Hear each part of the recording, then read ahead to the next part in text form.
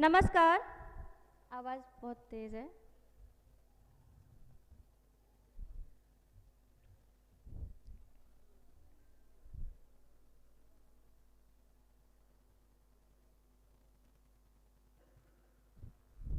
नमस्कार। थोड़ा तेज़ है, थोड़ा sound. Hello hello hello hello. अभी कम हो गया पूरा ही। हेलो, कम हो गया पूरा, थोड़ा ऊपर। हाँ, hello hello hello hello hello. Middle में रखो, बहुत ऊपर हो रहा है या तो बिल्कुल कम हो जा रहा है, मिडल में रखो। हेलो, हाँ ठीक है, इतना ठीक है, चलेगा। नमस्कार। यहाँ उपस्थित सभी आदरणीय अतिथिगणों को मेरा हार्दिक हार्दिक अभिनंदन। मैं खुशबू गुप्ता, डिस्ट्रिक्ट यूथ ऑफिसर, मेरा युवा Bharat Hyderabad, from ministry of youth affairs and sports, government of India. यहाँ उपस्थित सभी माननीय अतिथिगणों का और यहाँ विकसित भारत यूथ पार्लियामेंट में उपस्थित आए हुए सभी पार्टिसिपेंट्स और हमारे एनएसएस वॉलंटियर्स, मेरा युवा भारत वॉलंटियर्स, एनएसएस पीओ और सभी ऑफिशियल्स का विकसित भारत यूथ पार्लियामेंट 2026 में हार्दिक हार्दिक स्वागत तथा हार्दिक अभिनंदन करती हूँ।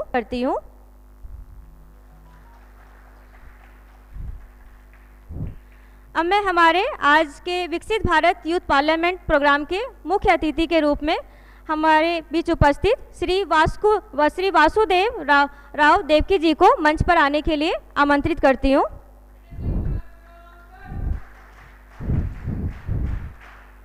साथ ही हमारे guest of honour Shri doctor M Venkateshwarlu sir, additional collector Hyderabad, उनको भी मंच पर आने के लिए मैं आमंत्रित करती हूँ।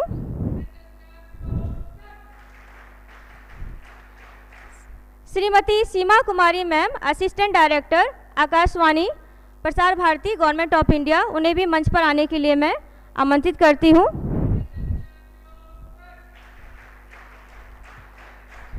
श्री समाला वेणु जी, नेशनल यूथ अवार्डी 1993, उनको भी मैं मंच पर आने के लिए आमंत्रित करती हूँ।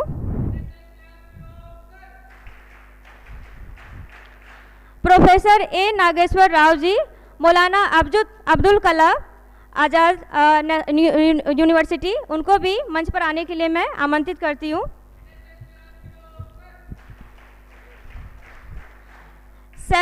Shri Saida Nayak sir, district youth officer NSS sir, आपको भी मैं मंच पर आने के लिए आमंत्रित करती हूँ।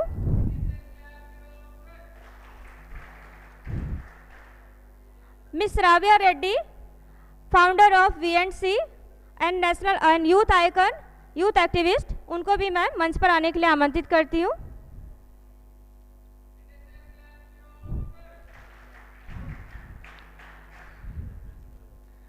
Shri Ritvik Rayka ji, TEDx speaker, career counsellor, youth icon, youth activist, उनको भी मंच पर आने के लिए आमंत्रित करती हूँ।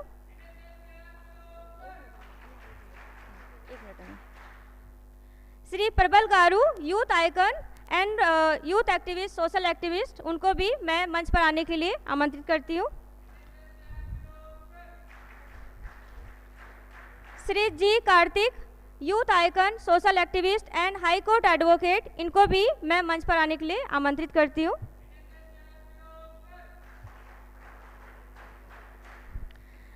यहाँ मंच पर उपस्थित सभी आदरणीय अतिथिगणों का, साथ ही हमारे जूरीज मेंबर का मैं विकसित भारत यूथ पार्लियामेंट 2026 में एक बार फिर से आपका हार्दिक अभिनंदन तथा सुस्वागत करती हूँ।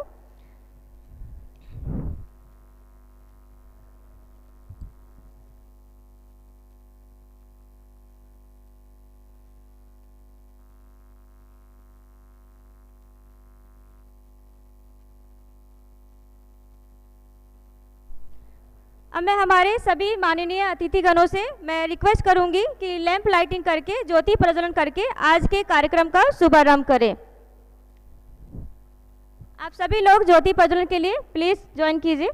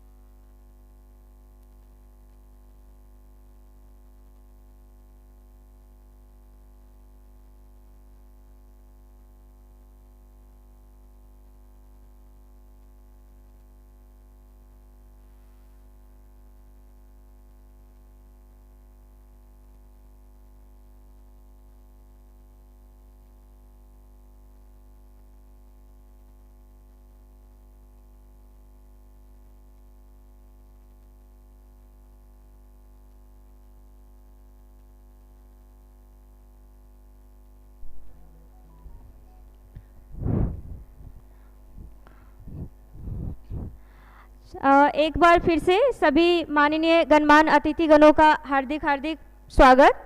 चूँकि टाइम ऑलरेडी काफ़ी हो चुका है तो हम कार्यक्रम को आगे ले जाते हुए इस प्रोग्राम को अगले क्रम में लेकर जा रहे हैं, जिसमें मैं हमारे बीच उपस्थित सभी आदरणीय अतिथिगणों से एक एक करके मैं उनसे रिक्वेस्ट करूंगी कि वो हमारे यूथ पार्टिसिपेंट्स जो यहाँ पर आज उपस्थित हुए हैं विकसित भारत यूथ पार्लियामेंट में भाग लेने के लिए, अपने विजन और आइडियाज़ शेयर करने के लिए, जिसका टॉपिक रखा गया है 50 years of emergency lesson for Indian democracy.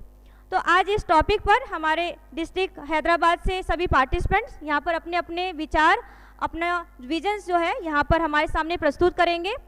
और इस कंपटीशन में हम सेलेक्टेड जो 5 सेलेक्टेड विनर्स पार्टिसिपेंट्स को हम सेलेक्ट करेंगे स्टेट लेवल राउंड के लिए। वो 5 विनर्स आगे जाकर स्टेट लेवल पे पार्टिसिपेट करेंगे और उनमें से सिलेक्टेड विनर्स आगे नेशनल लेवल पर जाकर हैदराबाद डिस्ट्रिक्ट को रिप्रेजेंट करेंगे। तो इस प्रोग्राम को आगे ले जाते हुए मैं हमारे बीच उपस्थित आदरणीय Saida Nayak sir, youth officer NSS Andhra Pradesh and Telangana state को मंच पर आने के लिए आमंत्रित करती हूँ, तथा साथ ही मैं उनसे निवेदन करती हूँ कि वो हमारे पार्टिसिपेंट्स को यहाँ पे एड्रेस करें और अपने वैल्यूबल वर्ड से उन्हें गाइड करें।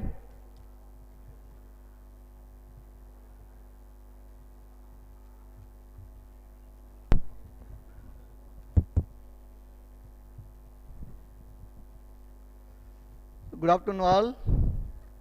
ఎవరు గుడ్ ఆఫ్టర్నూన్.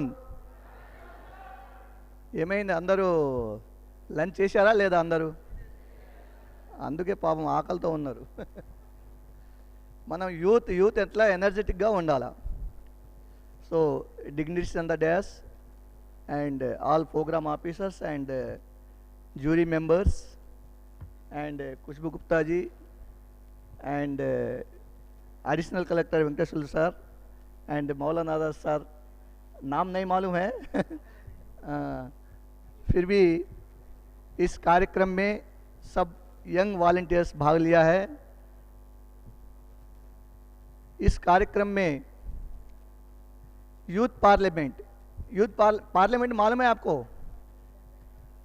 पार्लियामेंट मालूम है किसी को? तो इस पार्लियामेंट को जाना है तो आप अच्छा से आपका प्रयास करना पड़ेगा। మీరు అందరూ హిందీలో చెప్తే మీకు అర్థం కాదేమో. ఇక్కడ ఒక ప్లాట్ఫామ్ ఉంది NSS. ఆ NSS ప్లాట్ఫామ్ నుంచి డిస్ట్రిక్ట్ లెవెల్ ఎవరైతే సెలెక్ట్ అవుతారో, సెలెక్ట్ అవ్వడానికి మీకు ఆల్రెడీ టాపిక్ చెప్పారు మేడం. ఆ టాపిక్లో 100 మార్క్స్ ఇస్తారు. 100 మార్క్స్లో ఎవరికి వస్తారో వాళ్ళు ఇక డిస్ట్రిక్ట్ లెవెల్ నుంచి 5 మెంబర్స్ సెలెక్ట్ చేస్తారు. ఈ 5 మెంబర్స్ సెలెక్ట్ చేసిన అందరు డిస్ట్రిక్ట్ నుంచి మళ్ళీ స్టేట్ లెవెల్ కాంపిటీషన్ ఉంటుంది. స్టేట్ లెవెల్లో సెలెక్ట్ అయిన విద్యార్థులకు అక్కడ 3 మెంబర్స్ని మళ్ళీ నేషనల్ లెవెల్ పంపిస్తారనమాట. నేషనల్ లెవెల్ ఎక్కడ జరుగుతుంది? పార్లమెంట్లో జరుగుతుంది ప్రోగ్రామ్. స్టేట్ లెవెల్ ఎక్కడ జరుగుతుంది? స్టేట్ లెవెల్ అసెంబ్లీలో జరుగుతుంది. కాబట్టి మీరు స్టేట్ లెవెల్లో పోవాలి ఫస్ట్, అక్కడి నుంచి మళ్ళీ నేషనల్ లెవెల్లో పోవాలి. మీరు ఏదైతే టాపిక్ ఇచ్చారో మీకు ఆ టాపిక్ సరళంగా ఉండాలి, క్లియర్గా ఉండాలి. దాని మీద మీరు ఇచ్చేటువంటి టాపిక్ని బట్టి, మీరు ఇచ్చేటువంటి డెలివరీ స్పీచ్ని బట్టి మీకు మార్క్స్ రావడం జరుగుతుంది. కంటెస్ట్ క్లియర్గా ఉండాలా. కాబట్టి ఇప్పుడు ఆల్రెడీ చాలా డిస్ట్రిక్ట్లు చేశాం. లాస్ట్ వీక్ 6వ తారీఖు నాడు మేము గవర్నమెంట్ డిగ్రీ కాలేజ్ మల్కాజ్గిరి, అక్కడ మాకు చీఫ్ గెస్ట్గా శ్రీ ఈటల రాజేంద్ర గారు వచ్చారు. ఆ ప్రోగ్రాంలో కూడా మేము భాగస్వాములు అయినాం. తర్వాత కాకతీయ యూనివర్సిటీ, అక్కడ కూడా వరంగల్ డిస్ట్రిక్ట్ యూత్ పార్లమెంట్ ప్రోగ్రాంలో కూడా మేము భాగస్వాములు అయినాం. NSS వాలంటీర్ చాలా యాక్టివ్గా ఈ ప్రోగ్రాంలో ముందుకు వస్తున్నారు. మీలో కూడా ఎవరైనా మంచిగా ప్రోగ్రామ్ సక్సెస్ చేసి మీరు డిస్ట్రిక్ట్ లెవెల్ నుంచి స్టేట్ లెవెల్లో సెలెక్ట్ కావాలి, స్టేట్ లెవెల్ నుంచి నేషనల్ లెవెల్ సెలెక్ట్ కావాలి. ఆ సర్టిఫికేట్ తెచ్చుకుంటే చాలా ఇంపార్టెంట్. మీకు యూత్ ఐకాన్గా ఇక్కడ మన ఫ్రెండ్స్ ఉన్నారు చాలామంది. ఆ స్టేజ్లో మీరు కూడా రావాలని,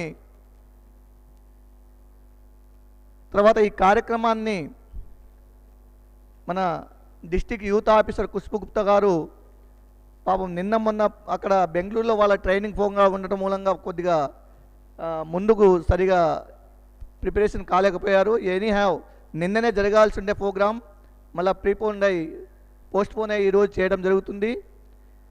మీరందరూ టాపిక్ని క్లియర్గా చెప్పండి, తెలుగులో అయినా సరే, హిందీలో అయినా సరే, ఇంగ్లీష్లో అయినా సరే. కానీ నేషనల్ లెవెల్ వచ్చేసరికి హిందీ చాలా ఇంపార్టెన్స్. హిందీలో కూడా చెప్పొచ్చు, అక్కడ పోయేసరికి తెలుగులో చెప్తే ఎవరికి అర్థం కాదు. కాబట్టి యు ట్రై టు బెస్ట్. ఎవరైతే బెస్ట్గా చేస్తారో వాళ్ళు ముందుకు వెళ్తారు.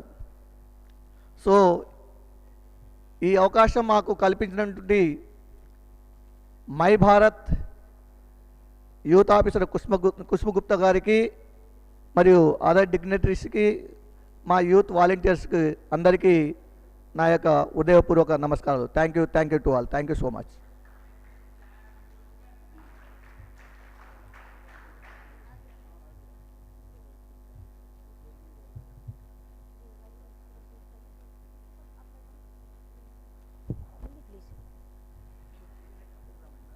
हाँ 3 मिनट.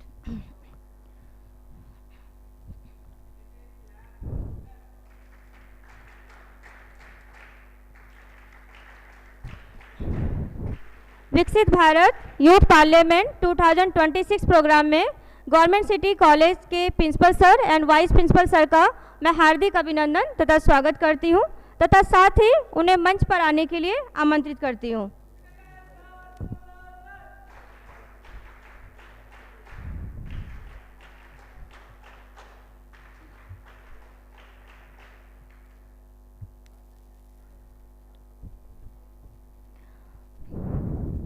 अब मैं professor A Nageshwar Rao sir, Maulana Azad national Urdu university से आए हुए प्रोफेसर सर को मैं निवेदन करती हूँ कि वो यहाँ आकर हमारे पार्टिसिपेंट्स के साथ इंटरेक्ट करें और उनके अपने वैल्यूबल शब्दों से उन्हें गाइड करें. Thank you sir.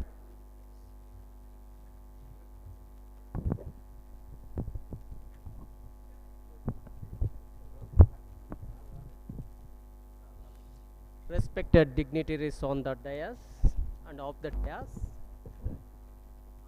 the persons behind this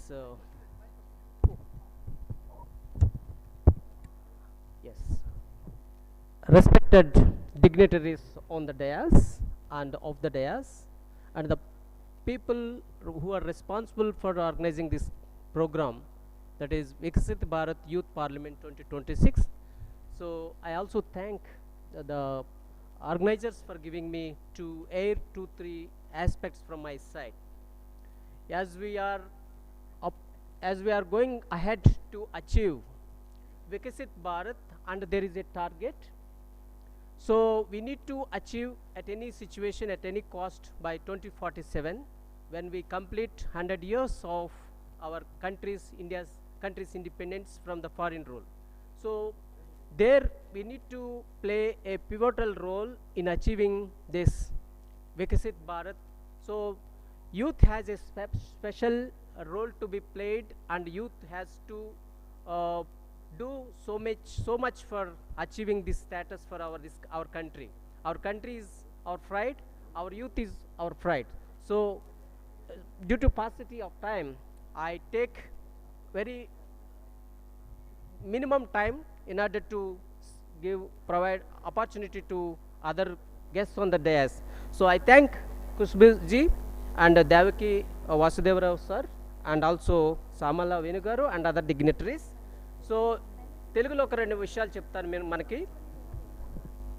ఇంతకుముందు వక్త గారు చెప్పినట్టు మన మాతృభాషతో పాటు ఈ దేశంలో హిందీ కూడా చాలా ప్రధాన పాత్ర పోషిస్తుంది. కాబట్టి ఏ కాంపిటేటివ్ ఎగ్జామ్స్కి వెళ్ళినప్పటికి కూడా, ఏ డిబేట్స్లోకి వెళ్ళినప్పటికి కూడా English and Hindi and English play important roles. So that is what when we articulate, when we put forward our views, and when we put forward our arguments, language plays an important role. So my advice is to all our competitors, all our students or youth, to listen carefully and follow the suggestions given by the elders, so that it will be easy for you to compete with the people come from elite institutes and elite places. So Parliament of India plays an important role and formulate public policies for the welfare of the people of this country. When we don't put forward valuable and valid arguments, so public policies which are very helpful for the people cannot be formulated. So with this, I thank you once again. Dhanyavad. Thank you so much.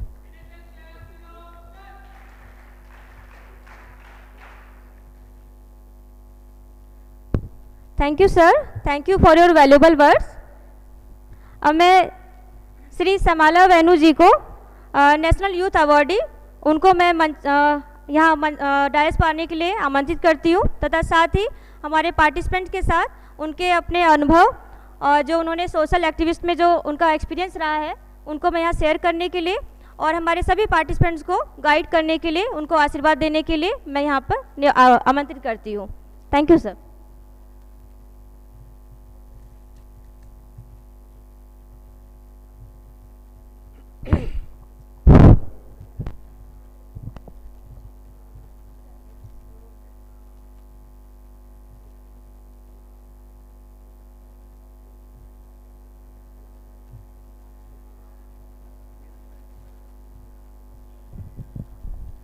उससे पहले government city college के vice principal ma'am doctor शांति ma'am को मैं DISE पर आने के लिए आमंत्रित करती हूँ। डॉक्टर शांति मैम, नहीं है क्या? नहीं है क्या? ठीक है, हम कंटिन्यू करेंगे, प्रोग्राम्स को आगे लेके जाएंगे। Thank you.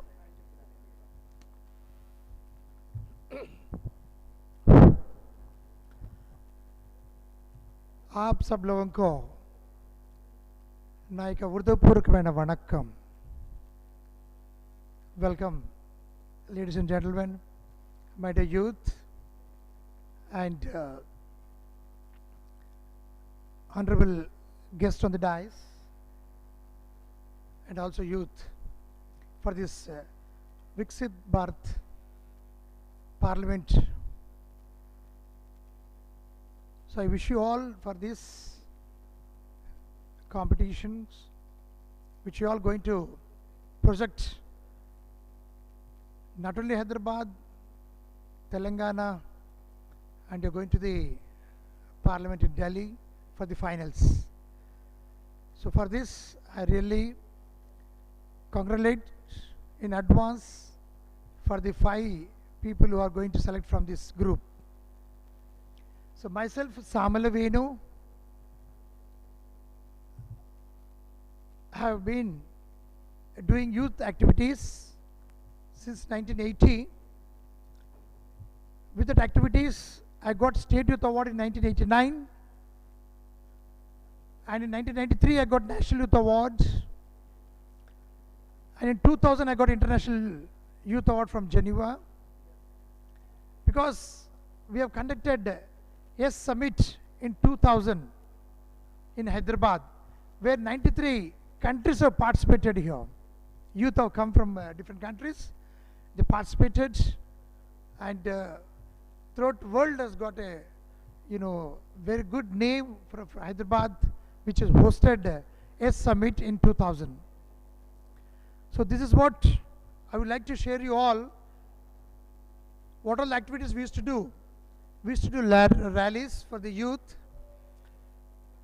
and we'll have a state youth exchange programs, national youth exchange programs, international youth exchange programs. So with this, what youth has to be done? आजकल ये ड्रग्स के तरफ और एंटी सोशल एलिमेंट्स बन जा रहे हैं youth. Y क्यों बन रहे हैं? Because they don't have proper activities to get engaged a part of studies.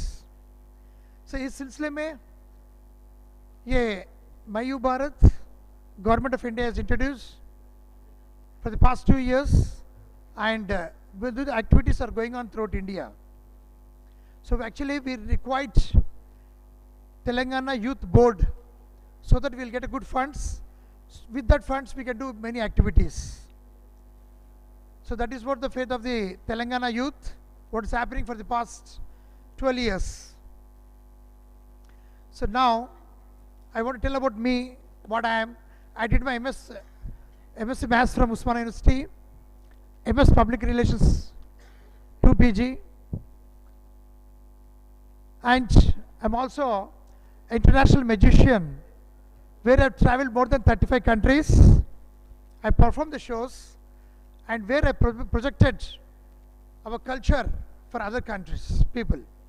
So this is what actually my background. Now, even I started a course in Telugu University.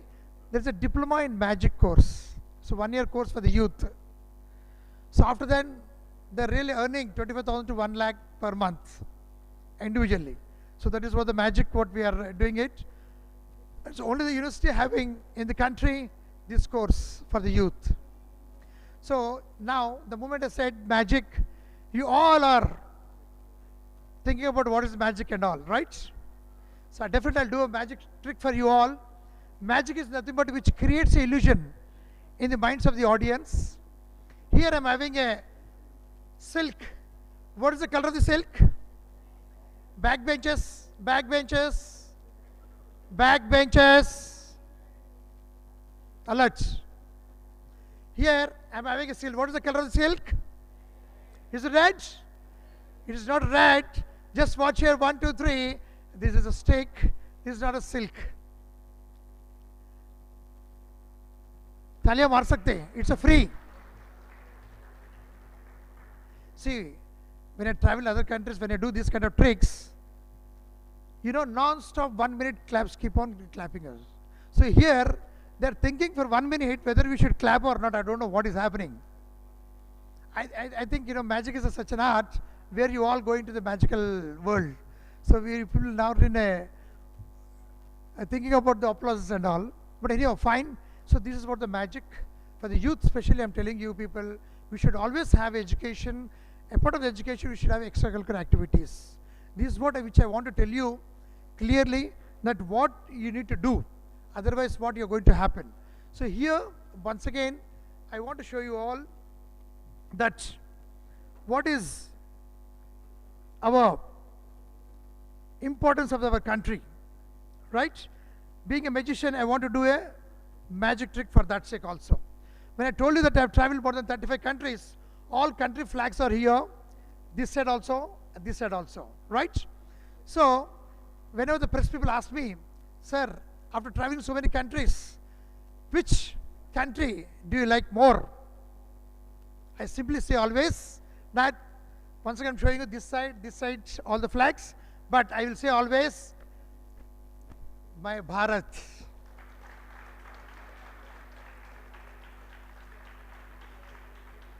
India is a great.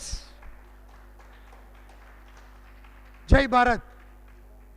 So this is what which I want to tell you all, that India is a country having all culture, having so many languages and so many food taste, so many culture festivals. This is only the country is having. Otherwise, we cannot see in any of the way. So always I want to tell you, the youth especially, please follow our culture and develop your personality. 3 things always you should have. We should have a Disha Bharat. I'm telling you all. There's a direction always you people should have. You should know about yourself. You should know about your culture. You should know about your country. These 3 things are there where you can have a direction for that. So this was designed Disha Bharat program for the youth, and where I'm traveling throughout India and in all the colleges, we are telling about what is that Disha Bharat for the youth especially. So that's the reason I'm telling you people, don't go to the drugs, don't go to the, you know, what do you call, digital games. Don't go to the money behind money. If somebody says that I'll give you 5%, अब 1 लाख रुपए दे दो, मैं आपको 2 साल में 3 लाख देता हूँ, वो कौन कर नहीं सकता, इवन मेरा जादू भी नहीं कर सकता हूँ. So there's a reason, don't go to behind the money. Money automatically comes to you people.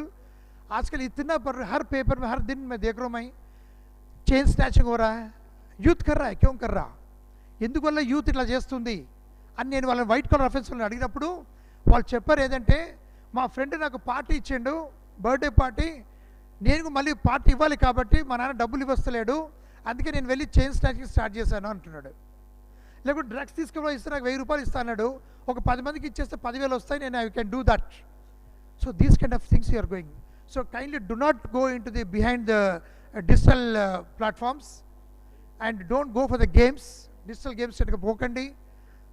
చాలామంది యూత్ సూసైడ్ చేసుకుంటున్నారు, లక్షలు పెడుతున్నారు, దానివల్ల చేసుకుంటున్నారు. దయచేసి do not go to that site. Please follow the things and enjoy the life, enjoy the life, enjoy the life. This life, teenage life, will not come again. See, we are feeling very now bad that in those days we used to do like this, we could not do now. So అందుకనే మీరు ఏమంటున్నారంటే ఈ ఏజ్లో ఏం చేయాలో అది చేయండి. Don't go to the anti social elements పోకండి and enjoy the life apart of the studies and be in the స్పోర్ట్స్లోకి వెళ్ళండి, కల్చరల్కి వెళ్ళండి. So kindly follow all these things. My final word to you all that you may say that if you don't follow what I told news and all to you people, what will happen? Okay, I am going to show last magic trick for you all. Here I am having all colors band silk, right? So this silk is your life. Now you all enjoying with colorful life. If you don't follow what all I told you now in 3 minutes, what will happen? I am going to show through magical way. Okay, now here silk, I am going to show you all that your life is going to split in so many colors, like different yellow, green, blue and red and in the dark. So your life will go to split in so many colors.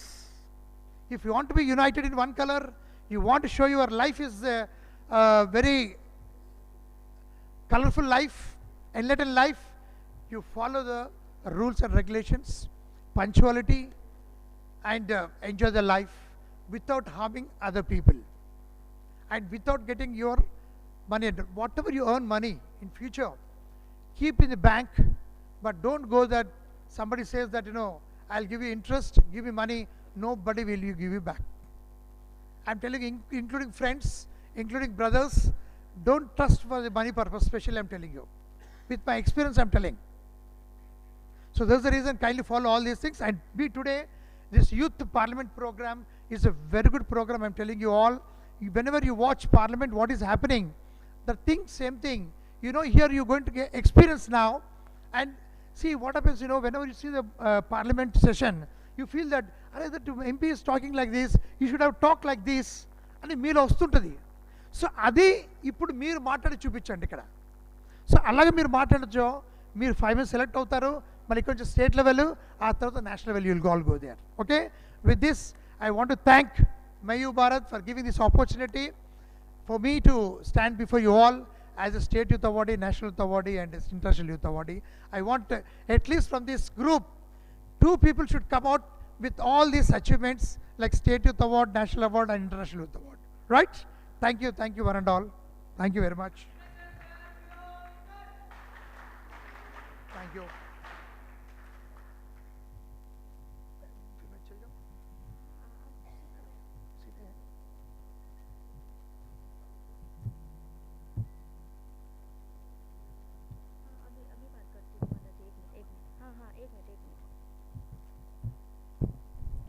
Thank you, sir. Thank you so much for your valuable words and guidance to our youth participants. अब मैं हमारे guest of honour Shri doctor M Venkateshwarlu sir, joint collector Hyderabad, उनको मैं हमारे youth participants को address करने के लिए और उनको अपना मार्गदर्शन देने के लिए आमंत्रित करती हूँ. जस्ट 2 मिनट्स के लिए बात करेंगे. उससे पहले मैं doctor Shanti ma'am, vice principle of government city college, उनको मंच पर आने के लिए आमंत्रित करती हूँ। मैम, आपका विकसित भारत यूथ पार्लियामेंट प्रोग्राम में हार्दिक हार्दिक अभिनंदन तथा हार्दिक स्वागत है। Thank you ma'am. It's okay ma'am, please have a seat. अब मैं डॉक्टर एम वेंकटेश्वरलू सर से निवेदन करूंगी कि वो हमारे यूथ पार्टिसिपेंट्स को एड्रेस करें और अपना आशीर्वाद दें। Thank you sir.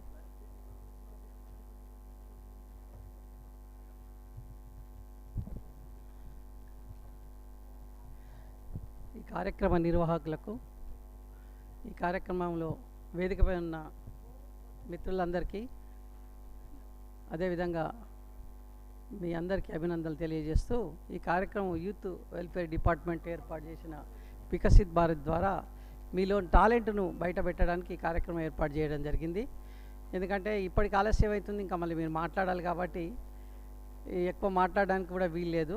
మీరు వినాలి కాబట్టి మేమే చెప్పినాం అనుకోండి మీరు మాట్లాడడానికి ఉండదు. ముఖ్యంగా ప్రతి విద్యార్థికి విద్యతో పాటు సంస్కారం ఒకటి నేర్చుకోవాలి, అదేవిధంగా వికాసం నేర్చుకోవాలి.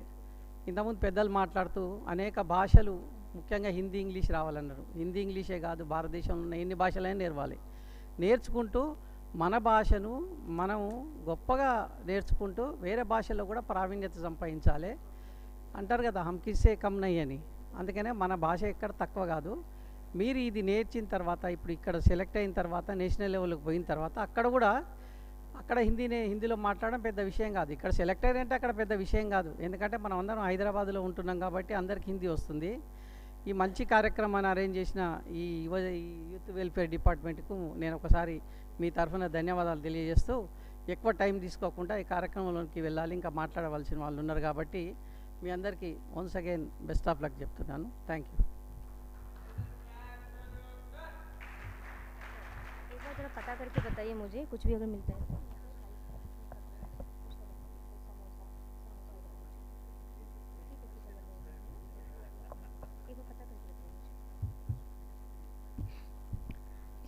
Thank you sir. अब मैं हमारे आज के मुख्य अतिथि श्री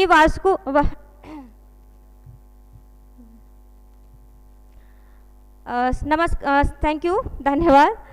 अब मैं आज के हमारे मुख्य अतिथि श्री वासुदेव राव देवकी सर को, कंपनी सेक्रेटरी हैदराबाद तेलंगाना, उनको मैं हमारे पार्टिसिपेंट के एड्रेस करने के लिए और अपना मार्गदर्शन देने के लिए अपने आशीर्वाद के साथ इस विकसित भारत यूथ पार्लियामेंट प्रोग्राम को आगे ले जाने के लिए मैं उनसे निवेदन करती हूँ कि वो यहाँ आकर मंच पर हमारे पार्टिसिपेंट्स को गाइड करें, मोटिवेट करें। Thank you sir.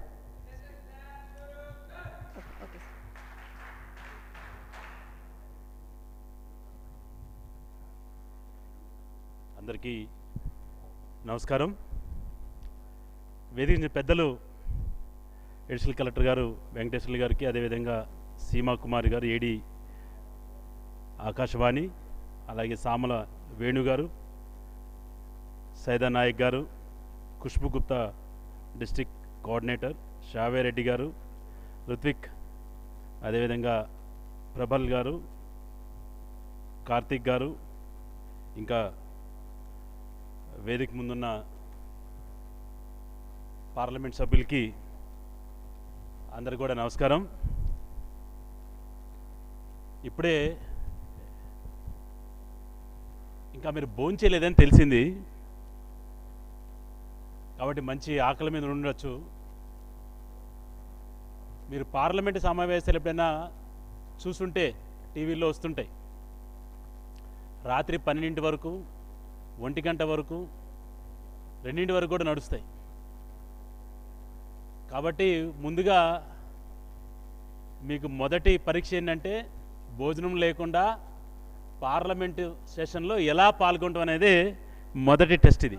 కాబట్టి భోజనం కొంచెం మీకు లేటుగా పెడుతున్నట్టున్నారు. ఇక్కడి నుంచే మీ టెస్ట్ స్టార్ట్ అయింది. గౌరవ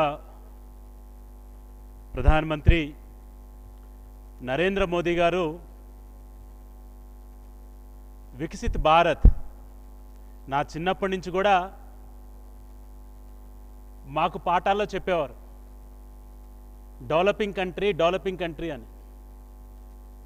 కానీ ఎప్పుడు మాకు ఒక ప్రశ్న ఉండేది, ఈ డెవలప్డ్ కంట్రీ ఎప్పుడవుతుందని. ఇన్ని సంవత్సరాల తర్వాత, ఇన్ని దశాబ్దాల తర్వాత ఈ దేశంలో ఒక ప్రధానమంత్రి వచ్చి ఒక డేట్ చెప్పగలిగిన మొగాడంటే నరేంద్ర మోదీ గారు 2047కి ఈ దేశాన్ని డెవలప్డ్ కంట్రీగా మారుస్తా అని చెప్పి ఒక ప్రతిజ్ఞ తీసుకున్న మహోన్నత వ్యక్తి నరేంద్ర మోదీ గారు. మనందరం కూడా ఈరోజు 2047 మేము అప్పటి వరకు ఉంటామో లేదో తెలియదు, కానీ మీరందరూ కూడా ఈ యొక్క అభివృద్ధి చెందిన దేశంలోనే చూస్తారని చెప్పి మనస్ఫూర్తిగా విశ్వాసంతో ఉంటూ, మరి ఈరోజు మీకు ఒక టాపిక్ ఏదైతే ఇచ్చారో 50 years ఆఫ్ ఎమర్జెన్సీ. మన జీవితంలో అనేక అనుభవాలు ఉంటాయి మనకి. అవి మంచి ఉంటాయి, చెడు ఉంటాయి, నచ్చినవి ఉంటాయి, నచ్చని ఉంటాయి.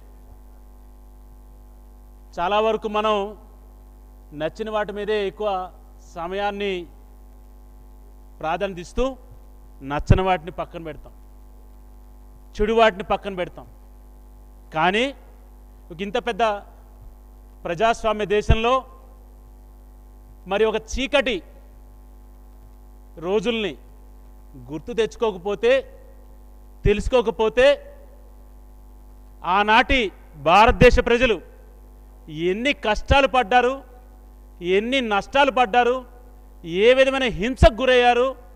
అటువంటి ఈ యొక్క ప్రజాస్వామ్యానికి ఏదైతే ఒక నల్లని మచ్చ, తీరని మచ్చ ఏదైతే ఉందో దాన్ని ఇప్పుడున్న యువత తెలుసుకుంటే అటువంటి పునరావృతం కాకుండా, అటువంటి మళ్ళా ఇబ్బందులు రాకుండా ఈ దేశంలో ఏదైతే మనం వికసిత Bharat towards the developed nation మనం అడుగులేస్తున్నామో ఆ సమయంలో అటువంటి నష్టాలు కూడా చాలాసార్లు మనం చెప్తాం.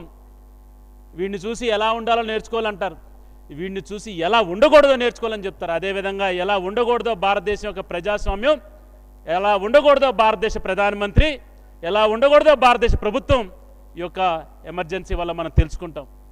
ఈ రోజున అనేక మంది నాయకుల్ని ఆ యొక్క ఎమర్జెన్సీ సమయంలో అరెస్ట్ చేయడం జరిగింది.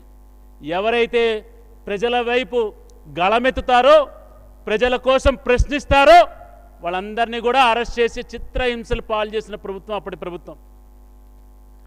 దాదాపు 1,15,000 మంది నాయకుల్ని ప్రతిపక్ష పార్టీల నుంచి, ఎవరైతే ఉద్యమించే వారి నుంచి, ఎవరైతే సమాజహిత కోసం పనిచేసే వాళ్ళ గురించి, ఎవరైతే యువత ఉన్నారో, ఎవరైతే ఉడుకు రక్తంతో అన్యాయాన్ని ఎదిరించారో వాళ్ళందరినీ దాదాపు 1,15,000 మందిని అనేక కాలం, దాదాపు 2 సంవత్సరాలు కేవలం అంటే కేవలం ఒక ప్రధానమంత్రి యొక్క నియామకం, ఎన్నిక చెల్లదని చెప్పి ఈ దేశం యొక్క రెండో అత్యున్నత స్థానం అంటే ఒక హైకోర్టు యొక్క ప్రధాని ఎన్నిక, పార్లమెంటు సభ్యురాలుగా ఎన్నిక చెల్లదు అని చెప్పిన ఒకే ఒక కారణం చేత సుప్రీంకోర్టుకు వెళ్ళి ఆ ఆర్డర్ ఇంప్లిమెంటేషన్కు స్టే తెచ్చుకొని, ఆ స్టే అయ్యేలోపు యొక్క ఎమర్జెన్సీ విధించిన ఏదైనా ప్రభుత్వం ఉంది అంటే అప్పటి కాంగ్రెస్ ప్రభుత్వం. ఈ రాష్ట్రం నుంచి కూడా మనందరికీ సుపరిచితమైన బండారు దత్తాత్రేయ గారిని కూడా ఆ రోజున మరి జైల్లో పెట్టడం జరిగింది. ఎవరిని పడితే వాళ్ళని, ఎక్కడ పడితే అక్కడ, ఎప్పుడు పడితే అప్పుడు. అదేవిధంగా మరి ఇప్పుడు మనం ఏదైతే చూస్తున్నామో బుల్డోజర్ ఎక్కడైతే పేదల ఇళ్ళు కూల్చి అక్కడ ఈరోజు గాంధీ స్మారక కడతామని చెప్తున్నారో, ఇటువంటి సంఘటనే ఆ యొక్క ఎమర్జెన్సీ టైంలో తుర్క్మ్యాన్ గేట్ మ్యాసకర్ మీరు యూట్యూబ్లో కొడితే తుర్క్మ్యాన్ TURKMN తుర్క్మ్యాన్ గేట్ మ్యాసకర్ అని మీరు యూట్యూబ్లో కొడితే అప్పుడు కూడా సుందరీకరణ కోసం అక్కడున్న ప్రభుత్వ పెద్దలు ఇంటికి చుట్టూ సుందరీకరణ ఉండడానికి అక్కడ దళితులు లేదా మురికివాడలు ఉండకూడదని చెప్పి అక్కడ కూడా ఇప్పుడే కాదు 1975లో ఖచ్చితంగా 76లో అనుకుంటా, ఖచ్చితంగా 50 సంవత్సరాల క్రితం ఇప్పుడు ఏదైతే జరుగుతుందో అటువంటి దుర్మార్గపు చర్య అప్పుడు కూడా జరిగింది. ఇప్పటికి కూడా ఆ ప్రజలు మర్చిపోయిన పరిస్థితి.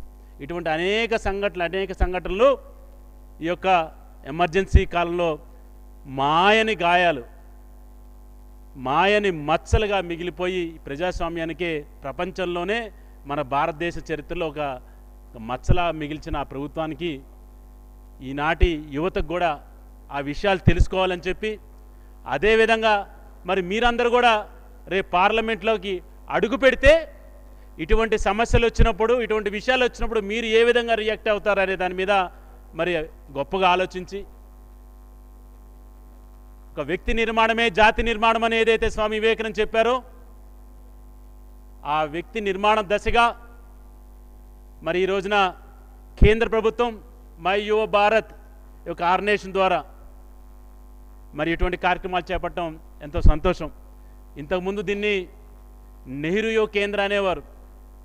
మరి నెహ్రూ యువ కేంద్ర ఎన్వైకేగా ఉండేది పేరు ఇంతకుముందు. తెలుగు ఇంతకుముందు దీని పేరు నెహ్రూ యువ కేంద్రం. నాకు చాలా ఎప్పుడు డౌట్ ఉండేది, ఆయన ఏం చేసిండు యువకుడికి ఉన్నప్పుడు. సిగరెట్లు తాగడం, మందాడడం తప్పితే నాకు తెలిసి ఆయన చేసింది ఏం లేదు. యువతకి ఏం ఆదర్శం ఇచ్చారో తెలియదు.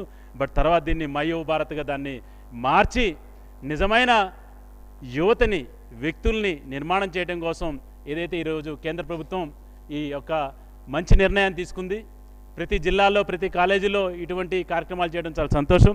మరి ఈ కార్యక్రమాలని విజయవంతంగా నడిపిస్తున్న ఖుష్బూ గుప్తా గారికి ధన్యవాదాలు తెలియజేస్తూ, అలాగే వేదికన అలాగే పెద్దలందరూ, జడ్జెస్ కూడా అందరూ అతిరథ మహారథులు ఈ యొక్క ప్రోగ్రాంకి వచ్చి మిమ్మల్ని పరిశీలించి మీరు మాట్లాడుతున్నప్పుడు మీరు ఏ విధంగా మాట్లాడుతున్నారో కూడా జడ్జ్ చేసి మిమ్మల్ని అందరినీ ఇక్కడి నుంచి ఎంతమంది వీలైతే అంతమంది ఎక్కువని రేపు నేషనల్స్కి పంపించడం కోసం ఏదైతే ప్రయత్నం జరుగుతుందో, మరి ఈ కార్యక్రమానికి నన్ను ఆహ్వానించడానికి గల కారణం మా అన్న రామచంద్రరావు ఈ యొక్క మై యువ భారత్లోనే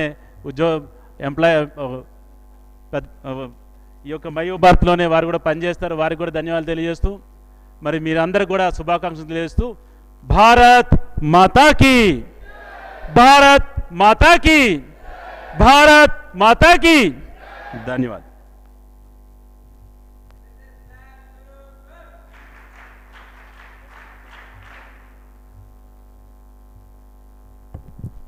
జనరల్గా రాజకీయ నాయకులు లేటుగా వస్తారు. ఈసారి మేడం బ్యాడ్ లక్ నేను ముందు వచ్చాను. అలాగే ముందుగా వెళ్ళాలి కూడా. మళ్ళీ నాకు వేరే సమావేశం ఉంది. దయచేసి మన్నించమని కోరుతూ మీ అందరికీ మరొకసారి శుభాకాంక్షలు తెలిసి సెలవు తీసుకుంటున్నాను.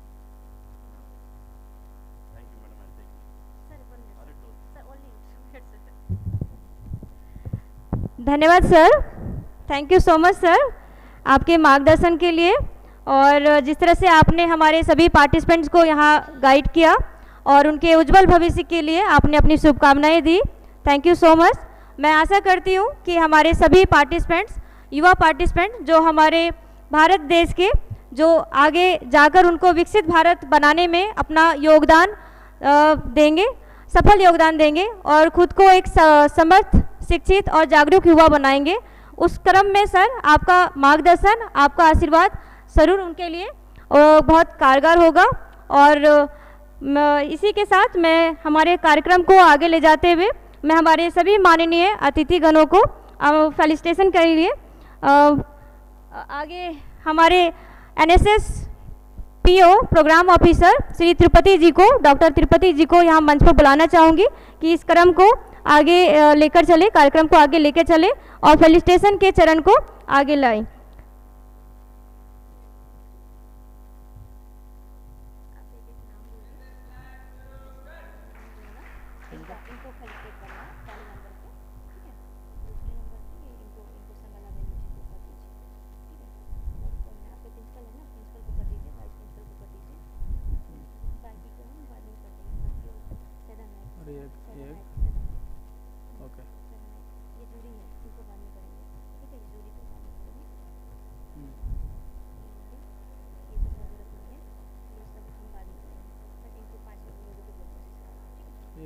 इधर 5 है.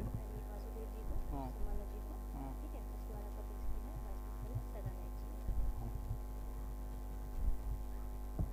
Now we request, we felicitate our today's chief guest Vasudev Rao sir.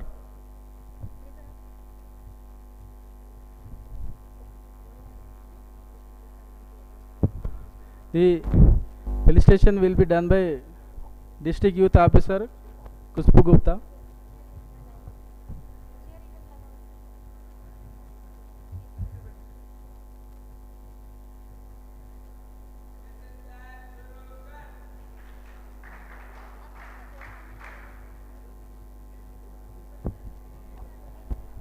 I request our principal sir and NSS POs to join hand.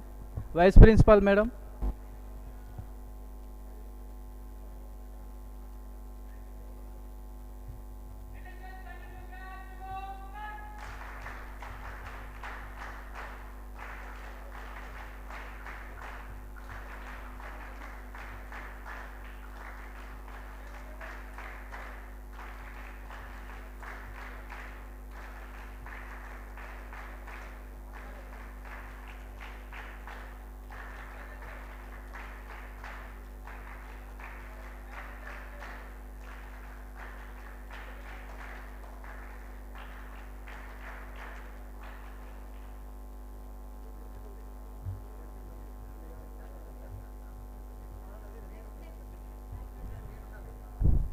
Next to Shamala Venugariki police station, and I request all our POs to join in this police station, and Vice Principal Madam and all the dignitaries please join.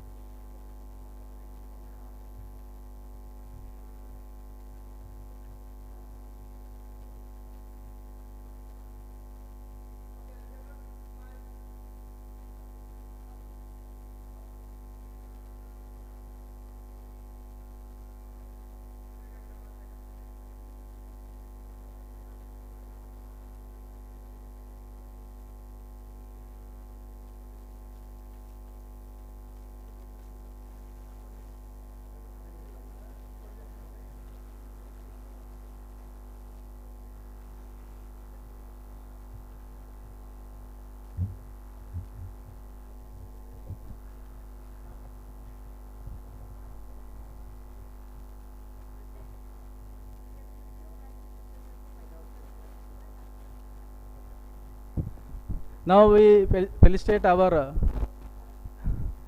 district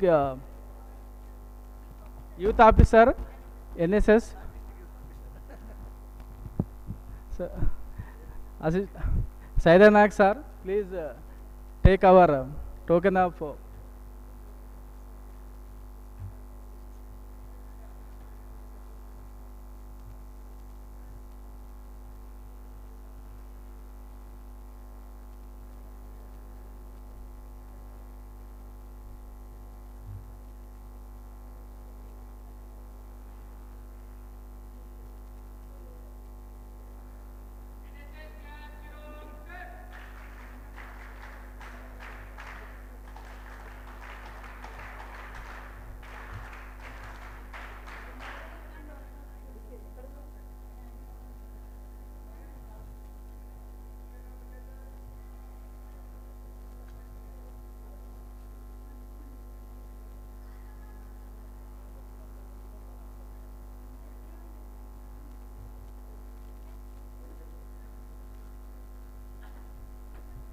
now we request our beloved principal sir, Professor C.S. Prasad sir to.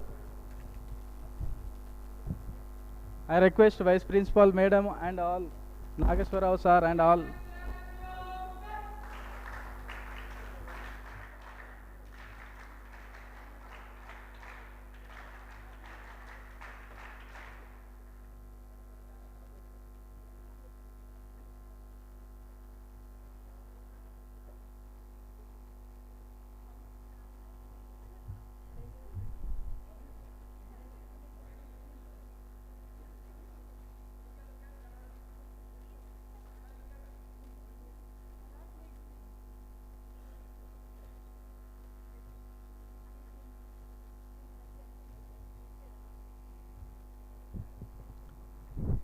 Now I request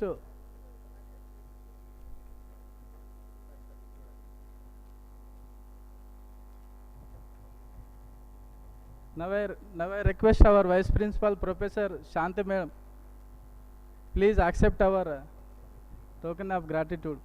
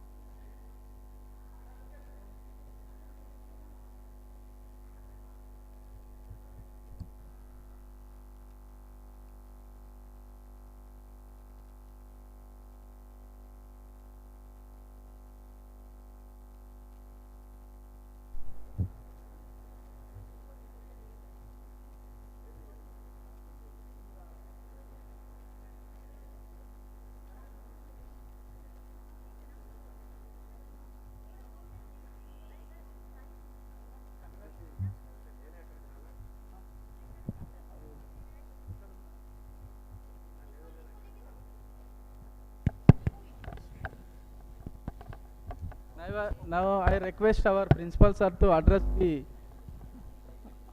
today's participants.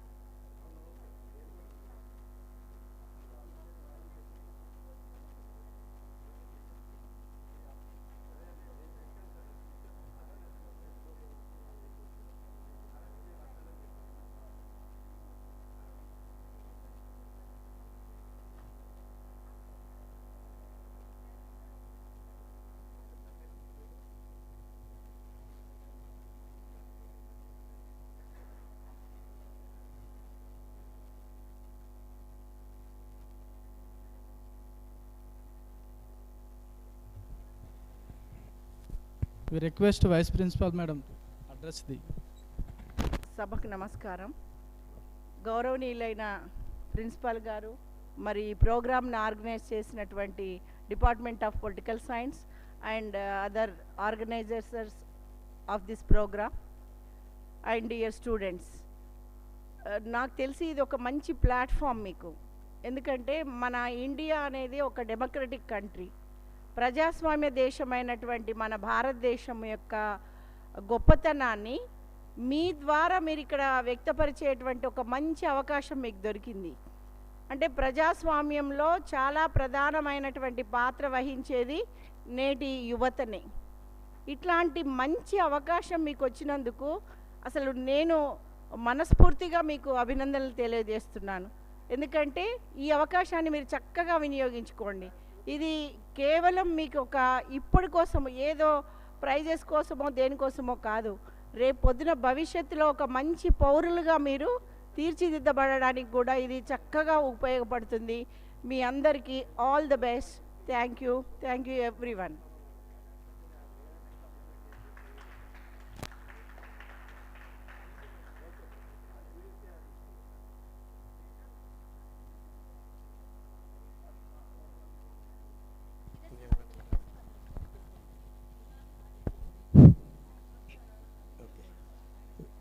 Very good afternoon. Dignitaries on the dais and off the dais, and my dear faculty and my students, under the My Bharat organization,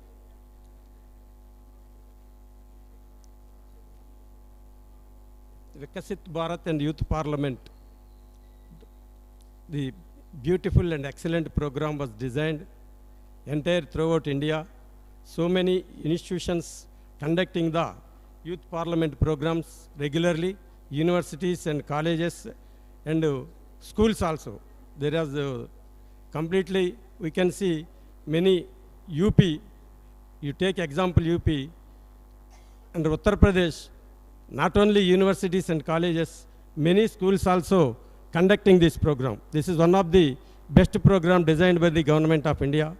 So once again, I convey my special thanks to My Bharat organization for selecting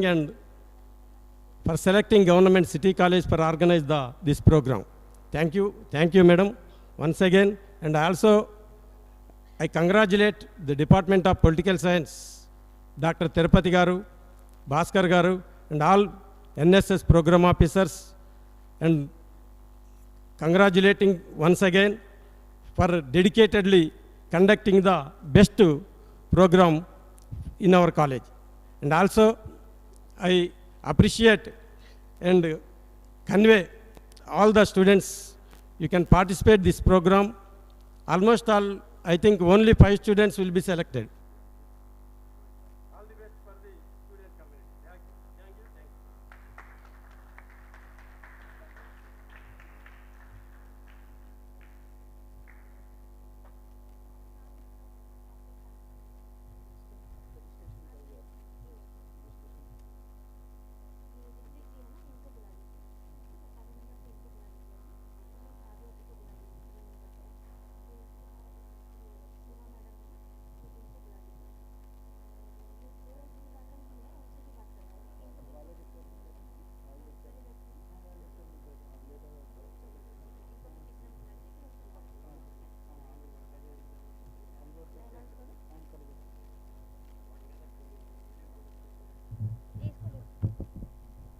इसको ले लीजिए।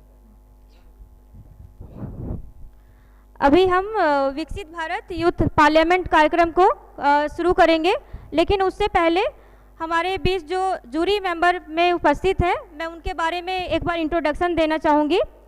हमारे first jury member हैं doctor M Venkateshwarlu sir, additional collector Hyderabad district. एक बार please जोरदार तालियों से उनका स्वागत कीजिए। साथ ही हमारे जूरी नंबर 2 के लिए उपस्थित है श्रीमती सीमा कुमारी, assistant director Akashvani Prasar Bharti government of India. एक बार इनका भी जोरदार तालियों से स्वागत कीजिए। साथ ही थर्ड जूरी के लिए हमारे बीच उपस्थित हैं professor A Nageshwar Rao sir, Maulana MANUU sir का भी मैं एक बार जोरदार तालियों से स्वागत करती हूँ। एक बार फिर से जोरदार तालियों से स्वागत कीजिए। आप लोग यूथ है ना, यूथ कैसे होते हैं? एनर्जेटिक। आपकी एनर्जी अभी बहुत कम लग रही है। आप सभी, मैं समझ सकती हूँ आप लोग कंपटीशन का वेट कर रहे हैं कि जल्दी से जल्दी कंपटीशन शुरू हो, तो आपका टाइम कम लेते हुए हम कंपटीशन शुरू करेंगे। उससे पहले बाकी के 2 जूरी मेंबर का भी मैं इंट्रोडक्शन देना चाहूँगी। Miss Ravya Reddy, founder of VNC, इनका भी हम हमारे विकसित भारत यूथ पार्लियामेंट प्रोग्राम में हार्दिक स्वागत करते हैं। मिस्टर ऋत्विक राय का, TDX speaker, career counsellor, youth activist, इनका भी जूरी नंबर 5 के रूप में हम इनका हार्दिक स्वागत तथा अभिनंदन करते हैं। एक बार मैं हमारे बाकी के पहले हमारे जो प्रोफेसर नागेश्वर राव सर हैं और वेंकटेश्वरलू सर हैं, वो आपको एड्रेस कर चुके हैं एज जूरी, एज गेस्ट। अब मैं हमारे बाकी के 3 जूरी मेंबर को भी मैं रिक्वेस्ट करूंगी कि वो 2-2 मिनट के लिए यहाँ मंच पर आकर जो है आप लोगों को एड्रेस करें।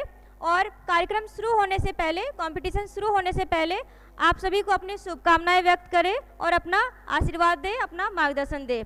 तो उसके लिए सबसे पहले मैं मिस श्राव्या रेड्डी को यहाँ पर आने के लिए आमंत्रित करती हूँ, निवेदन करती हूँ कि वो आप लोगों को इंटरेक्ट करें और अपनी शुभकामनाएं व्यक्त करें। Miss Shravya Reddy, please.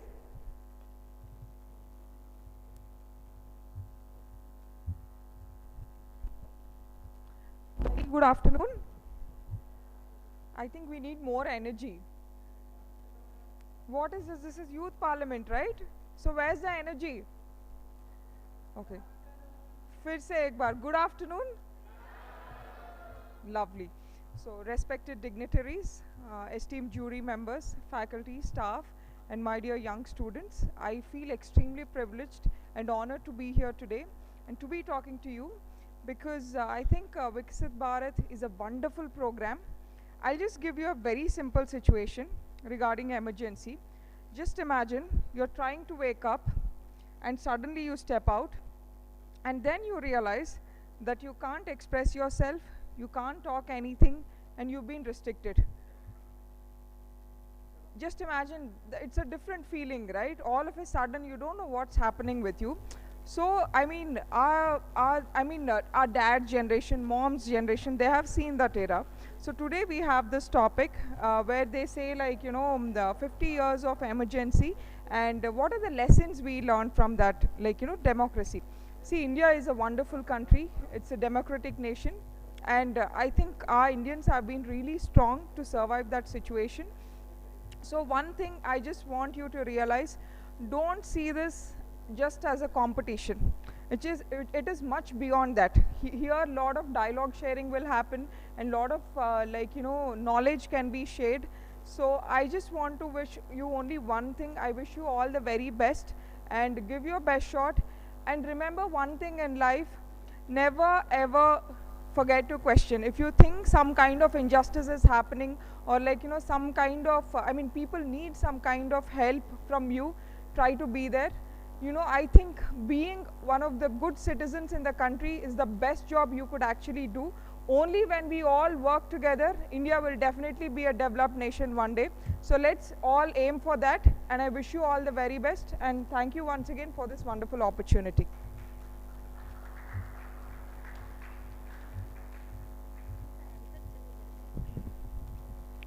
Thank you Shravya.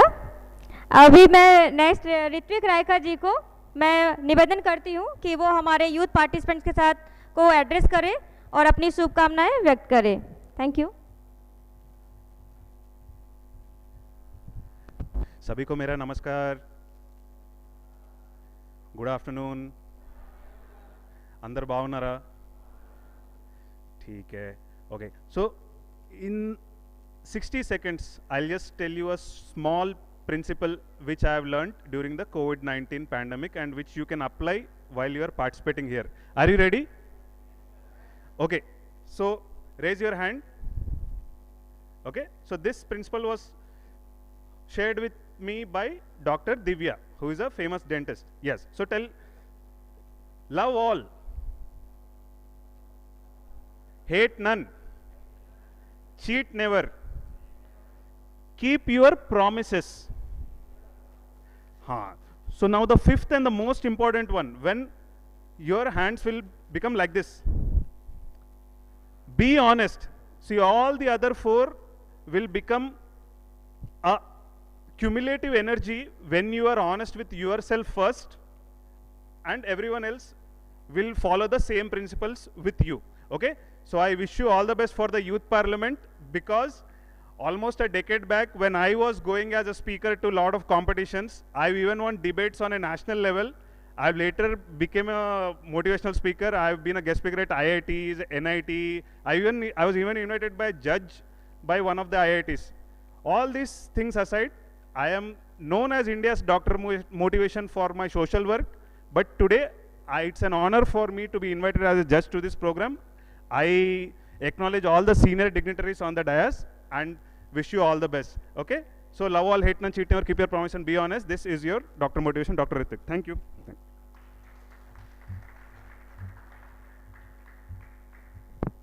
Thank you Ritvik ji. अभी मैं हमारे एक और jury member Shrimati Seema Kumari ma'am, assistant director Akashvani Prasar Bharati से, मैं उनको निवेदन करती हूँ कि वो यहाँ आए और आप लोगों को गाइड करें, अपने शुभकामनाएं दें और अपने वैल्यूबल वर्ड से आप लोगों को मोटिवेट करें। Thank you ma'am. Thank you so much, Khushbu ji, for your very wonderful words about me. I think from Akashvani, speaking is my hobby and my habit also. So if I'll take more than 2 minutes time, you will get late, okay? So here I will try to just conclude within 2 minutes that respected dignitaries on the dais, distinguished guests, my fellow jury members, teachers, and my dear young participants.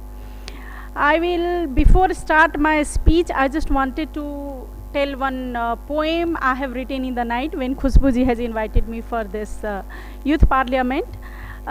संवाद से ही समाधान होगा, संवाद से ही समाधान होगा, मतभेद से कोई नुकसान नहीं होगा।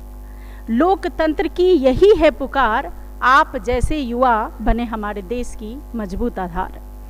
So here everybody who have come for participation, I want to tell them democracy thrives not only through voting but also through meaningful participation, responsible discussion and mutual respect. While expressing our opinions, it is equally important to listen to others with patience and understanding. The spirit of this healthy debate is the true essence of parliamentary democracy. The youth parliament is the wonderful thing started by Government of India for giving opportunity to the base of our democracy, the youth participants, the youth of our country. And to all the participants, whether you receive an award today or not, remember that participation itself is a significant achievement, because many of us who are standing before you, we didn't get this opportunity. We didn't had a platform to voice it out, but you all are very, very lucky, and we are also lucky to have you all, that you are here to voicing out whatever there in your mind, in your heart about our democracy and our Loktantra. The future of our country lies in the hands of responsible and aware citizens like you. I am confident that many of you will go on to become leaders, policy makers, and change makers who will contribute positively to our nation's progress. Once again, I congratulate all the participants and the organizers for making this program a meaningful and enriching experience. Thank you, and my very best wishes to all of you. May God bless you, and may one of you become tomorrow's Prime Minister of India. Thank you very much.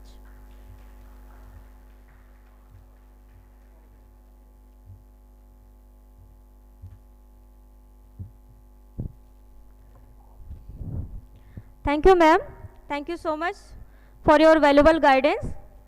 कि अब हम इसके आगे हमारे कार्यक्रम को शुरू करेंगे, आपके कंपटीशन को हम स्टार्ट करेंगे, और हमारे सभी जूरी मेंबर्स को मैं रिक्वेस्ट करूंगी कि वो अपने अपना स्थान जो है यहाँ ले लेंगे।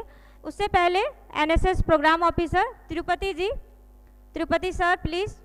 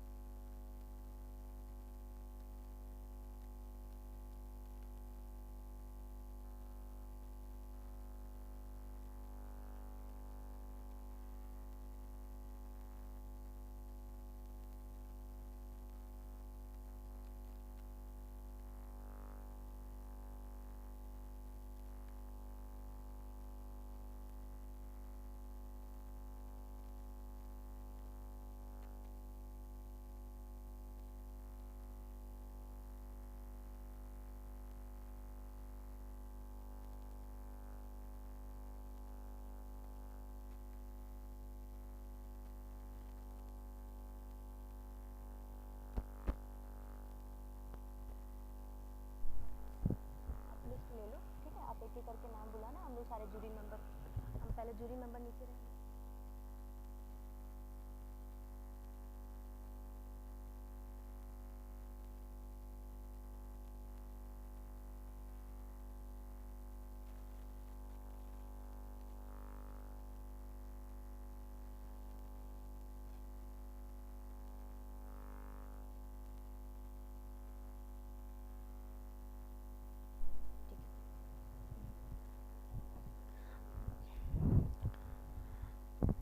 चूँकि ये प्रोग्राम विकसित भारत यूथ पार्लियामेंट युवाओं का प्रोग्राम है, युवाओं को प्लेटफॉर्म देने का प्रोग्राम है, ताकि उनके जो विजन है, उनके आइडियाज़ हैं, देश को विकसित भारत देश बनाने के लिए, हमारे राष्ट्र के निर्माण के लिए, हमारे राष्ट्र को विकसित भारत बनाने के लिए युवाओं की क्या भूमिका हो सकती है, युवाओं का क्या विजन है, उनके क्या आइडियाज़ है, उनको आगे लाने के लिए ये प्लेटफॉर्म दिया गया है ministry of youth affairs and sports के द्वारा और माई भारत और साथ ही एनएसएस के कोऑर्डिनेशन में ये प्रोग्राम पूरे देश भर में सभी राज्यों में, सभी जिलों में ये प्रोग्राम आयोजित किया गया है।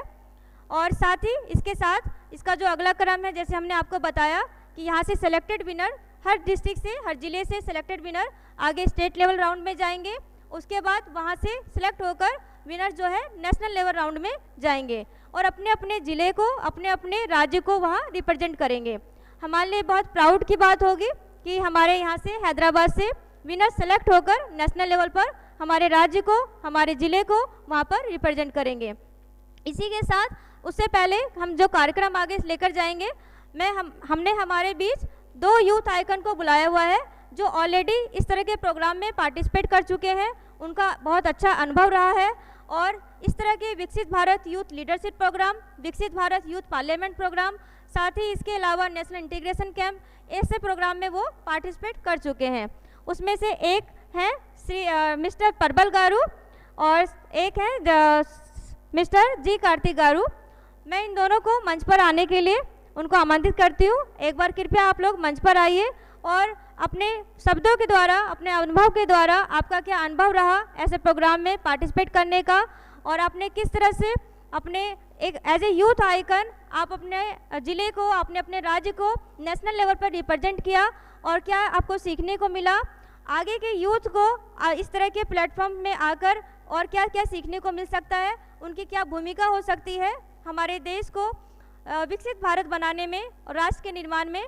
इसके लिए मैं आपको निवेदन करूंगी कि आप यहाँ आकर हमारे यूथ के साथ आप इंटरेक्ट करें और उनको एड्रेस करें और अपना अनुभव उनके साथ साझा करें। सबसे पहले मैं परबल गारू यूथ आइकन को यहाँ पर बुलाना चाहूँगी और निवेदन करूँगी कि हमारे सभी यूथ पार्टिसिपेंट को एड्रेस करें और अपने अनुभव उनके साथ साझा करें। Thank you.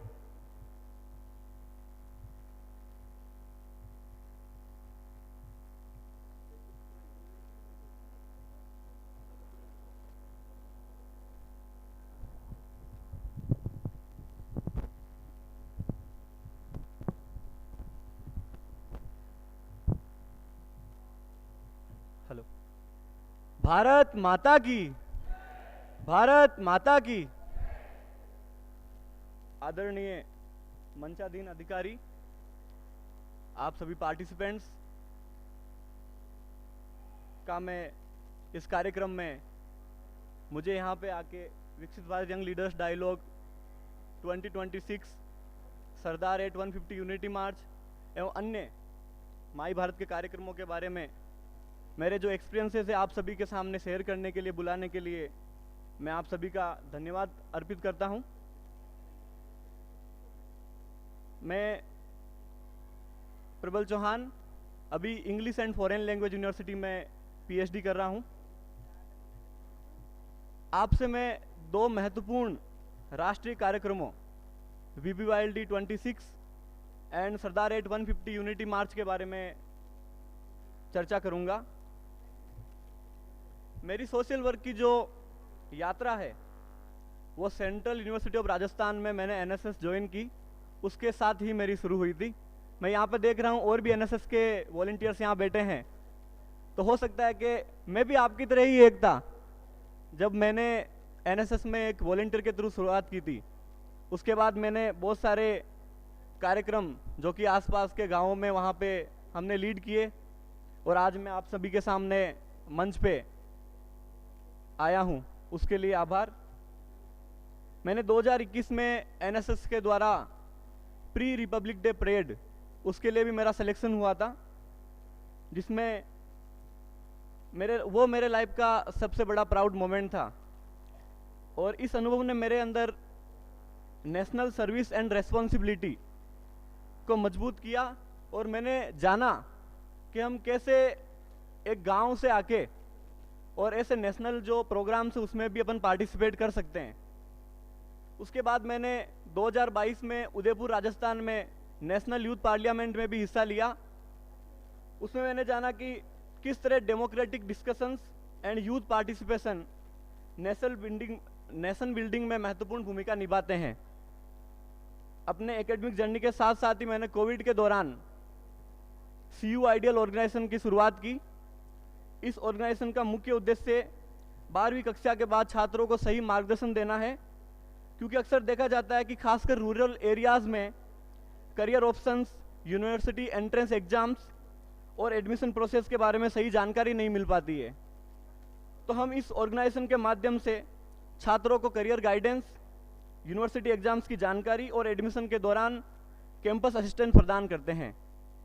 आज तक हमने लगभग 20,000 विद्यार्थियों की इस ऑर्गेनाइजेशन के द्वारा सहायता की है। इस एक्सपीरियंस ने मेरे विश्वास को और मजबूत किया कि सही मार्गदर्शन और शिक्षा किसी भी छात्र के जीवन को बदल सकती है। मेरे जीवन का और एक इंस्पायरिंग मोमेंट जनवरी 2026 में आया, जब मुझे ministry of youth affairs and sports government of India के द्वारा आयोजित विकसित भारत यंग लीडर्स डायलॉग 2026 के लिए youth icon and path breaker के रूप में बुलाया गया। यह कार्यक्रम भारत मंडपम न्यू दिल्ली में आयोजित हुआ, जहां देश भर से आए युवा नेताओं ने मिलकर विकसित भारत 2047 के लिए अपने विचार और सुझाव साझा किए। इस प्रोग्राम का जो मोस्ट मेमोरेबल मोमेंट होता है वो तब था जब माननीय प्रधानमंत्री श्री नरेंद्र मोदी जी ने हम सभी पार्टिसिपेंट को एड्रेस किया और हमारे साथ इंटरेक्ट किया। उनका मैसेज बहुत क्लियर था कि भारत का भविष्य उसके युवाओं के हाथों में है। जो युवा है, हम जो बेटे हैं, वही भारत का, जो विकसित भारत का जो 2047 का जो लक्ष्य है उसे हम पूरा कर सकते हैं। इसके अलावा मुझे सरदार 150 यूनिटी मार्च में पूरे भारत से चुने गए 150 पदयात्रियों में शामिल होने का अवसर प्राप्त हुआ। यह मार्च माई भारत प्लेटफॉर्म और ministry of youth affairs and sports द्वारा आयोजित किया गया था।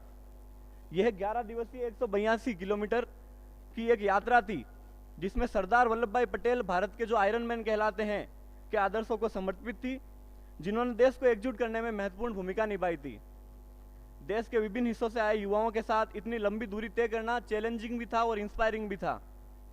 इस यात्रा ने हमें यूनिटी, टीम वर्क और कमिटमेंट टू द नेशन का महत्व सिखाया। इन सभी अनुभवों ने मेरे विश्वास को मजबूत किया कि true leadership means serving society.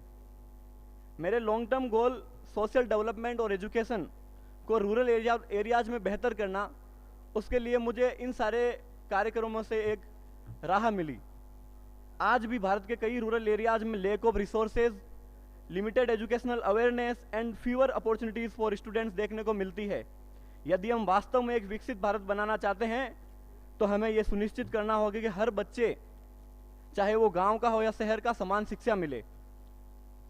अंत में यही बोलना चाहूँगा, dear students, you are the future of this country. Your education, your ideas and your action will shape the India of tomorrow. Never think that you are too young to make a difference.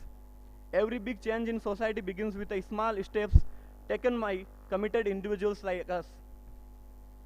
If we stay dedicated to education, develop a spirit of service and work together with unity, we can definitely contribute to building a stronger and more inclusive India. मैं आप सभी से एक महत्वपूर्ण बात साझा करना चाहूँगा। आज भारत सरकार युवाओं के लिए कई अच्छे अवसर प्रदान कर रही है। माई भारत प्लेटफॉर्म के माध्यम से युवाओं को क्विज, ऐसे कॉम्पिटिशन्स, वॉलंटियर प्रोग्राम्स और लीडरशिप एक्टिविटीज़ आयोजित की जा रही है। मैं आप सभी से अनुरोध करता हूं कि आप इन कार्यक्रमों में अवश्य भाग लें। ऐसे कार्यक्रम केवल प्रतियोगिता नहीं होते, बल्कि आपकी एक नई सोच, नए अनुभव और देश के अलग अलग हिस्सों से युवाओं से जुड़ने का अवसर प्रदान करती है। मुझे भी ऐसे ही कार्यक्रमों में भाग लेने का अवसर प्राप्त हुआ और मैं विकसित Bharat young leaders dialogue and Sardar 150 unity march में शामिल हुआ था। अंत में आपसे एक बात करना चाहूँगा कि अगर अवसर मिले तो आगे बढ़कर भाग लीजिए। अगर अवसर मिले तो आगे बढ़कर भाग लीजिए, क्योंकि कभी कभी एक छोटा सा कदम आपके जीवन की दिशा बदल सकता है। धन्यवाद।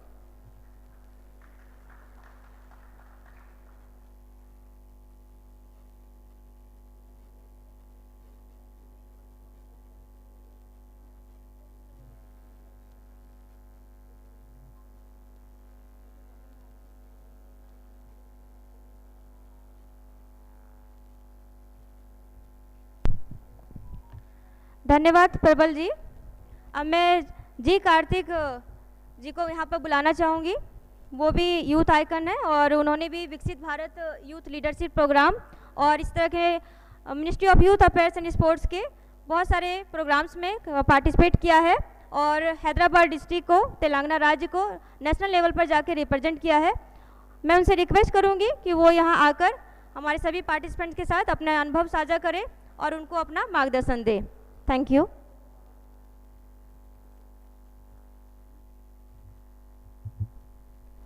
Good afternoon to all the youth. వేదికను అలంకరించిన పెద్దలకందరికీ నమస్కారం. So one thing, me and Prabal are the youth icons.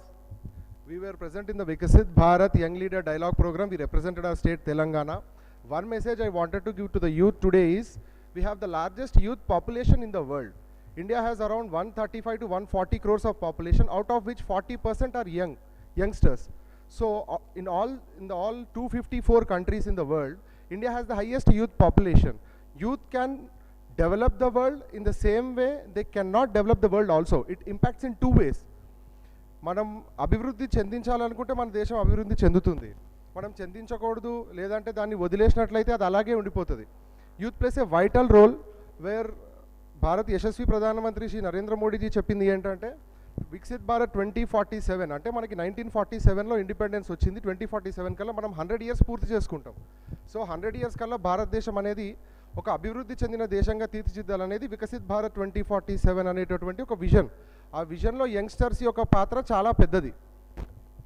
As a largest youth population ఆయన ఏమనుకున్నాడంటే 1 lakh యంగ్ లీడర్స్ని తయారు చేయాలనేది వికసిత్ భారత్ 2047లో ఒక క్లాజ్. అంటే 1 lakh లీడర్స్ ఎలా రెడీ అవుతారు? అందరూ పాలిటిక్స్లోకి రావడం అనేదే కాదు. You can be a leader in companies, you can be a leader in infrastructure, you can be a leader in IT sector, in any sector, business sector, any sector, anyway, where you can lead the sector. మీరు ఉన్నటువంటి రంగంలో మీరు రాణించాలనేటటువంటిది దాని యొక్క vision. So భారతదేశం develop అవ్వాలంటే యువకుల పాత్ర చాలా పెద్దది. డెవలప్ చేసినా మనమే, చేయకున్నా మనమే, రెండిటికి మనమే రెస్పాన్సిబుల్. కాబట్టి రెస్పాన్సిబుల్ యూత్గా మీరు ఉండాలి.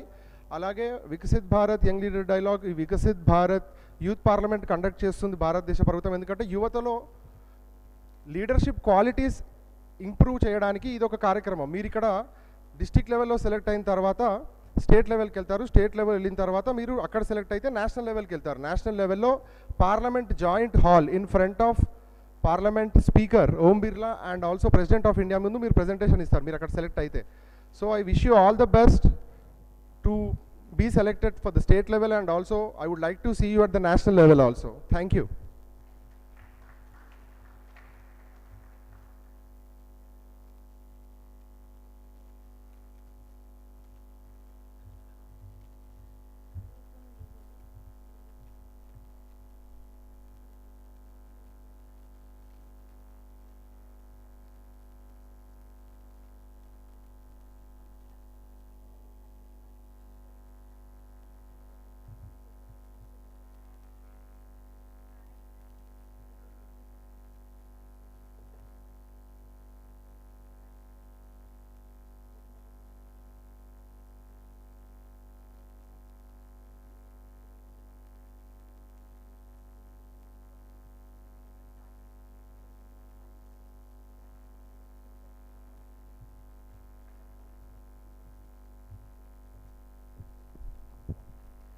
Thank you for all the dignitaries over here.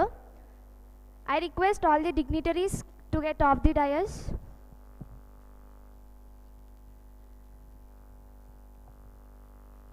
Everyone, there is a 5 minutes break. Later we'll continue the program.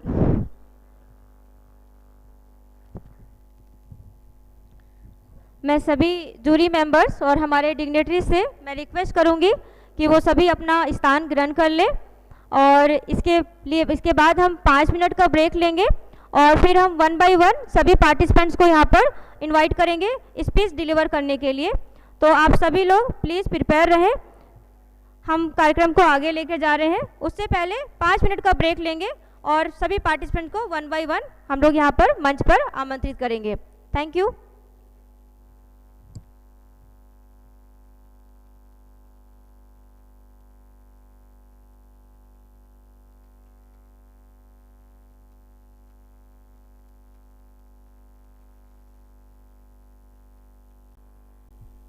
नमस्ते सभी को।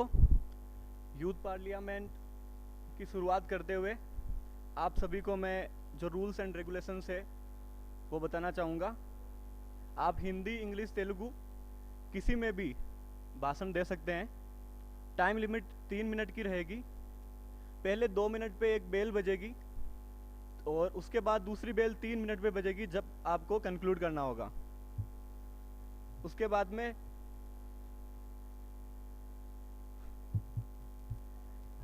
जो मार्क्स रहेंगे उसका टोटल नंबर 100 रहेगा। उसके 6 सेक्शंस रहेंगे। आपकी फ्लुएंसी है उस पे रहेगा और इनोवेशन पे रहेगा। ऐसे करके 6 मतलब पोर्शंस रहेंगे। तो इसके साथ शुरू करते हुए मैं पहला नाम लेना चाहूँगा। सीरियल नंबर 1 एम वर्षा।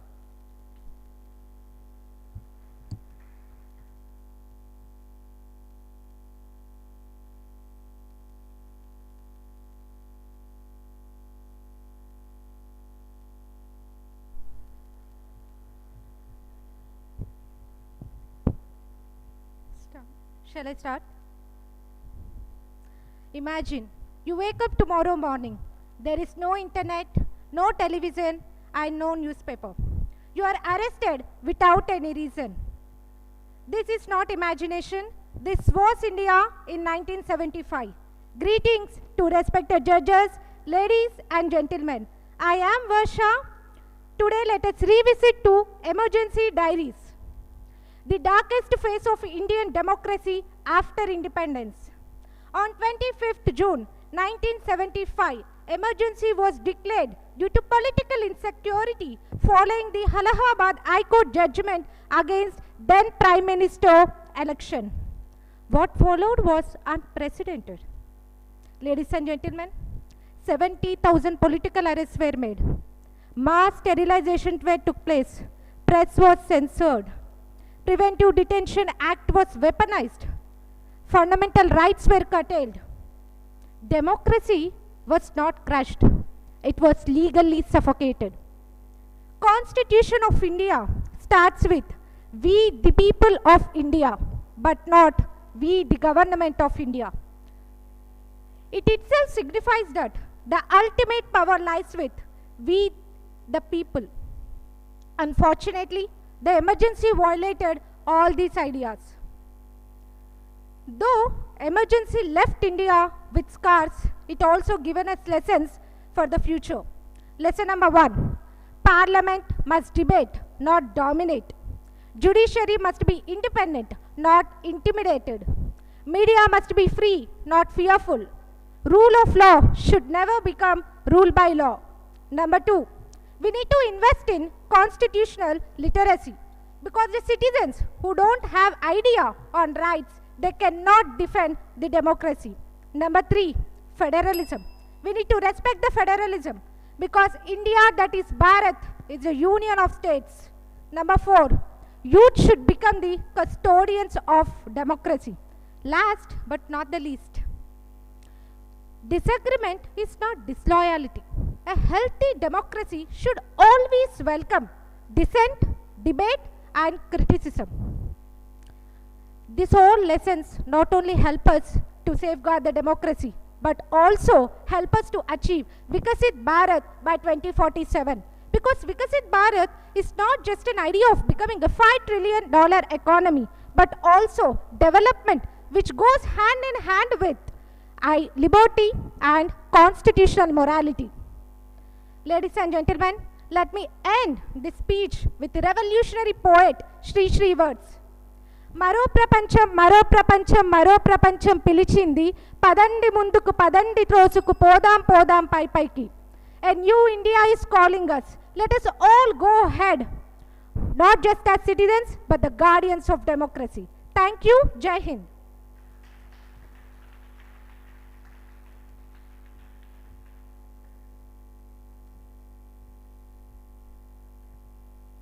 अब मैं अगले प्रत्याशी ओजा सत्यम को बुलाना चाहूंगा। Serial number 2।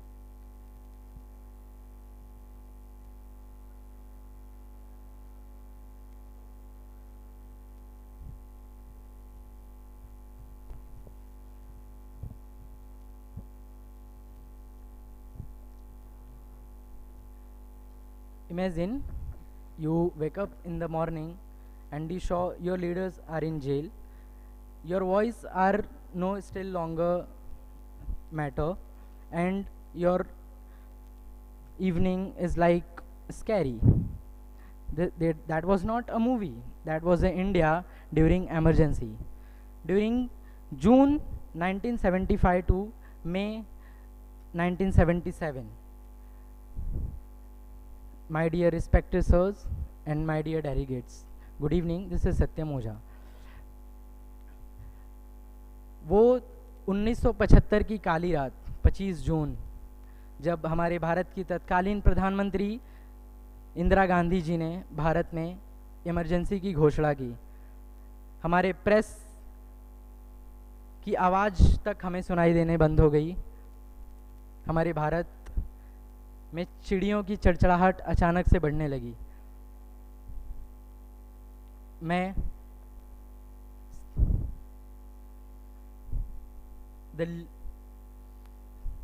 Thank you very much.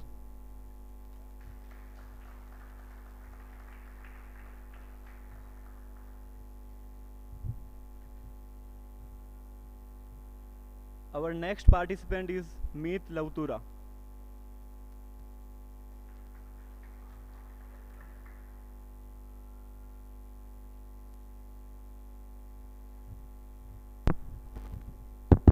Am I audible? Hello? Yeah. You can start. Honorable dignitaries, esteemed guests, and my fellow custodians of the democracy.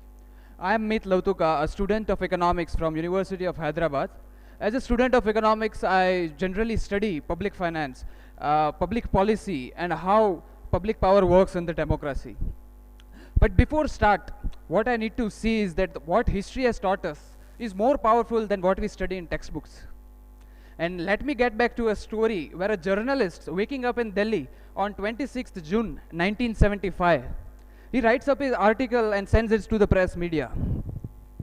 Press media prints it. But before publishing for the public, what it finds out that the pages of that newspaper were blank. And those blank pages were not printing errors, but they were the silence of democracy that India has shown upon. As a citizen of India at that time, it was very deteriorate for a citizen to live that life where activists, more than 1 lakh of politicians were arrested under MISA Act. Even professors and academicians from Osmania University in Hyderabad were arrested under MISA Act. But what happens is that how this 50 years of democracy has evolved and how the definition of democracy has changed is what we need to learn, is that democracy is not just about elections. Democracy is about the right to ask questions to the authority. It is about the freedom to disagree. It is about your courage to speak truth towards the authority without fear.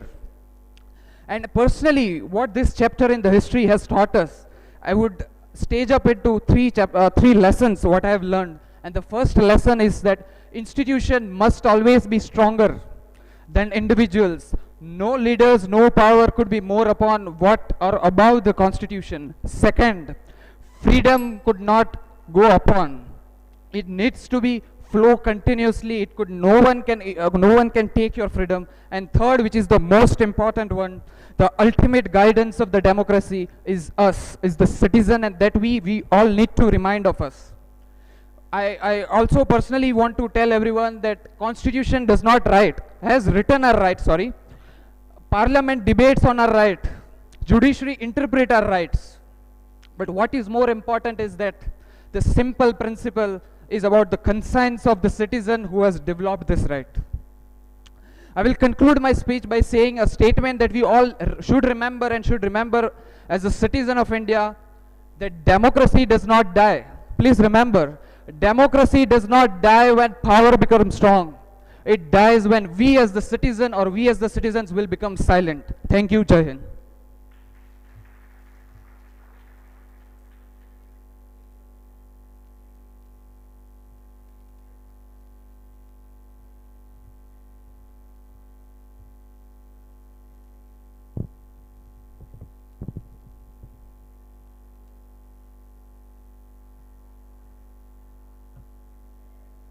अगले participant का नाम है Atharva. Atharva.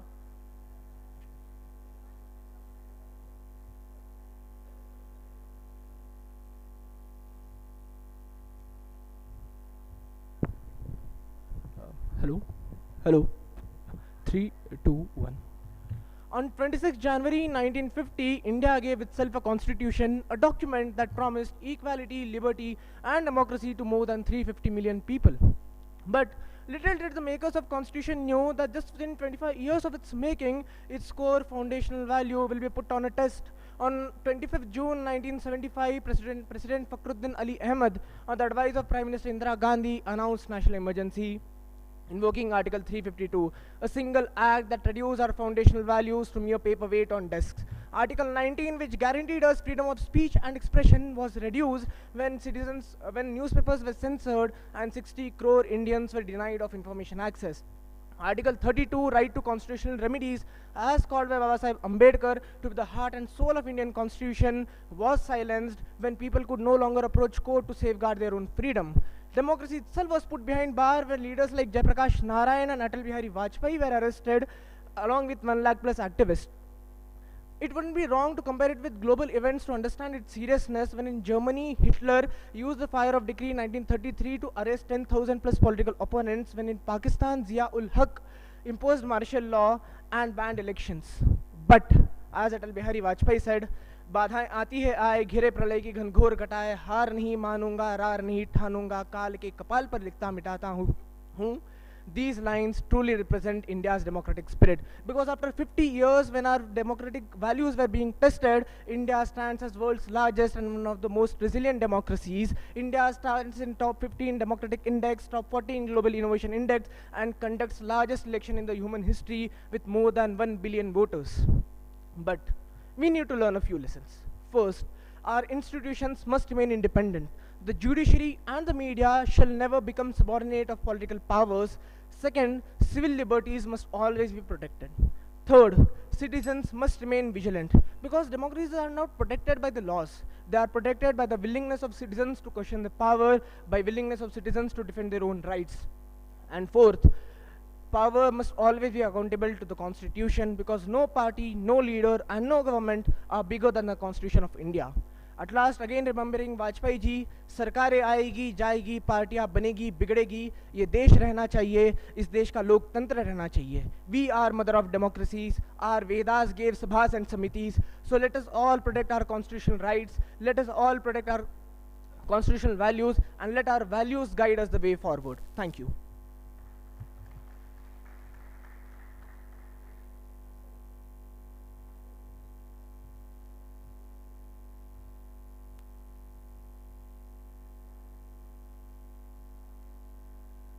The next participant is R. Rakesh.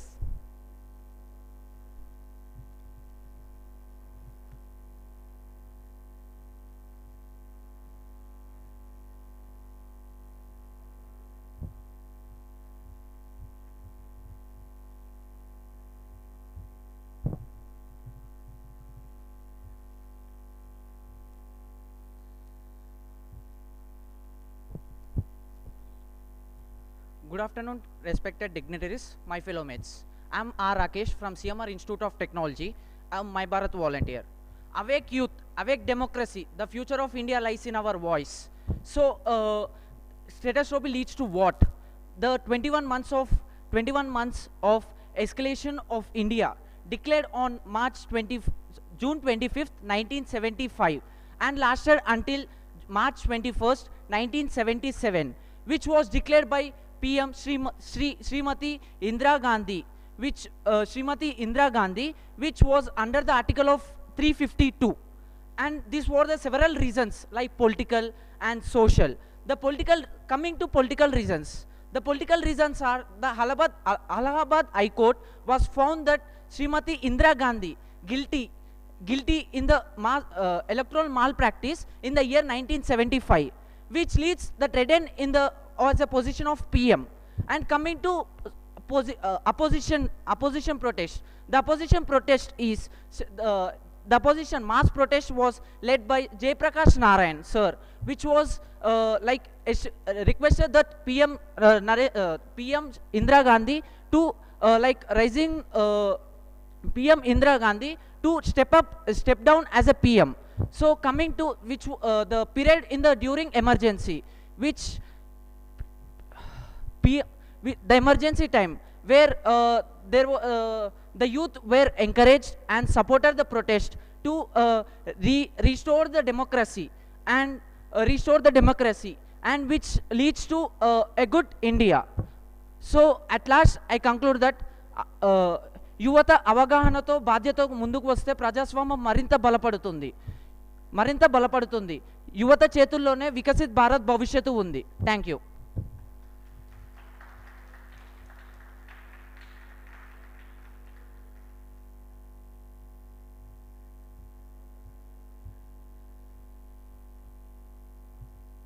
Now I would like to invite S. Sai Krishna.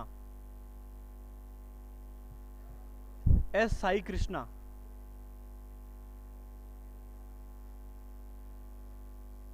The next participant is K. Monica.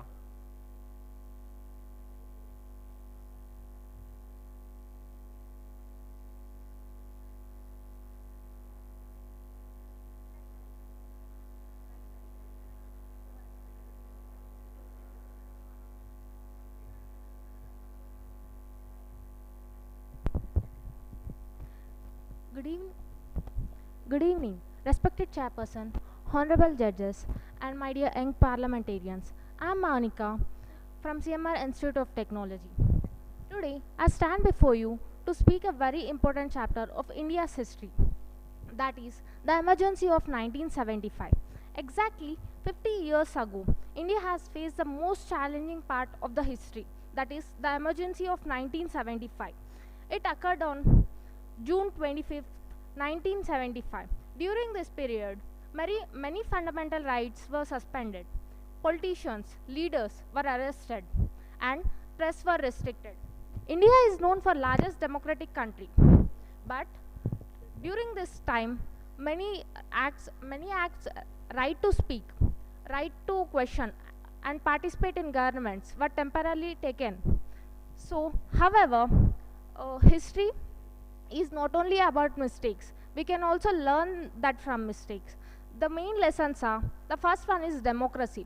Democracy is not only about elections, it's also the right to speak and uphold the values and protect the democratic rights. We must uphold it. Second is the importance of strong institutions.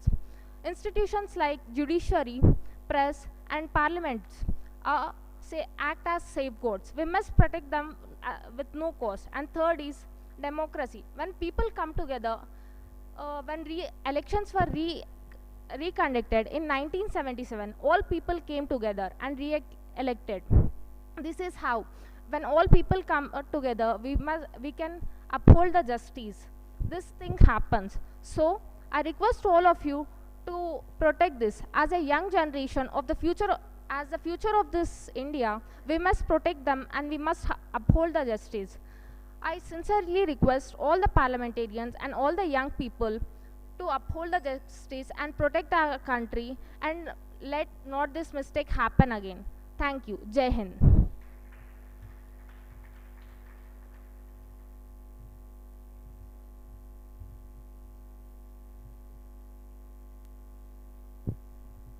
Thank you for those insightful thoughts. Now I would like to invite T. Dharan. The next participant is Ananya Sinha.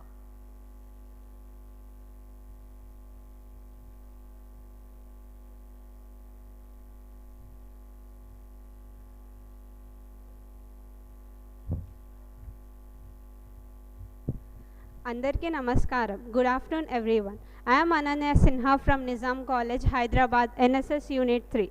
I am honored to be here to discuss the 50 years of emergency. Let us think of the 1975 emergency as a massive system crash for India. Before also we had more to emergencies in India, but it did not had much impact like the 1975 one.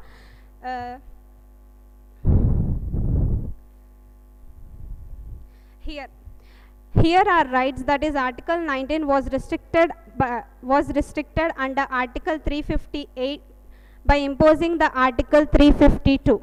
So the major things that happened during this was there was no free speech. Like the newspapers couldn't print anything without the government saying okay first. If they do so, their electricity was cut off. The second thing was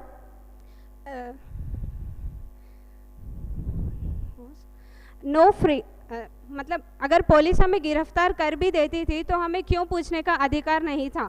और तीसरा ये था कि हमें मतलब जो भी government से असहमति देता था उसे सीधे जेल में डाल दिया जाता था. मतलब उनकी सफाई सुनी नहीं जाती थी.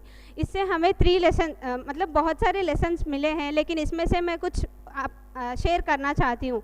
The first one is don't take your rights for granted. Before 1975 emergency, many Indians used to think that the democracy was permanent, but the 1975 emergency showed that it can change overnight. So we should be active in politics, not just on the election day. The second one is institutions need backbones. We have many things like Supreme Court and the press to keep the government in check. But during the emergency, many of the checkpoints were failed because they were too scared to say no.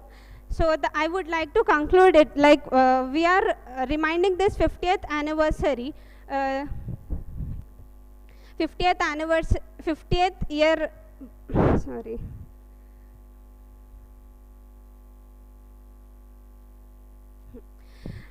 In the 1975 elections, the people voted for the to end the emergency. So this showed that the ultimate boss is the public, the like us who votes.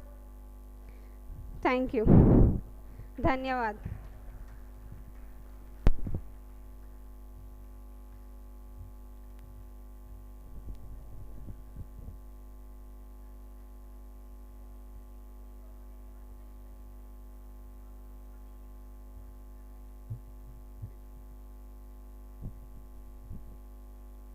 अभी एक last speech रहेगा, उसके बाद में lunch रहेगा.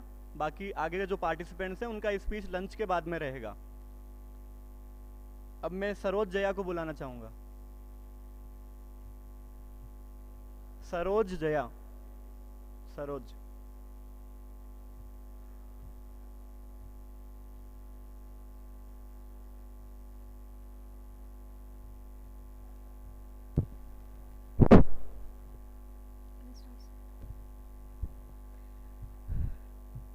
आप सभी को मेरा नमस्कार. भारत का लोकतंत्र किसी एक दिन में नहीं बना. यह सदियों के त्याग बलिदान का परिणाम है. जब सत्ता संविधान से बड़ी हो जाती है तब लोकतंत्र को सबसे बड़ा खतरा उसी से होता है जो उसे बचाने की, उसकी रक्षा करने की शपथ लेते हैं. Honourable members, when we are talking about the emergency declared in 1975 by Indira Gandhi, we are not merely recalling the political decision of the past. 50 years later, the emergency is not just history. It is a mirror through which we examine the responsibility and duties of democracy in today's time. On 25th June 1975, national emergency was declared by the government under Article 352 of the Constitution of India, citing internal disturbance. During this time, thousands of leaders of opposition and the activists were arrested and were presented into the jail. The citizens were having the fundamental rights, but during the emergency period, the fundamental rights of the citizens were suspended. The freedom of speech, freedom of expression, the freedom to oppose to the people in power was suspended from the people.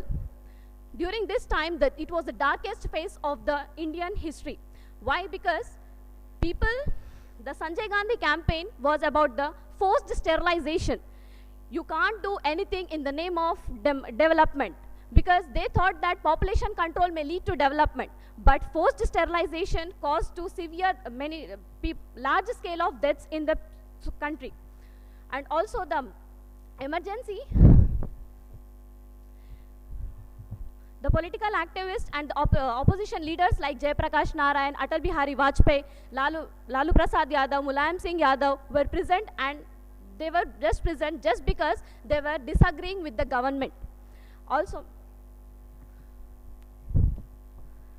the political part, okay, I would like to conclude by just saying a simple thing that vote వేసే చేతులు మనకుంటే ఆ చేతుని మనం ఉపయోగించుకోవాలి. అదే కానీ మనం ఎన్నుకున్న నాయకులు మమ్మల్ని ఎట్లా చూసుకుంటున్నారో అది చూసే మనం ఓట్ ఇవ్వాలి కానీ not vote for note. As young citizens, I just like to conclude just with one line. उठो जवान देश की वसुंधरा पुकारती, ये देश है पुकारता, पुकारे माँ भारती. आज हमें इस भारत में हमें नौजवानों की आवश्यकता बहुत ही ज़्यादा है. आज अगर देश के नौजवान आगे आएंगे और वह अपना योगदान देश के उन्नति में अगर लगाएंगे तो मैं ज़रूरी कह सकती हूँ कि हमारा देश विकसित भारत ज़रूर बनेगा. धन्यवाद.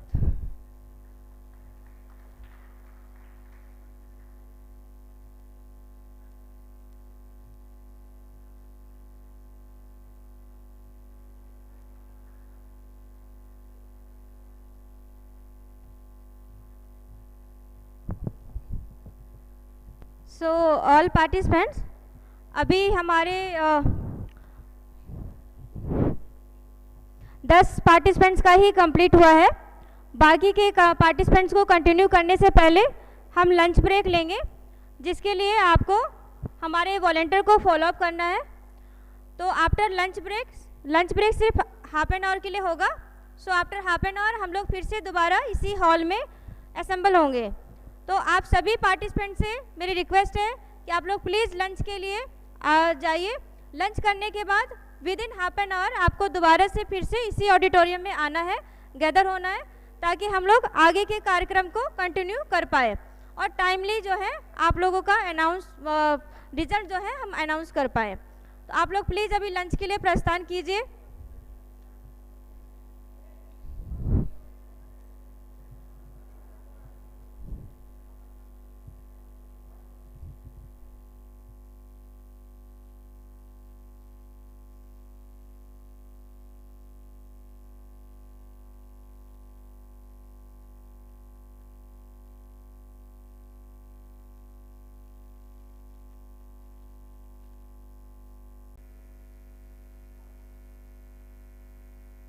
वापस फिर नाम लिस्ट से काट दिया जाएगा तो फिर नाम नहीं आएगा. एस साई कृष्णा भैया अभी लाइव नहीं है ना, अभी लाइव नहीं करना है. हेलो कैमरामैन, ऑन नहीं है ना, अभी ऑन नहीं है ना कैमरा, ऑन नहीं करना है, ऑन नहीं करना है अभी. हाँ अभी बस देख रहे हैं कौन है ऐसा करके, ठीक है.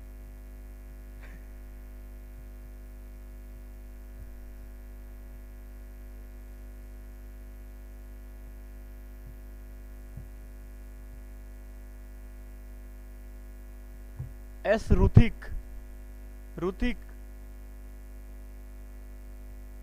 अभिषेक तिवारी,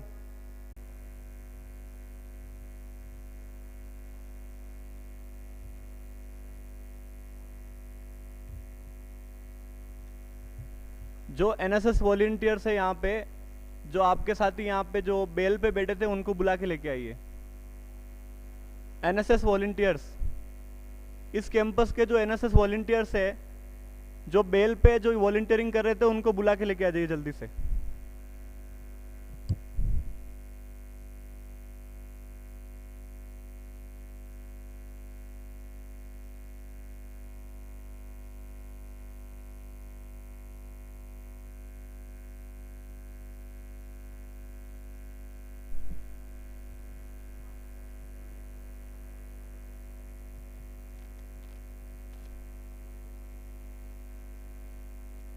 नेक्स्ट पार्टिसिपेंट का नाम है S रुथिक.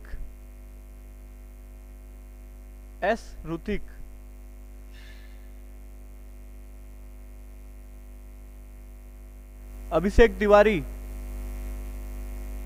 S Ruthik is not here.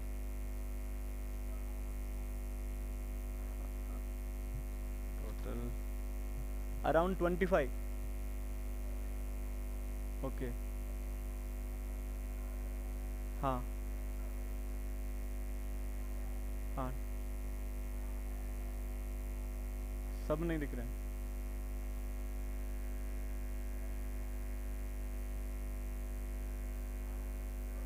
Abhishek Tiwari,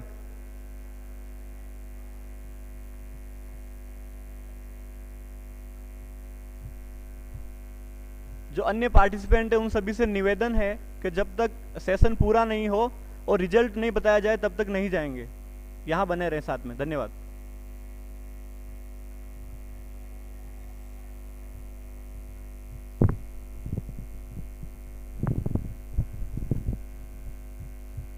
हाय,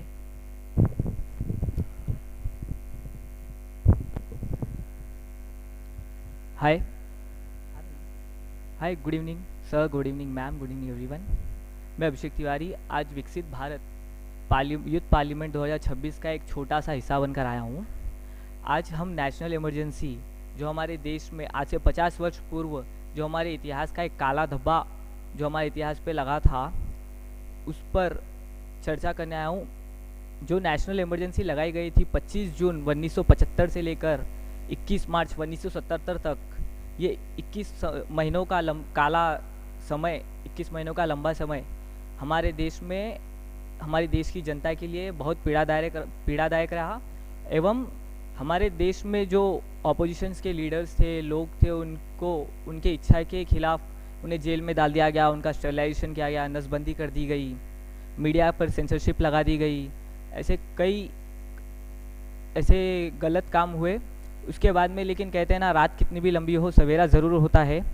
तो 21 महीने के समय के बाद में जब हमारे देश में सवेरा हुआ, जनता पार्टी की सरकार बनी और JC सिन्हा जी की इंक्वायरी कमेटी बैठी। उसमें पाया गया कि 1971 के जो जनरल इलेक्शंस हुए थे उसमें इलेक्टोरल माल प्रैक्टिस के लिए उन्हें जो null and void Indira Gandhi ji को कर दिया गया था इलेक्शन से, और 6 साल के लिए उन पर इलेक्शन में कंटेस्ट करने के लिए बैन लगा दिया गया था। उससे बचने के लिए एक इंसान को, एक व्यक्ति को अपने राजनीतिक सत्ता में बरकरार रखने के लिए एवं देश की जनता के साथ खिलवाड़ किया गया और देश को अंधेरे में धकेला गया।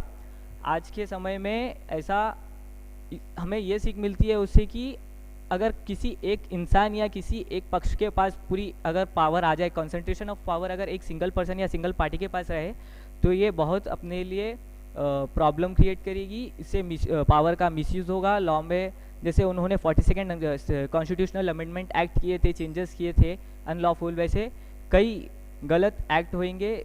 उसके लिए हमें विजिलेंस रहना है, कंसंट्रेशन ऑफ पावर के अगेंस्ट में रहना चाहिए। मतलब पावर बंटी रहे और जुडिशरी हो या प्रेस हो, सबको इंडिपेंडेंटली वर्क करना चाहिए। चाहे प्राइम मिनिस्टर है या मुझ जैसा अगर कोई कॉमन नागरिक भी हो, सबको न्याय जस्टिस बरोबर मिलना चाहिए और विकसित भारत की ओर हम जैसे यूथ को अपना कदम बढ़ाना चाहिए। इसी के साथ मैं एंड करता हूँ एक 2 लाइन के साथ। आवाज़ दबा दी गई मगर इरादे नहीं रुके, हौसले आज़ादी छीन ली गई मगर हौसले नहीं टूटे। 50 वर्ष वही पुरानी कहानी है, लोकतंत्र जनता से है और जनता ही इसी की कहानी है। भारत माता की जय। जय Hind. Thank you.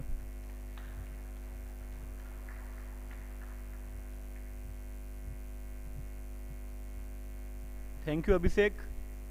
Now I would like to invite Ismail Hussain to share his thoughts. Ismail Hussain.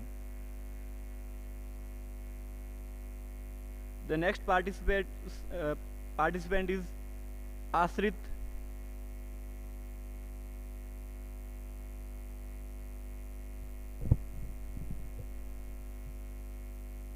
The next participant is Manish Kumar. Okay, Asrit.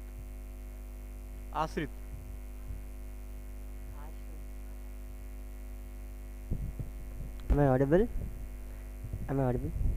Yeah. Namaskaram to every one of you. Namaskaram to the esteemed dignitaries over here. I am Ashrit, a political science student from the very institution. I know that most of us were not here when the emergency happened, but so we tend to take it as another history chapter, and we look at it with the least seriousness. But speaking only what the government allows us to speak, speaking only doing only what the government allows us to do, reading only what the government allows us to read, and getting arrested simply without any trial. Why? Because we question the authority, we question the power. That is the most cruel thing, because what is democracy? If democracy is removed, we'll become another North Korea. So it's not just another term in the constitution, it's our very life.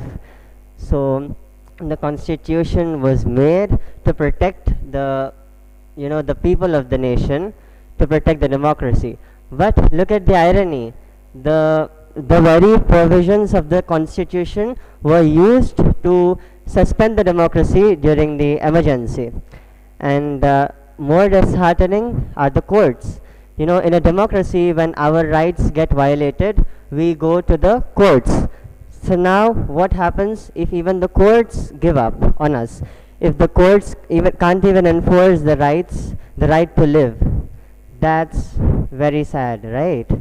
So we have fought for thousands of years, from invasions, from colonial rulings, for what? For one thing, for freedom. And even after getting that, our own Indians, if they take away our own freedom, then there's no point. That's disheartening. And all that for what? Just the ego and insecurity of the then Prime Minister? So when a leader is allowed to think of themselves as the nation itself, they tend to go to the great lengths to justify themselves in any act. And I thank the present Prime Minister Narendra Modi for showing us what an actual sensible leader looks like. And I hope many more sensible people come up in the politics, and हम सब मिलकर बने भारत के भाग्य विधाता. Thank you, namaskaram. Let's make it happen.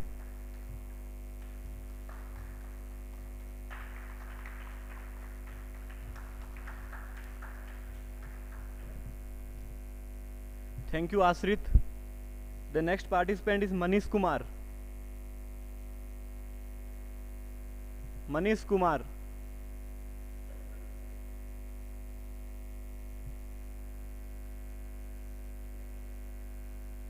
The next participant is Sai Teja. Sai Teja.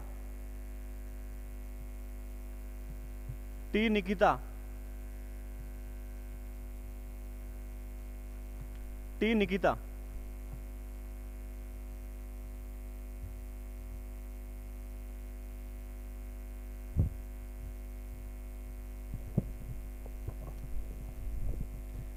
When the sun of liberty sets, it takes a long time to come again.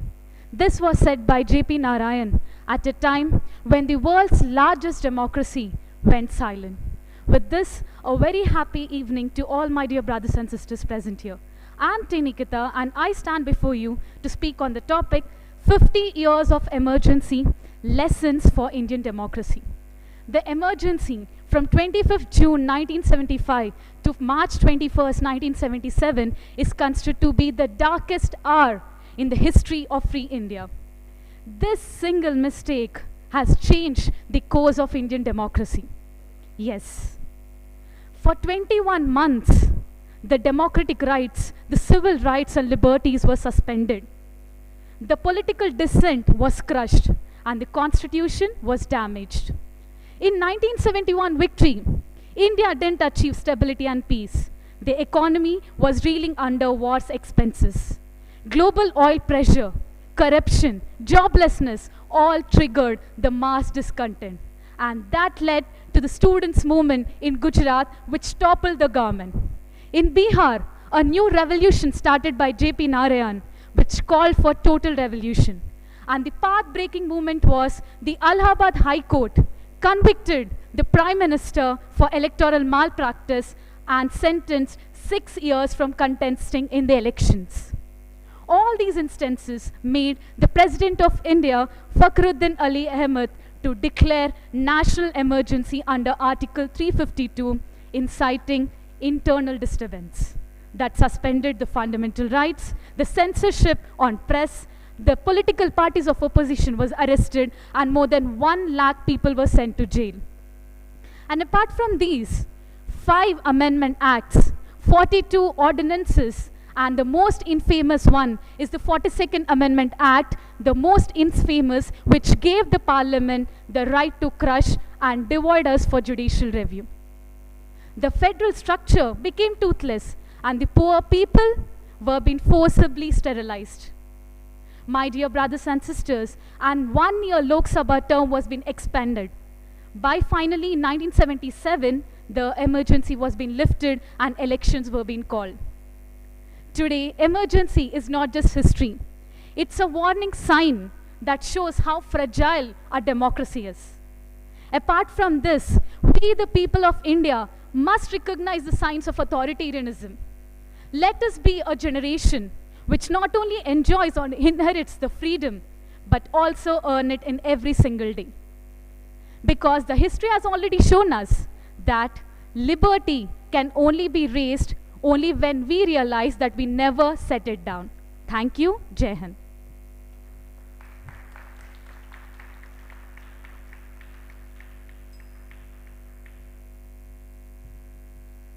Thank you, Nikita. The next participant is Koduri Viplava. Koduri Viplava.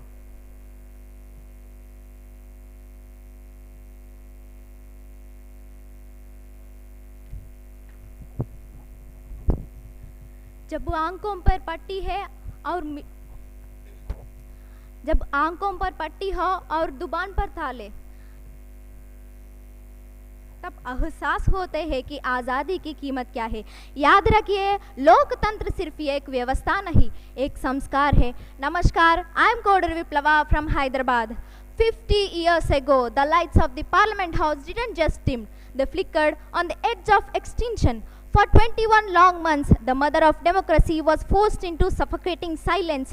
Today, as we sit in this youth parliament in 2026, we must ask ourselves a blunt question. Why does 1975 matters to a generation born in 2000s?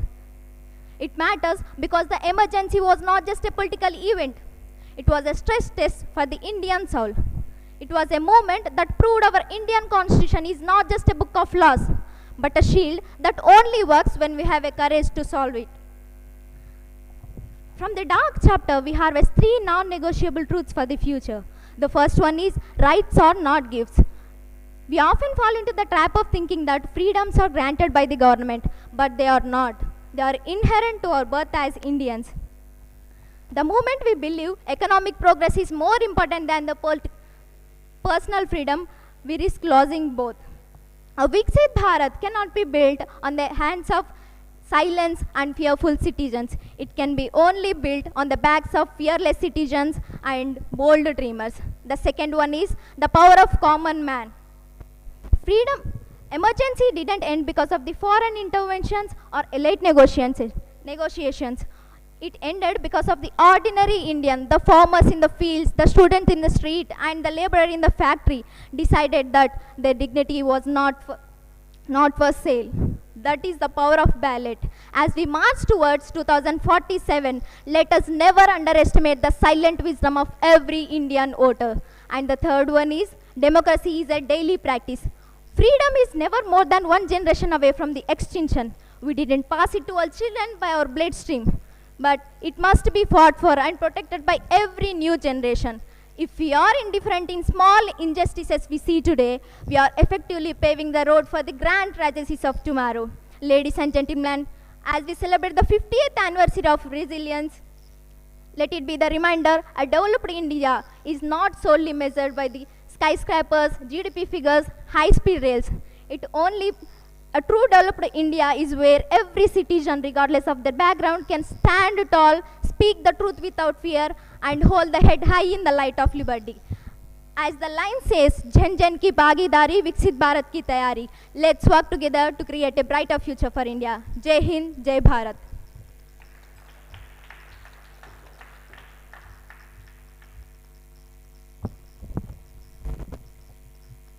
Thank you, Viplava. Now I would like to invite D. Puspa. Please come forward and share your thoughts. Thank you.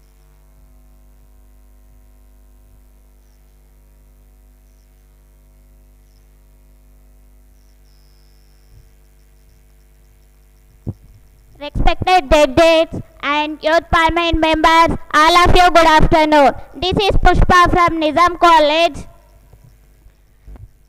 From 25th June 1975 to March 21st, 1977, India democracy was brought to a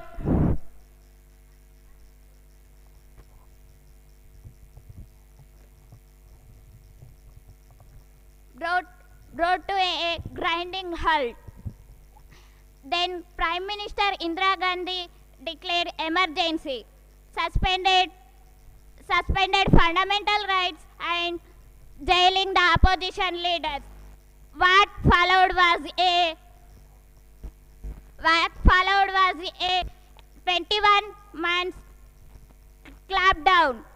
The Prime Minister was Indira Gandhi declared emergency.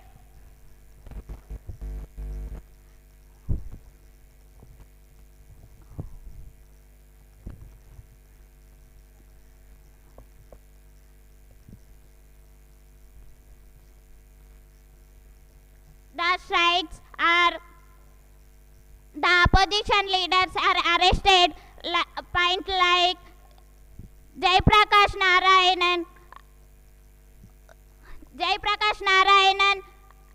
Atal Bihari Vajpayee are arrested under old road maintenance and insecurity law. The strikes, protests and student unions were all fully banned under the Prime Minister Indira Gandhi. There were structural and films bodies rigging under the control and fear. The BJP government, in fact, BJP government declared on 25th June Hatya Divas, Samvidhan Hatya Divas. The Union Home Minister declared on 50th anniversary of emergency. Emergency diaries are revealed by the Union Home Minister Amit Shah. And all of you say, everyone, to all grades of first grade, India is developing country. Second grade, India is developing country. Third grade, India is developing country. But I am say India already developing country. But I make it developed country. Thank you for all of you. Jai Hind, Jai Bharat.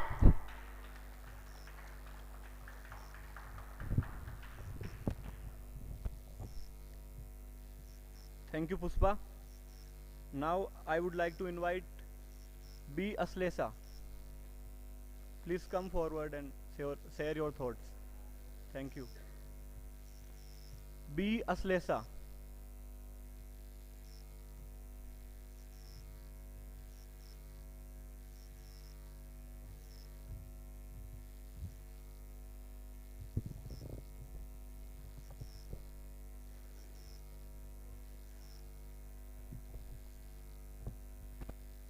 Aslesha. Honorable judges and my fellow delegates, I am Aslesha, a BTech second year student from Telangana. So yes, I know we all have gathered here to talk on the topic, and I am very honored to talk on the topic 50 years of emergency lessons for Indian democracy. Democracy is merely a system of government. It is actually the voice of the people. When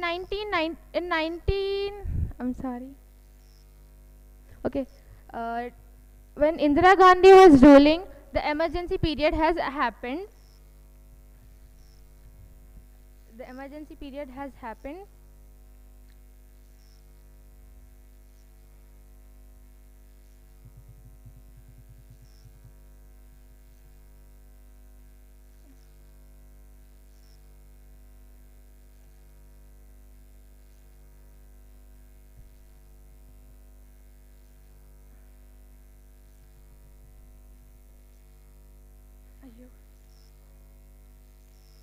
during the ruling of Indira Gandhi. Thank you.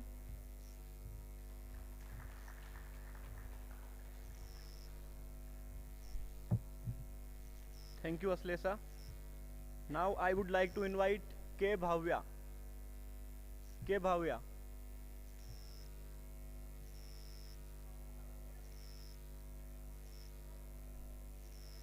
Please be silent. Everyone is requested to be silent, please.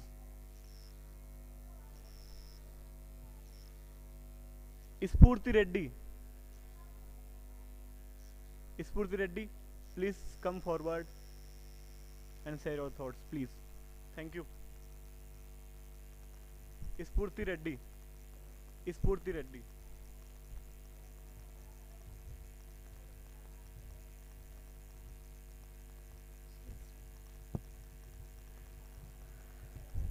लोकतंत्र था पर लोगों की आवाज नहीं था, लोकतंत्र था पर लोगों की आवाज नहीं था, భారత్ తా పర్ ఆజాదీ నహీ థీ. ఒక్కసారి ఇక్కడ ఉన్న వాళ్ళందరూ కళ్ళు మూసుకోండి. మీకేం కనిపిస్తుంది? చీకటే కదా. ఇదే 1975 జూన్ 25న భారతదేశం యొక్క పరిస్థితి. ఒక్క కలం పోటుతో ప్రజాస్వామ్యాన్ని కూనీ చేసిన రోజు. సరిగ్గా 51 ఏళ్ల కిందట ఆనాటి ప్రధాని ఇందిరాగాంధీ తన అధికారం కోసం యావత్ జాతి స్వేచ్ఛ స్వాతంత్రాన్ని హరించిన రోజు. నేను మీ అందరికీ గుర్తు చేస్తా ఉన్నాను, పుస్తకాలలో ప్రజాస్వామ్యం ఉంది, పుస్తకాలలో ప్రజాస్వామ్యం ఉంది, కానీ ఆనాడు ప్రజల జీవితాలలో లేదు. అభివృద్ధి పేరుతో అభిప్రాయాన్ని చంపారు, విమర్శను కాదు విమర్శకులను అనగదొక్కారు. ఆనాటి అరాచకాలకు వ్యతిరేకంగా రాసిన ప్రతి కవిత కుట్ర అయింది, ప్రతి ప్రశ్న దేశద్రోహంగా మారింది. నేను మీకు గుర్తు చేస్తా ఉన్నాను, ఇది పాలన కాదు పీడన అని. ఇది ఒక देश चरित्र पुटल्लो निलिचिपोयिन चीकटी गाथा. मैं सबको याद कर रही हूँ कि 1975 जून 25 संविधान हत्या दिवस था. सबको सादर प्रणाम. I Spurti Reddy Gudipatti, a first year BTech student from Geetanjali College of Engineering and Technology. Today I am here to speak about the screams that never reached the sky in 1975. What did Indira Gandhi ji do when she was proven guilty of her election fraud? She declared emergency just to protect her seat, not her people. And press became puppets and newspapers were silenced, and 6.6 million people were sterilized without consent, and the homes of poor in Delhi were bulldozed. వాళ్ళ ఇళ్ళన్ని కూలగొట్టారు ఎందుకంటే foreign అతిథులకు మన దేశం అందంగా కనిపించాలని. ఇది ఖచ్చితంగా దేశద్రోహమే అని నేను చెప్తాను. On this day, I don't want to mock about our past, but we need to remind it and recall it.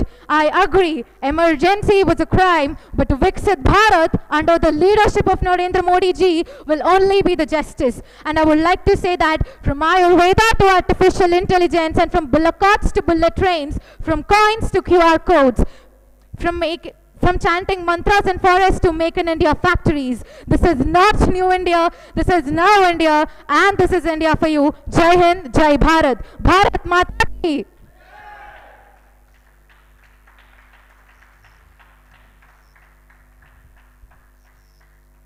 Bharat Mata ki. Thank you, Spurti. Now I would like to invite Anand Kumar. Anand Kumar, please come forward and share your thoughts. Thank you. अंधेरा गहरा था पर सूरज को ढलना मंजूर न था. राष्ट्रवादियों की ज़मीरें जिंदा थी, उसे झुकना मंजूर न था. जय हिंद, नमस्कार. मैं आनंद कुमार. आज हम लोग यहाँ पर इमरजेंसी पर सबक सीखने के लिए, सबक पर चर्चा करने के लिए इकट्ठा हुए हैं. ये जो सब इमरजेंसी में जो तानाशाही आया था, ये कोई देश से बाहर से नहीं आया था, बल्कि हमारे देश के अंदर जनता की उदासीनता और उनके अपने अधिकारों को लेकर शांत रहने के कारण हुआ था. अब जैसे कि भारत एक लोकतांत्रिक देश है और भारत दुनिया के सबसे बड़े लोकतांत्रिक देशों में से एक है. अभी विश्व भर में 195 देश हैं और 195 देश में से सभी भारत को वाहवाही देते हैं कि भारत जैसा लोकतंत्र कहीं नहीं है, क्योंकि भारत का लोकतंत्र संविधान से चलता है. संविधान साहस और सत्य से, और इसी सत्य को हत्या करने की कोशिश 25 जून 1975 की सरकार ने किया था। तो आज हम इस पर चर्चा करेंगे कि आखिर इमरजेंसी से हमने क्या सीखा। तो सबसे पहले हमें ये जान लेना चाहिए कि हमें ये नहीं सोचना चाहिए कि हमारे लिए सरकार ने क्या किया, हमें ये सोचना चाहिए कि हम सरकार और राष्ट्र के लिए क्या कर सकते हैं।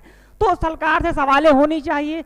जब जब सत्ता मदहोश होती है तो सबसे पहले सत्य की गला घोटती है, और सत्य की गला इसलिए घोटती है क्योंकि सत्य बोलने वाले व्यक्ति किसी पद की लालच में शांत रह जाते हैं। तो हमें शांत नहीं रहना चाहिए। और मीडिया जो कि भारत की चौथा स्थान, लोकतंत्र की चौथा स्थान आधार स्तंभ कहा जाता है, तो मीडिया का हमेशा से काम रहा है कि आप सरकार की अच्छी नीतियों का बड़ाई करें और खराब नीतियों का बुराई करें, ना कि सरकार की प्रवक्ता बनकर दिन रात सरकार की तारीफ में खबरें चलाती रहे। और जब इमरजेंसी लागू हुआ उस समय हमारे देश कुछ साल पहले ही आज़ाद हुआ था। हमारे देशवासियों ने इस उम्मीद में सो रहे थे कि कल का सूरज अच्छा होगा, लेकिन जब उन्होंने आंख खोला तो पता चला कि देश में इमरजेंसी लग चुका है। कुछ लोग बोलते हैं कि यह राजनीतिक है, लेकिन मैं बोलता हूं कि यह राजनीति नहीं, एक देशद्रोह है। जब अपने सत्ता की लालच में देशवासियों की बलि चढ़ा देना किस प्रकार की राजनीतिक है, ये तो सबसे बड़ा देशद्रोह है। और हमें इस पर भी फोकस करना चाहिए कि हमें सरकार से सवाल हमेशा करना चाहिए, चाहे परिस्थिति कैसी हो। सत्ताएं आएगी, सत्ताएं जाएगी, सरकारें बदलेंगे, पार्टियां बदलेगी, लेकिन इस देश का लोकतंत्र रहना चाहिए, क्योंकि हम सभी विश्व भर में भारत की लोकतांत्रिक व्यवस्था के कारण प्रसिद्ध है। तो अंत में मैं कुछ लाइनों के साथ अपनी वाणी को विराम दूंगा।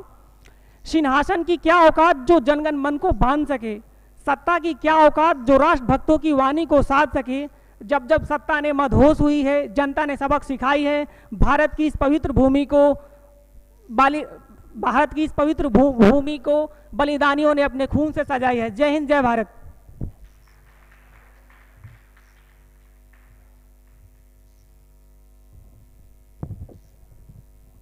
Thank you, Anand. Now I would like to invite M. Akshaya. M. Akshaya. M. Urukundu. M. Urukundu. Please come forward and share your thoughts. Thank you. Urukundu.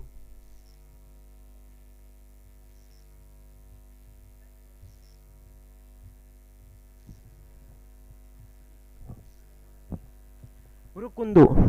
Urukundu. URUKUNDU. Good evening all, respected dignitaries. June 25, 1975. It is a black hole of the Indian democracy. It destroys the basic and fundamental principles of Indian Constitution. In Indian Constitution, who is the supreme? Constitution is the supreme, not the Prime Minister or the Chief Minister. On that time, many innocent peoples were killed, and three pillars of democracy: legislature, executive, and judiciary. These three pillars are controlled by only one person, PM Indira Gandhi. This shows monarchy system, not democracy.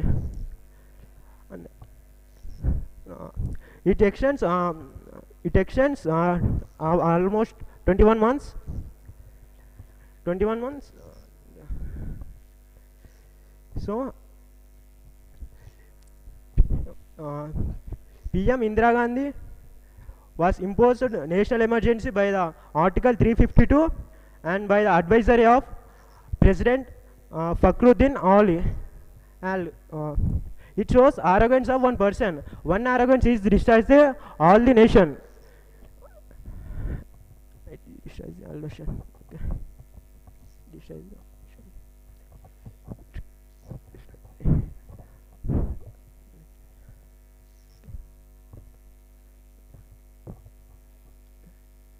we live together, we rise together, rise above arrogance and rise above ignorance.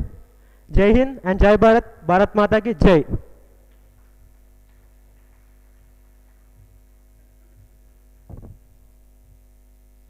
Thank you, Urukundu. The next participant is G. Sagar.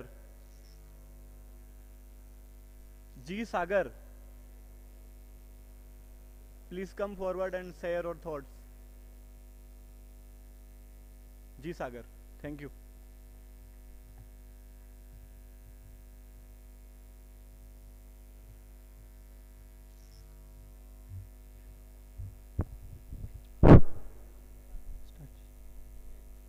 G Sagar.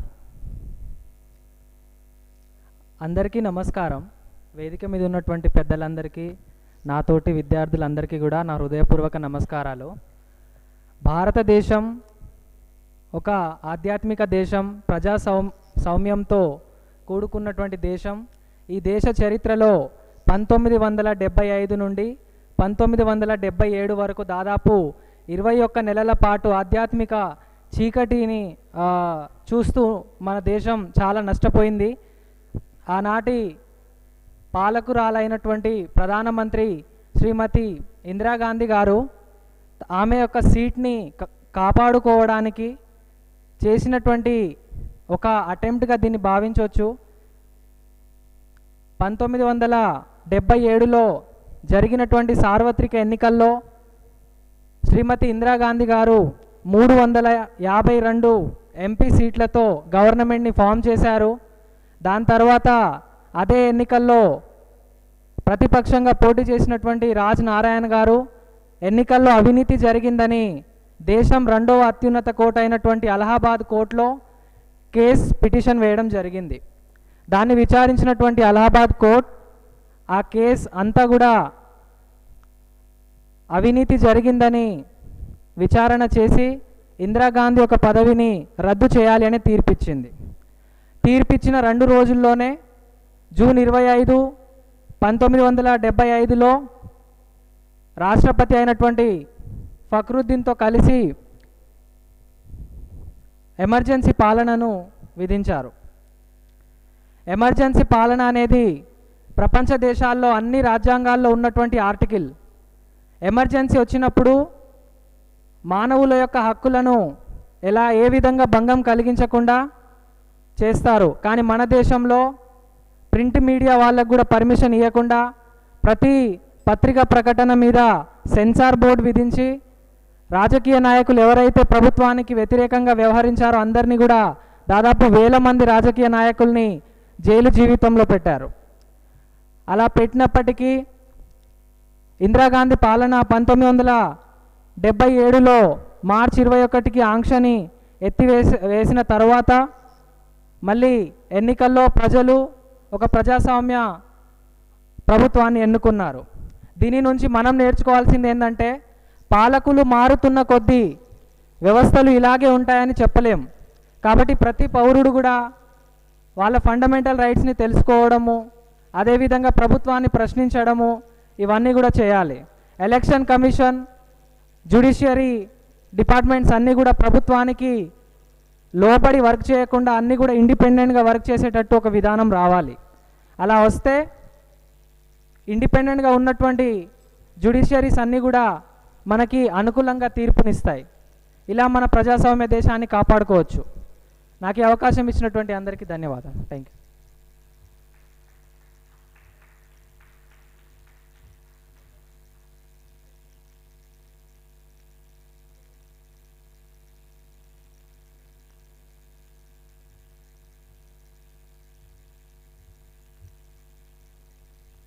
Thank you, Sagar. Now I would like to invite T. Ramudu.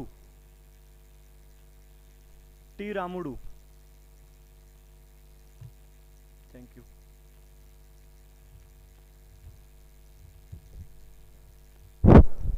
అందరికీ ఈ సమావేశానికి ఇచ్చేసిన ప్రతి ఒక్కరికి నమస్కారాలు. So నా పేరు రాముడు, జేఎన్టీయూ హైదరాబాద్ నుంచి వచ్చాను. సో ముందుగా మనం కార్ల్ మార్క్స్ చెప్పిన ఒక గొప్ప కోడ్ను చెప్పుకుందాం.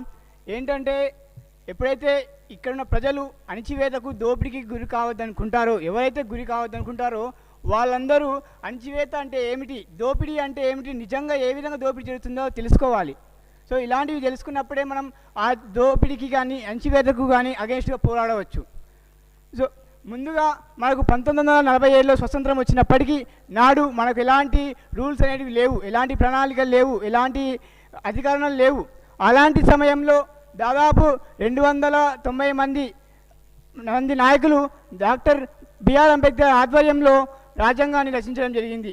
ఆ రాజ్యాంగంలోనే మనకు అత్యవసర పరిస్థితి గురించి మాట్లాడడం జరిగింది. సో దానిలో భాగంగానే మొట్టమొదటిగా అత్యవసర పరిస్థితి ఏమిటంటే ఎప్పుడైతే దేశ భద్రతకు కానీ రాజ్యాంగానికి ప్రమాదం కానీ ఏర్పడినప్పుడు, ఆర్థిక పరిస్థితి అనేక ప్రమాదాలకు గురి అయినప్పుడు కానీ ఇలాంటి వాటిని కంట్రోల్లోకి తీసుకురావడానికి ఒక ప్రణాళికబద్ధమైన ప్రత్యేక అధికారాలను కేంద్ర ప్రభుత్వానికి కల్పించడమే ఈ అత్యవసర పరిస్థితి. ఈ అత్యవసర పరిస్థితి అనేది 3 రకాలుగా ఉంటుంది. అది జాతీయ అత్యవసర పరిస్థితి ఆర్టికల్ 352 చెప్తుంది, రాష్ట్ర అత్యవసర పరిస్థితి ఆర్టికల్ 356 చెప్తుంది, ఆర్థిక అత్యవసర పరిస్థితి ఆర్టికల్ 360 చెప్తుంది.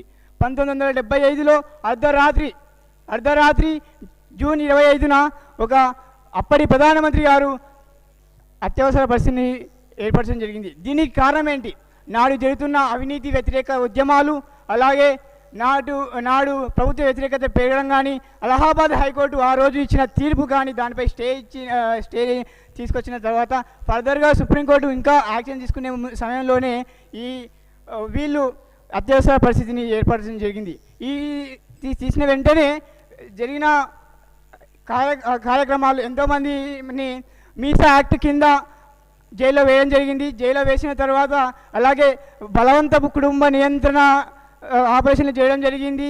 అలాగే ప్రెస్ మీద కూడా ఆంక్షలు విధించడం జరిగింది. సో ఇండియన్ ఎక్స్ప్రెస్, స్టేట్స్మెన్ వంటి పత్రికలు ఖాళీ ఎడిటోరియల్ చూపించి ఆ రోజు చెప్పాయి ఎలాంటి పరిస్థితి ఉందో. సో ఈ సందర్భంగా మనం అందరం ఒకే నేర్చుకోవాలి. వికసిత్ భారత్ 1947 లోపల మనం సాధించాలంటే, దాన్ని అందుకోవాలంటే ప్రతి ఒక్కరం ఈ రోజు నుంచి మనకు ఏవేవి అవకాశాలు ఉన్నాయి, ఏవేవి రైట్స్ ఉన్నాయి, ప్రతి ఒక్క దాన్ని క్షుణ్ణంగా తెలుసుకొని ఎంతోమంది యువత రాజకీయాల్లోకి వచ్చి రాజకీయాలు మార్చడానికి, సమూల ప్రక్షాళన చేయడానికి తోడ్పడాలని కోరుకుంటూ జై భారత్, జై Hind.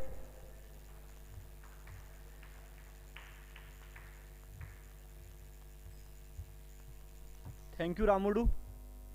Now I would like to invite R. Mahesh. R. Mahesh.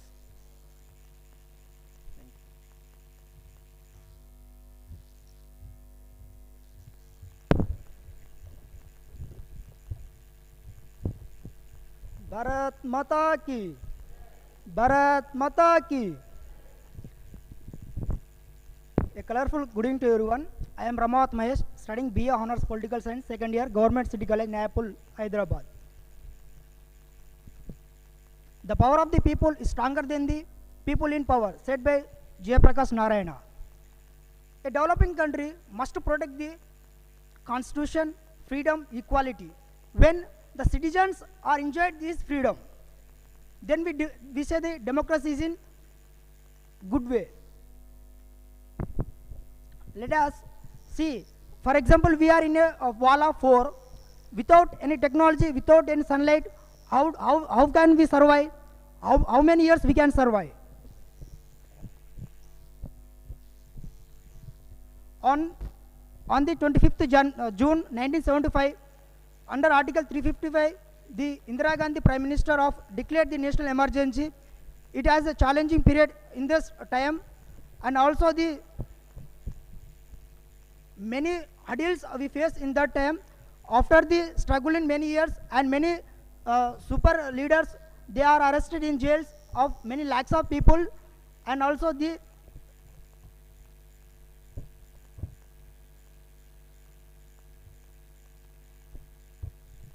and after 50 years, we say that many constitutions and democracy are protecting with us. I conclude that the emergency was a test of a democracy. It not just be delaying, and the people of India voice that is we have the voice to democracy is our, and we have to protect. Thank you.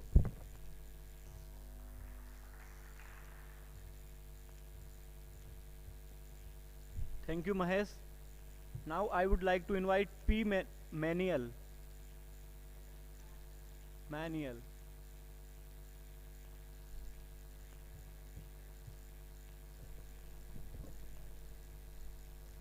Thank you.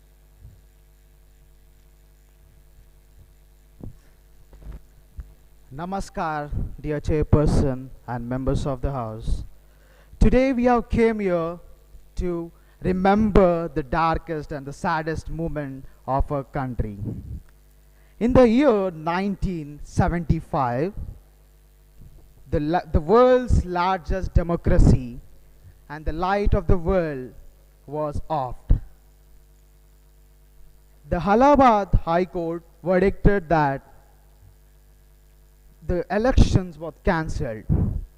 The Prime Minister of that time, by the power and the influence she used, she completely, by the help of the President, she completely announced the emergency without the contest of the cabinet. The impact of the emergency. As the emergency came because of the constitutional fall, the amendment 352, the Article 352, that which states that the President has the power to concess the emergency. But as we see the impact of emergency, it was so vast. The fourth pillar of the nation was suppressed. The press was suppressed, and many politicians were sent into the jail. And youth were protesting on the roads. And lot of lives are sacrificing because the Article 21 and 20 was completely suppressed. As we see, the liberty and right to life was completely gone away. And there was no judicial power, and there was no judges has the power. As this government changed the Amendment 42 and make the judicial power completely suppressed. As we see today, we are guarding our democracy with the Amendment 44, that which guards our constancy, which guards our democracy. As we see today, it helps us, whatever the circumstances it might be, and whatever crisis it might come into the country, but Article 21 and 20 never be suppressed again in this new amendment. And today, as I want to share my conclusion, that as we are moving forward as the Viksit Bharat 2047, we should always remember one thing, that the developed nation is not the nation that which builds the trillion economy, but the nation that which has unshakable and strong democracy. Thank you.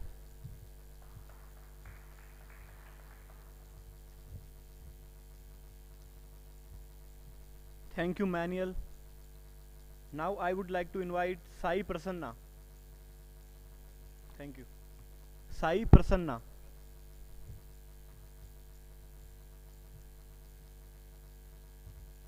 Good evening to all.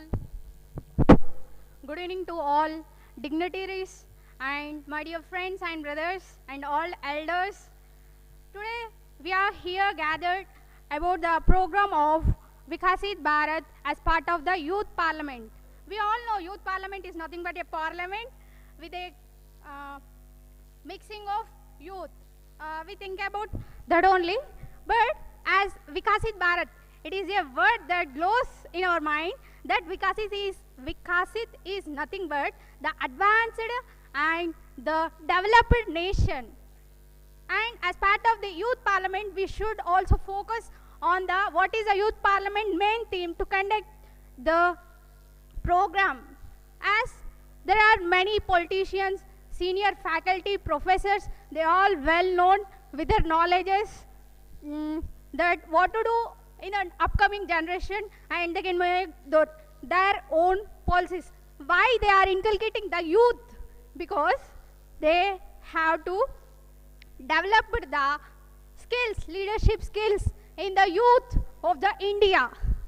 It is a main theme, and it is also focused on the pillars of the growth. Why? To become a developed nation with the employment for the youth. The main thing is that while the employment is successful, while the education with inculcating the skills, the great scientist, Professor Dr. APJ Abdul Kalam, he said that the education with the skills is important for a education system that we should remember in our minds. Then I am diverting to our education system. The education system, which is the basic pillar of every student, every child. It is a developing path growing for a young mind to a vibrant nation. There is a huge part played by the youth. While in our education system, I am pointing that why our education system is not mentioning the fundamental rights, DPSP's direct principles in the education system in our up to 10th standards. It is placed apart in the last social studies only of up to 2 chapters only. Why?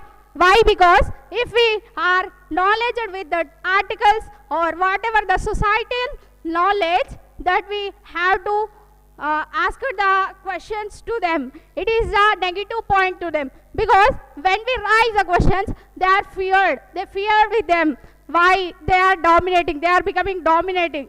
Then we must know, and we should point out this, why there is a differentiation syllabus for us. We are not asking for international syllabus. Is why the state board is not focusing on the skill and creative studies. So for 2 minutes, 1 minute. There is a resources in our India but not using. Thank you.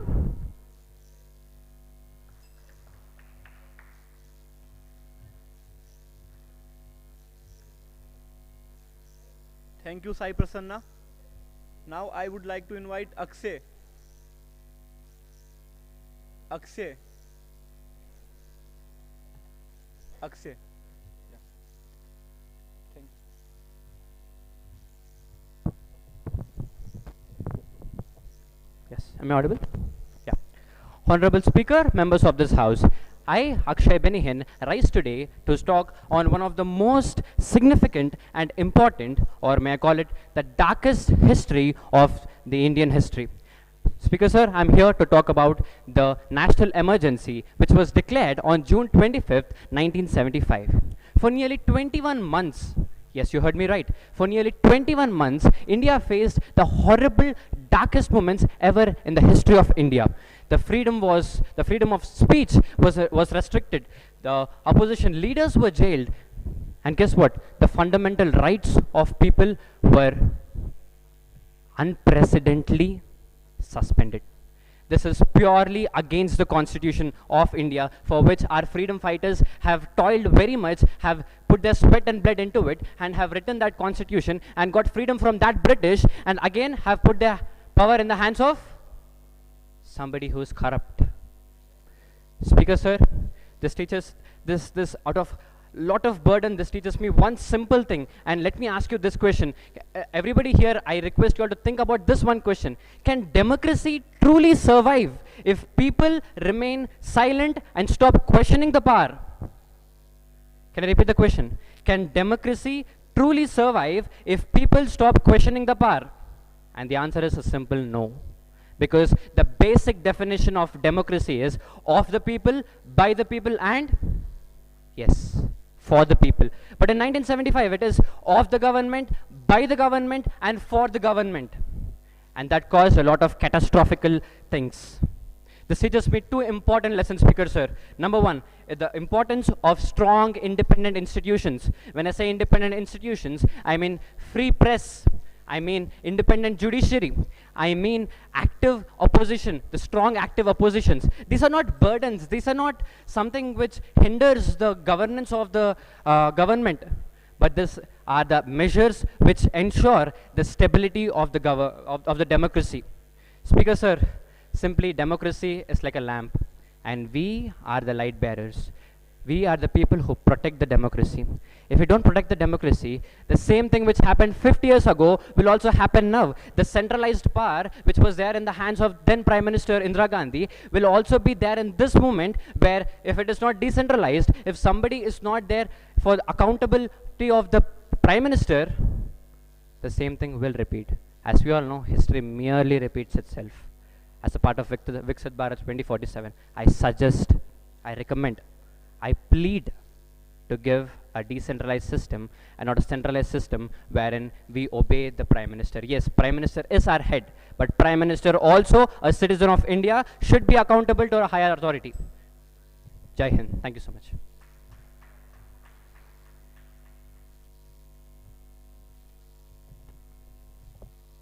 Thank you, Akshay. Now I would like to invite Sai Kiran.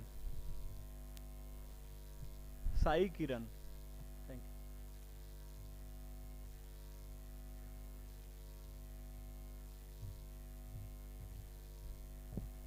you. Democracy. Democracy is the thing which is not just for elections. It is about the thing for the public, building nation and building institutions and respecting our constitution, which is set by the great Indian personality Atal Bihari Vajpayee. Good evening, myself Dabika Sai Kiran from G. Pulla Reddy College of Pharmacy. The emergency 1975 to 77 is one of the darkest chapter in Indian democracy. On June 25, 1975, PM Indira Gandhi declared India as in emergency. It was about for 21 months where world's largest democracy has faced suspension of civil liberties.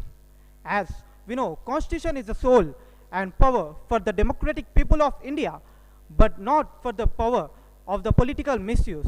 But during the emergency, it was happened. Democracy became fragile. Fundamental rights were curtailed. Freedom of speech was curtailed. Freedom of media was censored. Political opponents were imprisoned. And also constitution was amended according to their political intention, like 42nd Amendment. As democracy was eclipsed not by any foreign invasion, but it was for maintaining personal political powers. As free India is not for any emergencies. It is for development with respecting to constitution and moving along with democracy. Emergency affected education system, institutions and constitutional rights. Over 1,10,000 people were arrested and judiciary role was restricted. And also programs like forced sterilization programs. All of these factors made India in the darkest phase, that is the darkest chapter in the country. As it gives one of the greatest lessons to the present youth and to the nation, like safeguard of the democracy, as we have the world's largest democracy. And we also know that India is a country with largest youth population, so youth should become guardians and safeguard our Indian constitution. And also political freedom to be provided along with economical freedom, and also democratic strength to be provided to the people of India. Youth and whole Indians should be united together for stand towards to question injustice and to participate actively as a responsible citizen. If constitution is a soul, then democracy should be the eternal power contributing to the people of India and its development, which makes Viksit Bharat an inspiration for other countries. Finally, I want to conclude by saying, संविधान और लोकतंत्र प्रजा का बल है, किसी तानाशाही का पल नहीं. जब ये जनता और नेता समझेंगे तो ऐसा समय फिर कभी आएगा नहीं. जब संविधान और लोकतंत्र का होगा आदर, तो मेरा भारत किसी के आगे झुकेगा नहीं और हम गर्व से कहेंगे मेरा भारत विकसित भारत बनकर खड़ेगा और सभी के लिए एक आदर्श बनकर रहेगा. जय हिंद, जय भारत. धन्यवाद.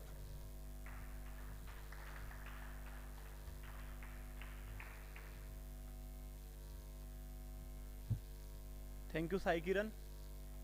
Now I would like to invite Aksit Dora.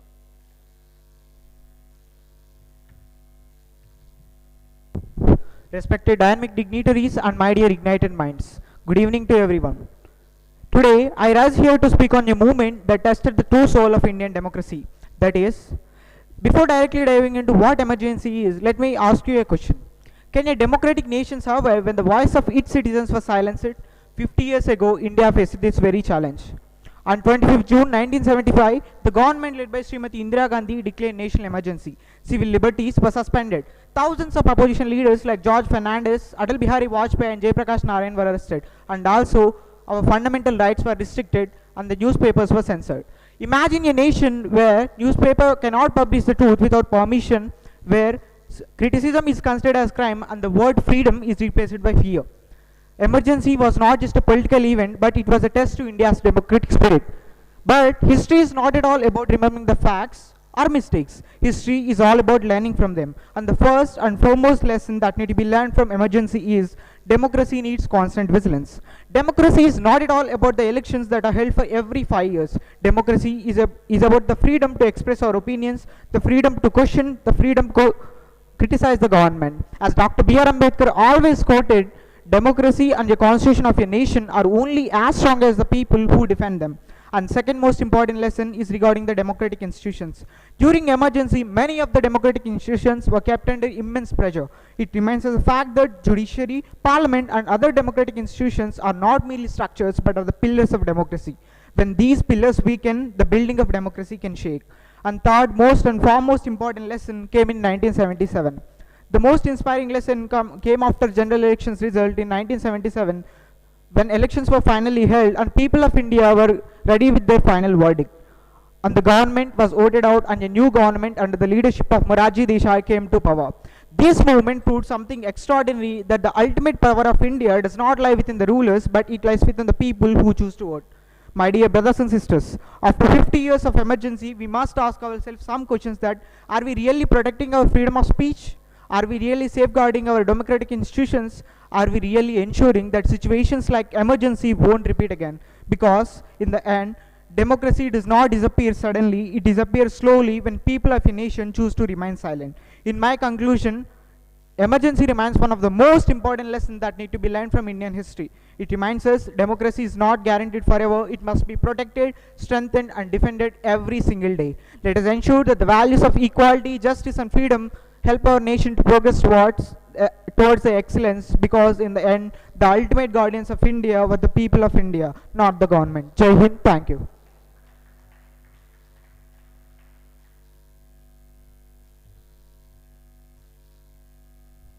Thank you, Aksit. Now I would like to invite Mohammad Nijaruddin. Mohammad Nijaruddin. Thank you.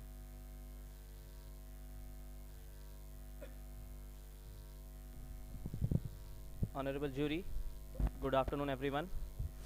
Fellow participants, today I am going to talk about the 5 decades of Indian emergency which happened in 1975, June 25th.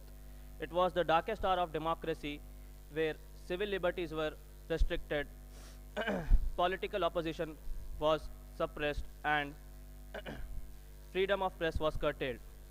It was the darkest hour of democracy. It tested the might of the constitution.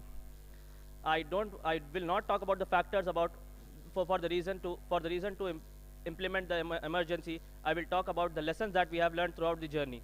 I broadly categorize it into 4 reasons. The first lesson is that during the judgment of Allahabad High Court in Rajnarayan versus Indira Gandhi, the Allahabad High Court upheld the values of the constitution of free and fair election and judicial review, which proved that constitution is the supreme rule of the land. The second lesson came in ADM Jabalpur versus Shivkan Shukla. Shivkan Shukla, where the Supreme Court with 4:1 majority stated that fundamental rights can be restricted in cases of emergency, but the dissent of H.R. Khanna proved that constitution should be interpreted more than words, but by the values.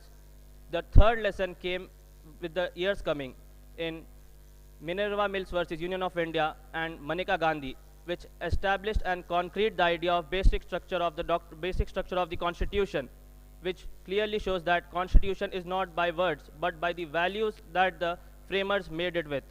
And the final lesson that I could come up with is the the 44th constitutional amendment in 1978 during the Janta Party rule, which established that fundamental rights of Article 20 and 21 cannot be restricted, no matter if it's even an emergency, and broadened the Article 352 apart from internal disturbance and changed it to armed rebellion, making it a concrete vision of the Constitution.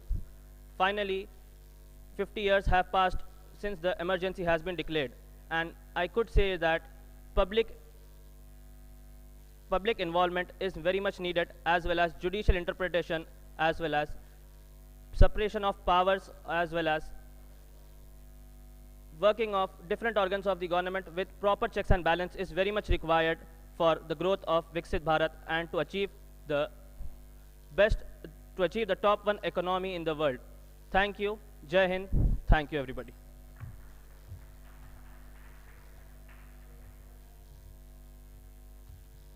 Thank you, Mohammad Nijaruddin. Now I would like to invite Sai Abhivardhan. Sai Abhivardhan. Thank you.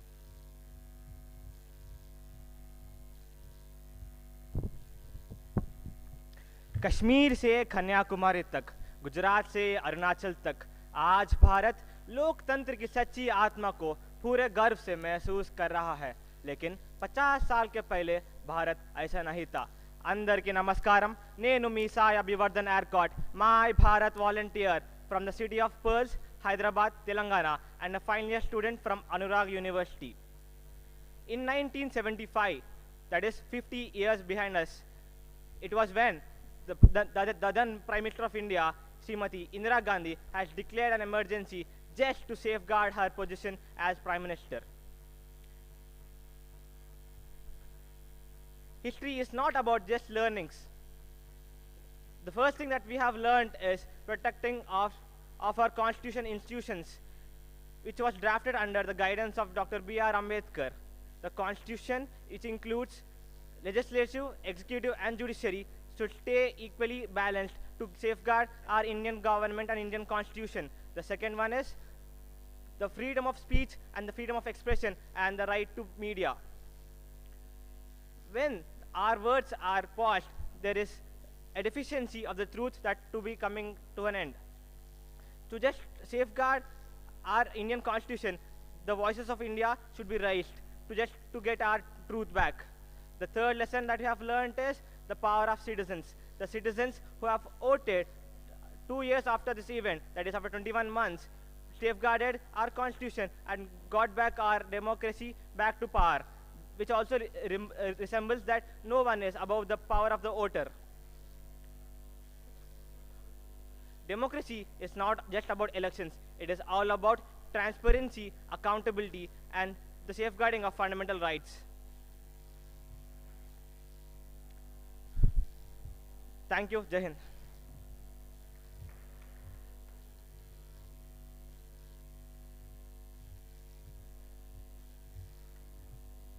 Thank you, Sai Abhivardhan. Now I would like to invite Chaitanya. Chaitanya, thank you.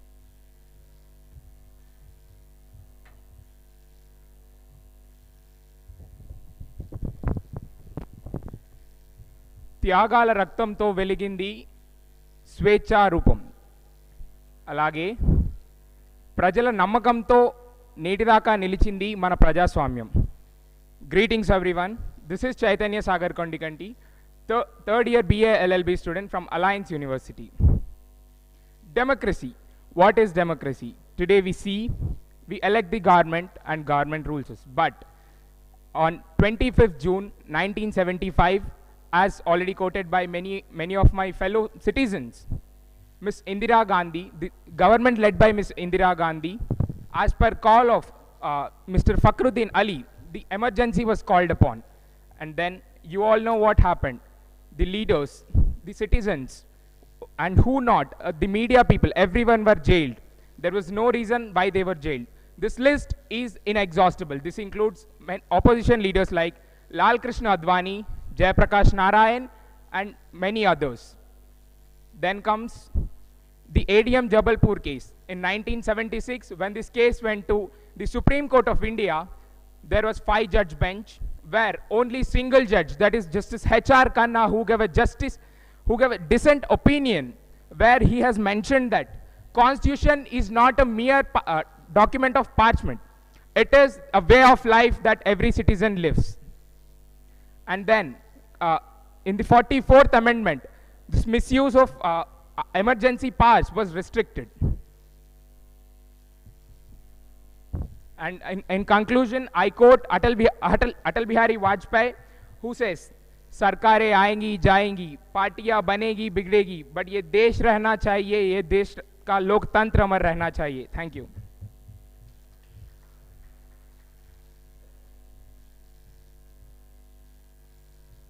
Thank you, Chaitanya. Now I would like to invite Pravalika. P. Pravalika. R. Pranitha. R. Pranitha. Thank you.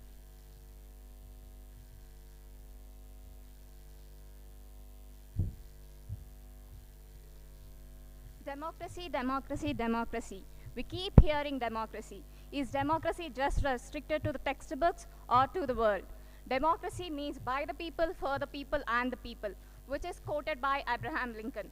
Prajala kosam, prajala cheta, ప్రజల ద్వారా జరిగే ప్రజల పాలన. ఈ ప్రజల పాలనలో పాలన పాలకులదైతే చీకటి ప్రజలది. ఎంతవరకు ఈ చీకటి ప్రజలతో ఉండిపోతుంది?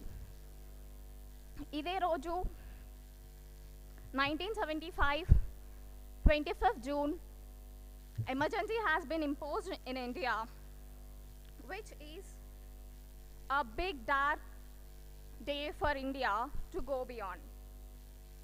We have faced restriction to the basic rules of life, to live, to speech. The censorship of press have been took place, which are really unimaginable in today's world. Yeah, it is a very big event that took place, which has been led to the sterilization of the poor people, which is really a nightmare for the people today. And I request the youth here to take politics as their tomorrow's future. The future lies in the politics as we youth choose it, because we have the ability to rule the country, take the country beyond, and live with the rules that we want to fulfill, to take our future into the brightness, to take the world, to take the India into one of the best positions. To represent ourselves, we need strong oppositions to restrict what's wrong happening. This led because of the malpractice which happened during the elections and the judgment of Allahabad High Court.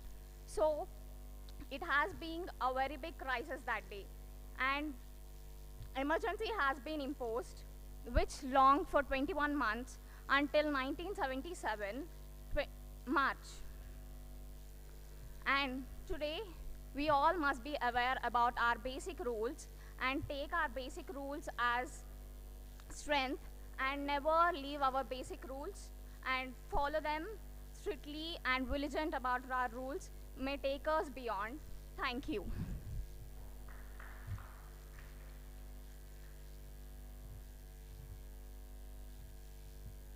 Thank you, Pranitha. Now I would like to invite M. Hari Prasad.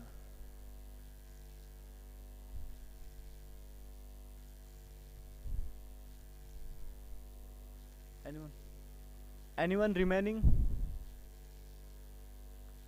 Thank you everyone for participating in the Viksit Bharat Young Leaders Dialogue. Thank you. The result will be announced very soon. Thank you.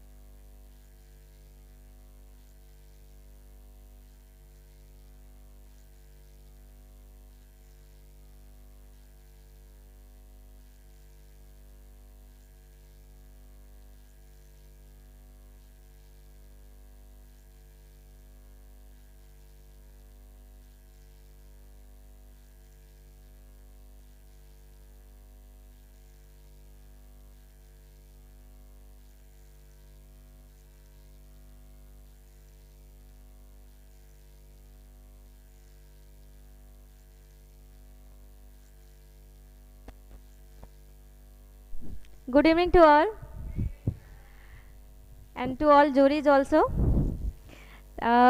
चूँकि विकसित Bharat youth parliament programme का सभी participants का अभी speech complete हो गया है, but मैं एक बार अनाउंस करना चाहूँगी, अगर आप में से कोई भी मिसिंग है जिनका स्पीच अभी नहीं हुआ है कंप्लीट, जिनका नाम अनाउंस नहीं किया गया है, तो आप प्लीज़ अपना नाम हमें बताएं, ताकि आपके स्पीच के साथ फिर हम इस स्पीच कंपटीशन को कंक्लूड करेंगे और उसके बाद मार्क्स एवेल्यूएशन किया जाएगा। एक बार मार्क्स एवेल्यूएट किए जाएंगे तो बीच में फिर वो चीज़ हम इंक्लूड नहीं कर सकते हैं, इसलिए जो भी पार्टिसिपेंट मिसिंग है जिनका स्पीच अभी यहाँ पर कंडक्ट नहीं हुआ है, आप प्लीज़ अपना नाम हमें बताएं और आपका स्पीच यहाँ पर आप डिलीवर करें, ताकि उसके बाद हम लोग इस स्पीच कंपटीशन को कंक्लूड करने के बाद मार्क्स एवेल्यूएट करेंगे और रिजल्ट्स अनाउंस करेंगे। जो टॉप 5 विनर्स हैं हैदराबाद डिस्ट्रिक्ट से, हम उन्हें सेलेक्ट करके आपके सामने उन्हें अनाउंस करेंगे।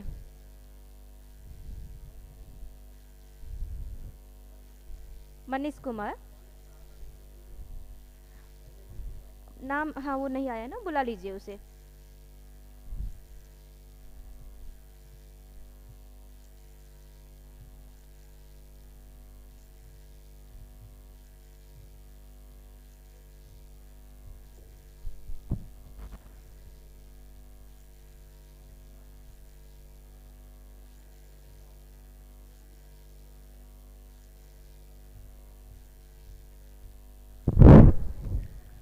Hello, good evening, sir, ma'am. I am Manish Kumar Singh from this college, Government City College. I am here to tell you about Viksit Bharat Youth Parliament emergency period. So, before going to the emergency period, I wanted to ask you a question. Imagine you wake up in the morning and sees that every politician, opposite politician has been prisoned and all your thoughts, your expressions and fundamental rights have been violated by government. What will you do? So, going to the question, we have answered that at the time of 1975, 25th June, emergency was declared by Indira Gandhi, Prime Minister, because there were internal securities as well, there were political leaders who were conflict with them. That's why emergency was declared. So, what happened after that? The people's fundamental rights, their expressions was violated, and there were no free to the newspapers and journalists to print their news as well as their views in the newspaper. So they left the newspaper blankly. That's why there were no freedom of newspapers as well. In the year 1977, general election was held. Due to the election, one party has elected as one of the major party, like Moraji Desai has elected as a Prime Minister of our India at that time. This shows that there was a free hand to the people to vote and elect their leaders. That's why I say that authority has power, but the people vote has more power than the authority. So, due to this, we have to learn that we should protect our securities, your fundamental rights, etc. Not the political parties or anywhere, anything can do that. So, we can protect our fundamental rights, our expressions, etc. So, I conclude this by saying that we have the power to change government as well as anything. So, democracy is our right. No one can take from us. Thank you. Jai Hind, Jai Bharat, Vande Mataram.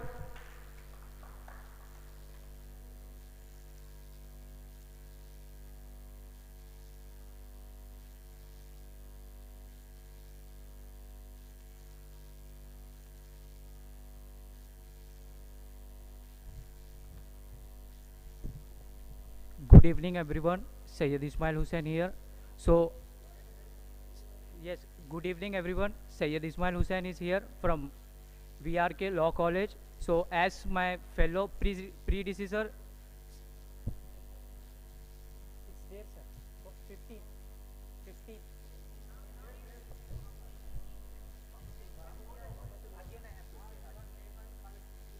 Okay. Sayyid Ismail Hussain here from VRK College of Law. So as my predecessor speakers have already mentioned the root causes of emergency and all the unprecedented instance which follows the emergency, I would like to focus on directly on the lessons learned from the emergency. So the first and the foremost lesson that Indian democracy learned that we have finished the one party single dominance in our political system in democracy. The 1977 general election held, the Janata Party coalition came into power. Morarji Desai becomes the first non-Congress Prime Minister of this country. Although that coalition doesn't last long, but the start of a change started and the emerging of a new leaders started, such as regional parties of TDP or the Akali Dal or the DMK. The emergence of the new regional parties and regional players started. It began the era of coalition. The second most lesson we have learned from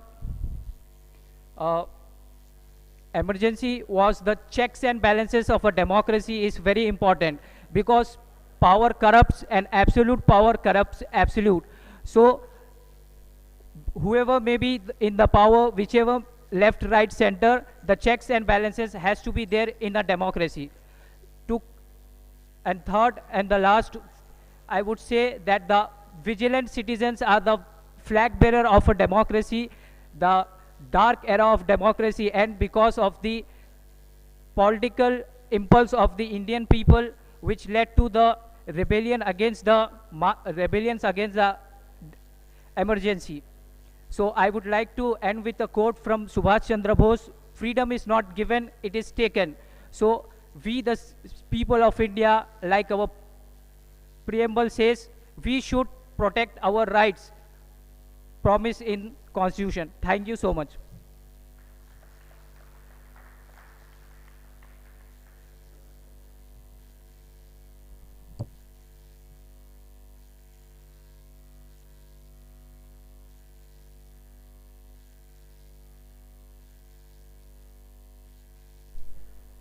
अभी आप सभी के पास 5 minute का break है, उसके बाद में result announce किया जाएगा।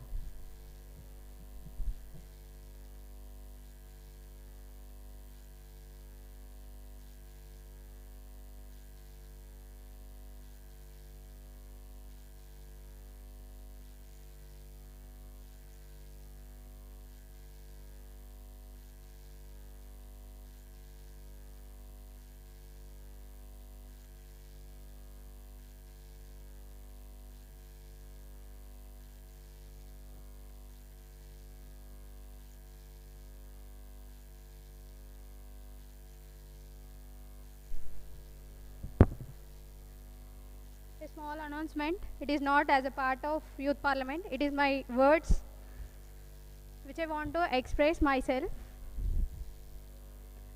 Where I have completed. Okay. To young minds, I want to tell. The title of a notice: Where we are. What is learning is up to books only? Why our parents and people are not supposed to or grown us to questioning? Is it a legacy of colonial era?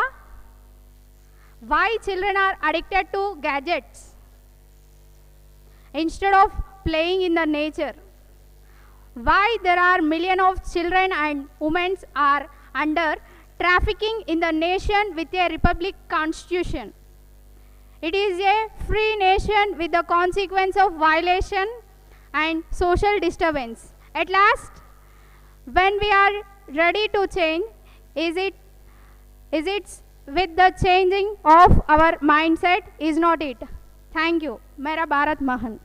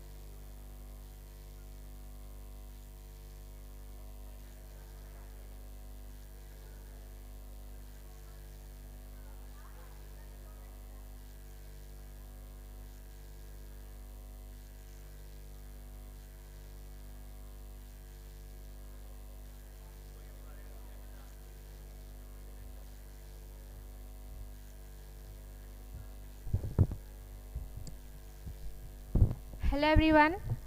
This is not a second chance. I am just voluntarily saying anything. I am Aslesha, a 19-year-old from second year BTech student. It is an honor to present my thoughts on this topic, 50 years of emergency lessons for Indian democracy with all of you. लोकतंत्र केवल एक शासन प्रणाली नहीं है. I repeat, लोकतंत्र केवल एक शासन प्रणाली नहीं है, बल्कि यह जनता की आवाज़ है. Democracy is not merely a system of government. Democracy is not merely a system of government. It is the voice of the people. It is the voice of us. 50 years ago, during the emergency in India, that very voice was put to the toughest test in the history of independence of India. In 1975, Indira Gandhi declared a national emergency under Article 352 of Constitution. What happened then? Civil liberties were restricted, opposition leaders were detained, and the press freedom, it faced very strict censorship. It was a movement that forced the nation to ask a very serious question. How strong is a democracy when power becomes concentrated in a very few hands?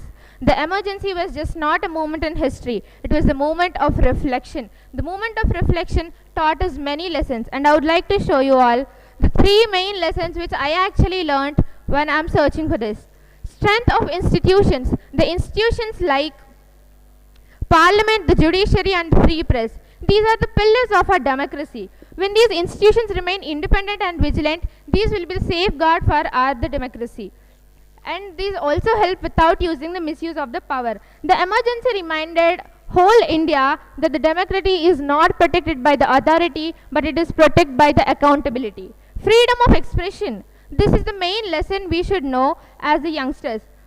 The freedom of expression. It is a democracy that thrives when the citizens, when they have to question, debate, agree, disagree, or express their opinions without any fear. Because silence is not stability, it's suppression. And also the main impact and the powerful lesson is power of the people. We as the people and citizens of India don't realize how much power we actually hold. In 1977 general elections, the people of India used their democratic right to restore balance and accountability. This movement proved a powerful truth.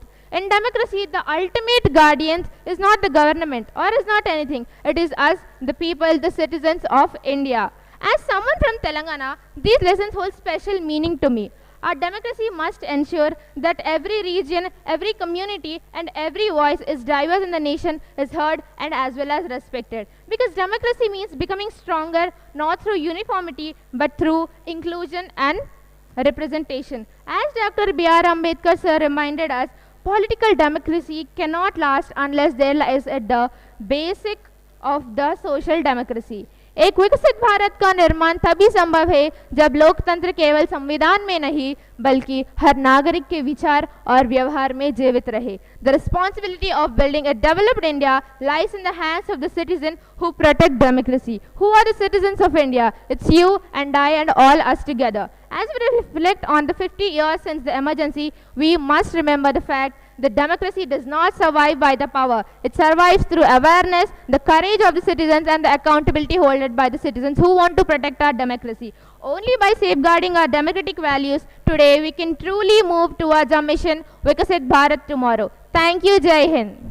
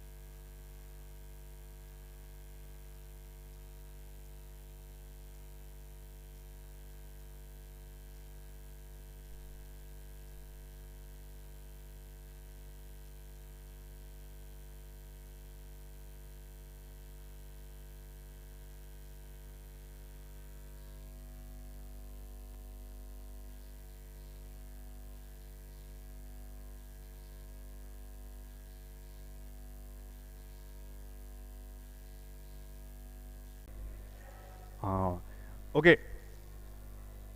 So, shall I speak in English or Telugu? This is totally informal. I just felt like I have to tell you about something. So, how some of you came here, right? I went like this to a lot of national competitions. Where सब लोग tired हो गए क्या? काफ़ी exhausted feel कर रहे हैं आप लोग? बट अभी रिजल्ट टाइम है ना, तो आप लोगों को आई थिंक एनर्जाइज फील करना चाहिए, है ना? यू ऑल आर यूथ, है कि नहीं? यूथ कैसे होते हैं? एनर्जेटिक होते हैं ना, बिल्कुल जोश से भरे हुए. चलो कोई नहीं, अभी आप लोगों का ये कंपटीशन फिनिश हो चुका है. और एक बार सबसे पहले तो मैं यहाँ के उपस्थित सभी जूरी मेंबर को मैं धन्यवाद देना चाहूँगी कि काफ़ी टाइम दिया उन्होंने हम इस विकसित भारत यूथ पार्लियामेंट प्रोग्राम को कंडक्ट करने में. उनका काफ़ी सहयोग रहा. मॉर्निंग से इवनिंग तक वो हमारे साथ यहाँ उपस्थित रहे. और एक बार मैं सभी जूरी मेंबर को डायस पर बुलाना चाहूँगी. Doctor M Venkateshwarlu sir, additional collector Hyderabad, one of the jury member. Sir please come to the dais. Sir, please join the dais, sir.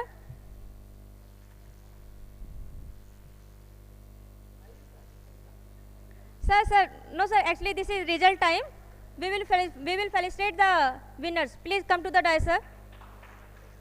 आप सभी एक बार जोरदार तालियों से स्वागत करें. आपके तालियों में वो जोरदार वो गूंज नहीं है ना, इसलिए सर अभी सर भी डल फील कर रहे हैं. Okay, now we will proceed. अब हमारे बीच जो दो यूथ आइकन हैं, प्रबल गारू एंड कार्तिक गारू, मैं आप दोनों को भी स्टेज पर बुलाना चाहूँगी. आप लोग भी प्लीज़ हमारे साथ यहाँ डायस पर उपस्थित हो जाइए और जो रिजल्ट और फेलिसिटेशन का जो हमारा प्रोसेस है उसे हमें ज्वाइन कीजिए. अब चूँकि बहुत टाइम हो चुका है तो मैं ज़्यादा टाइम आप लोगों का नहीं लूँगी. बस इतनी सी बात बोलूँगी कि विकसित भारत यूथ पार्लियामेंट प्रोग्राम में आप सभी लोगों ने पार्टिसिपेट किया और यहाँ पर आप इवेंट में उपस्थित हुए. इसके लिए यहाँ उपस्थित जितने भी पार्टिसिपेंट्स हैं वो सभी जो है शुभकामनाओं के पात्र हैं. आप लोग शुभकामनाओं के हकदार हैं. आप लोगों का जो इनकरेज है, आप लोगों का जो डेडिकेशन है, किसी अपॉर्चुनिटी को ग्रैब करने का, एक्सपोजर का, इसके लिए ही मैं आप सभी को बेस्ट विशेष देना चाहूँगी। और अभी रिजल्ट अनाउंस किए जाएंगे, बट मेरे व्यू में यहाँ तक आना और अपने आप को स्टेज पर परफॉर्म करना, स्पीच डिलीवर करना, ये भी बहुत बड़ी बात होती है। तो आप सभी को एक बार मेरी बेस्ट विशेष। और अब मैं हमारे जूरी मेंबर से मैं रिक्वेस्ट करूँगी कि वो 2-2 मिनट के लिए, ज़्यादा टाइम ना लेते हुए क्योंकि ज़्यादा समय हो गया है, हमारे पार्टिसिपेंट्स को एक बार अपनी शुभकामनाएं व्यक्त करें। तो मैं सीमा Kumari ma'am, assistant director Akashvani से उनको बुलाना चाहूँगी आप लोगों को अपना गाइडेंस और आशीर्वाद देने के लिए। Thank you ma'am. Very good evening. Evening दो बार हो चुका आप लोगों का, राइट? और आफ्टरनून हुआ था। अच्छा। जैसा कि अभी ऋत्विक जी ने कहा, and I totally agree, 200% agree with him, situation and the circumstances makes you winner or failure. That doesn't matter. When my grandfather, he used to tell me, examination is not the real test of man. It is the life who can test you with its ups and downs, and you should not worry about it. And dear students, I must say that watching the young participant today has been truly inspiring for me. The way you presented your arguments, raised important issues, and expressed your thoughts reflects your awareness and concern for society and the nation. I'm really happy the way you all have presented. No, some of you might have that stage fear, because of that you fumbled and all, but everybody has given their arguments through their verbal communication, through their body languages, and I like it very much. I like it very much because in this age, I think we were not that much confident as you all are. And so I think we are very near to, I can see it, and with all my, knowledge, awareness, whatever I'm having being in government media, I can say that really Bharat is thriving and walking and running towards the Viksit Bharat 2047. And you all are the future of India. Thank you very much. Thank you very much.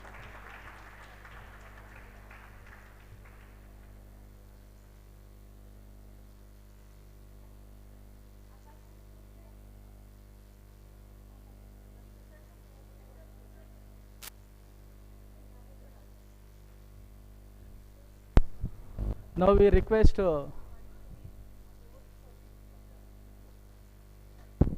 Professor Nageshwar Rao sir, Senior Professor, Maulana Abdul Kalam National Urdu University. Sir is every time he is having much patience and he is student-friendly faculty. Now I request sir to declare the results. We welcome you, sir. Thank you for your patience.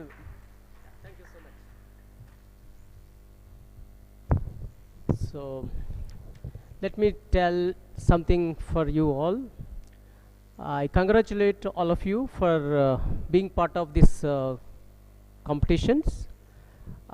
Let me read from 5 to 1, that is list 5 to 1.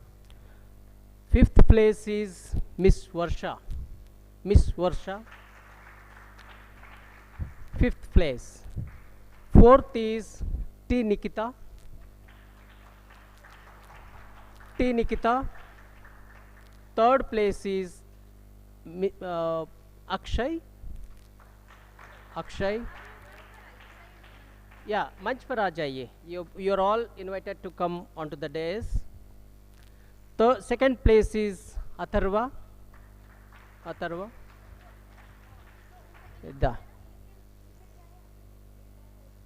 Yes. So now everybody waiting for the 1st place. Meet Lautika. Meet Lautika. Yes. So I congratulate all these people for their wonderful, yeah.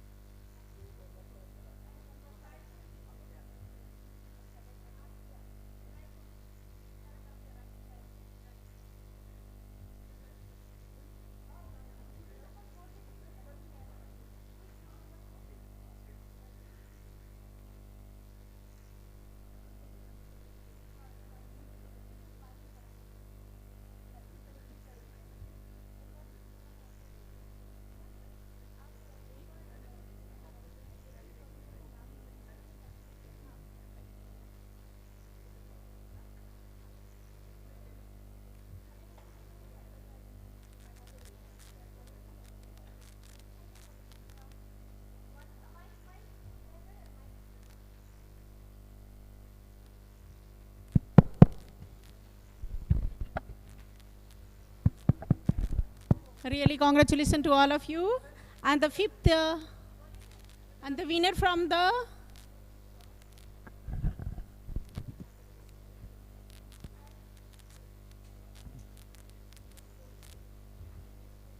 fifth, fourth, third, second and first.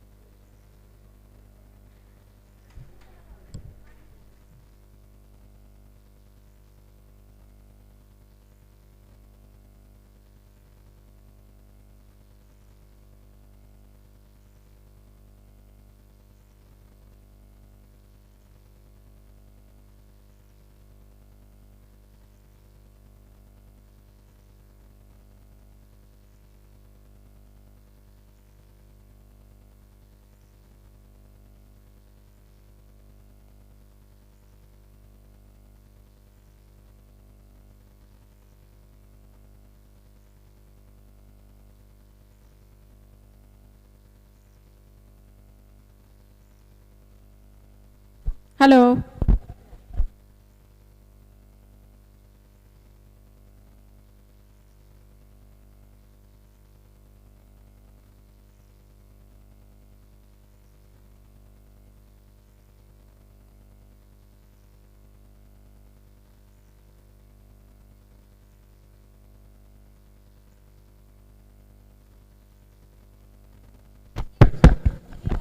Hello.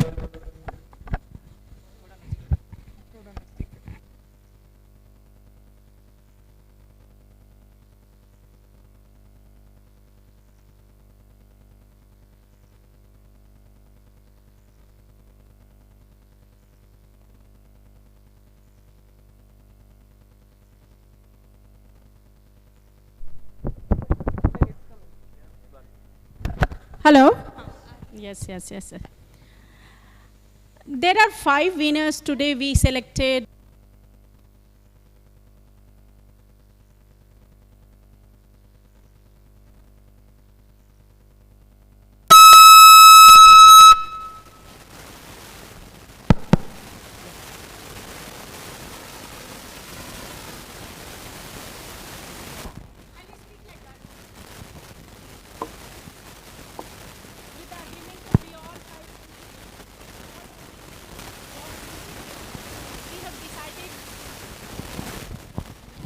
Hello. With all the honesty and integrity, we all, with our full agreement, we have decided for this district level Viksit Bharat Youth Parliament held at this institution on 11th March 2026. There are 5 numbers we have selected, 5 members we have selected, and we will just in descending order we will tell the name. And the winners, we are congratulating to each one of them. And all the participants who have participated here, you are really a learner here. You are going after learning something from here. The 5th winner of this competition is Varsha. I would like one of the jury members to go and felicitate her and give the certificate.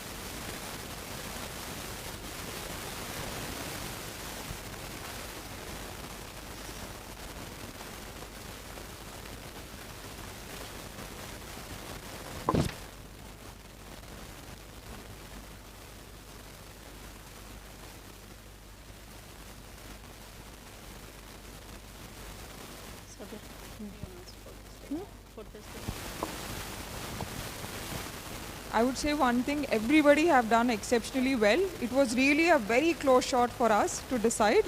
So the fourth, winner is T. Nikita. Please come forward.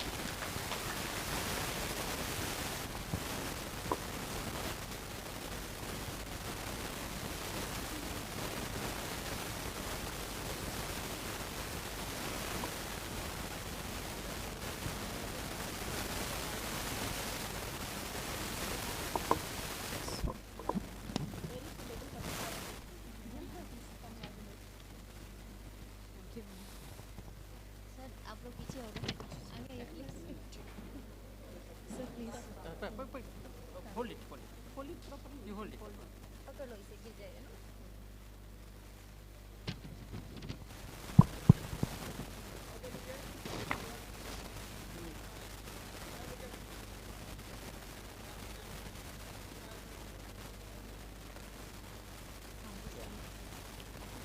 Now I call upon Akshay.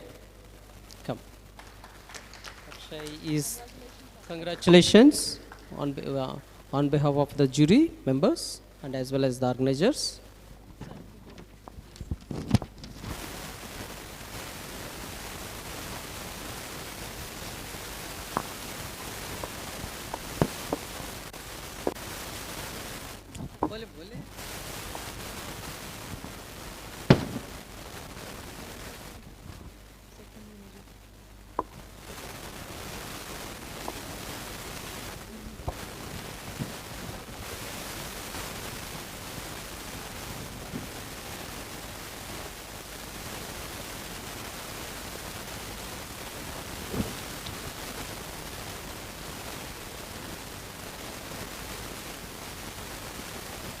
And the second winner is Atharva.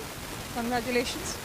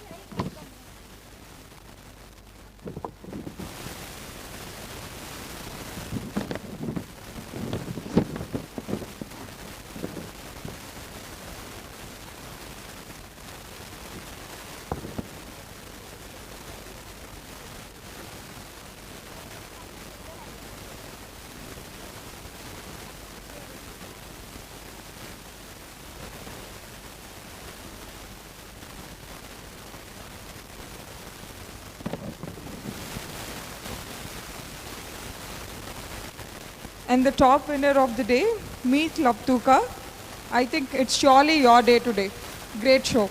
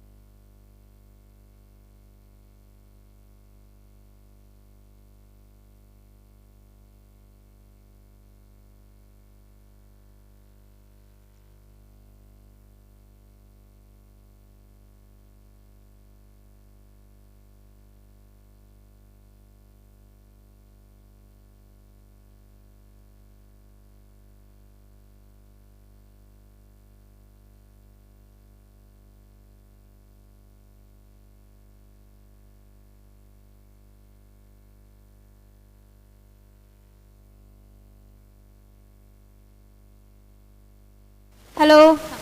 All 5 winners, come to the dais please. We will take one group photo.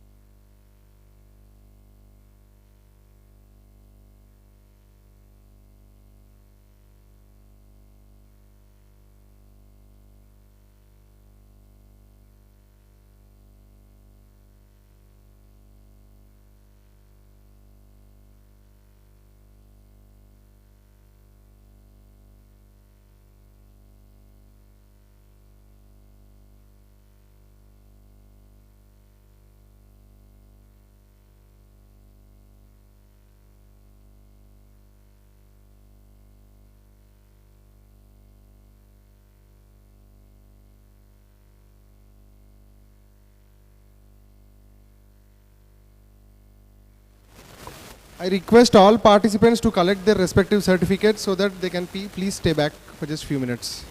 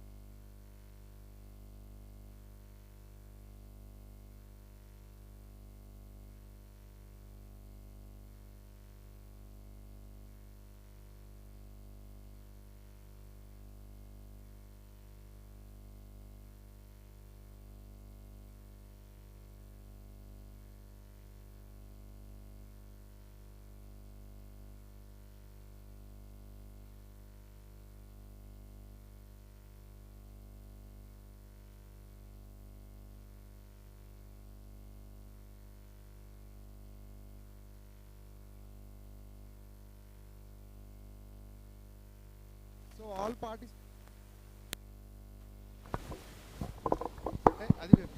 Yeah, all participants please come on to the dais and collect your certificates. Also a group photo.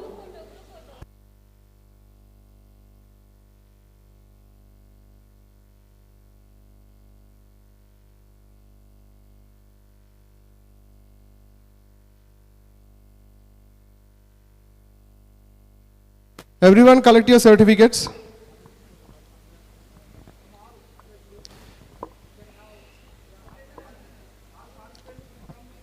First.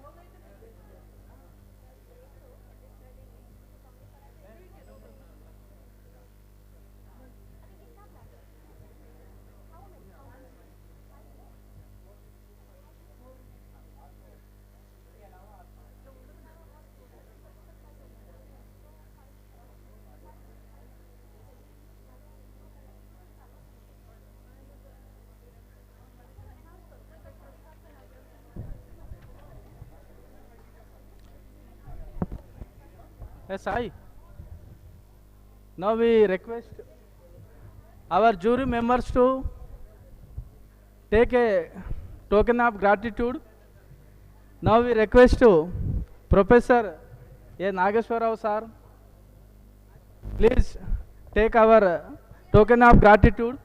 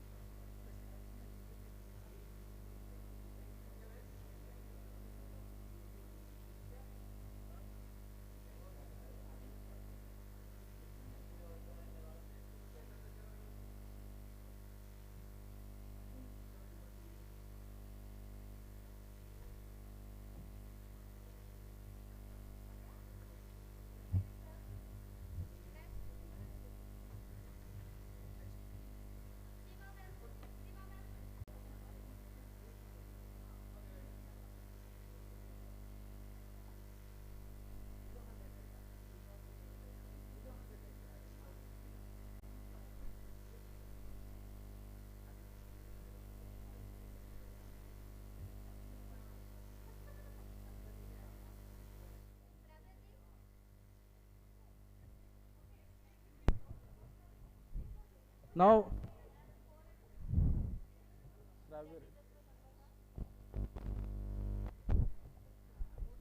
Shravya Reddy, madam.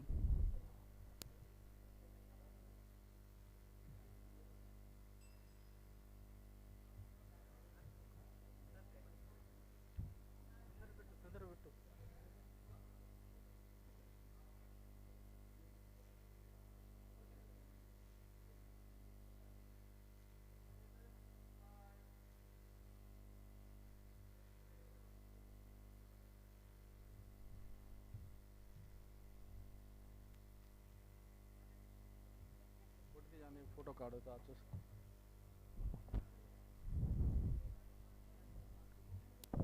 Now Ritvik.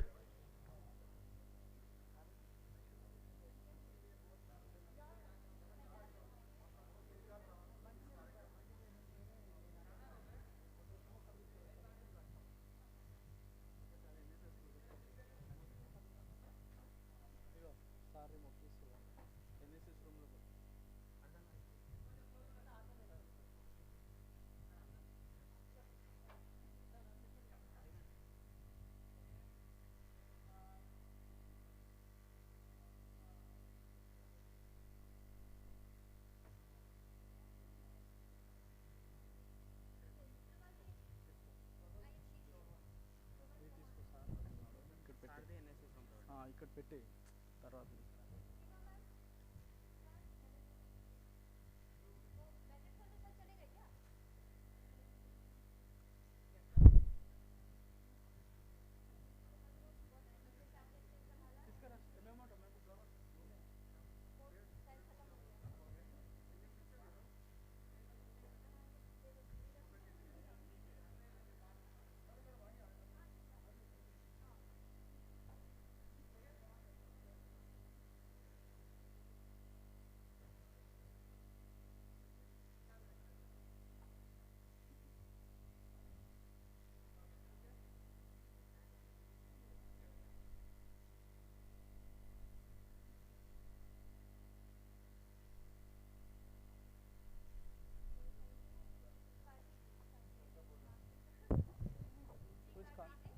Now we request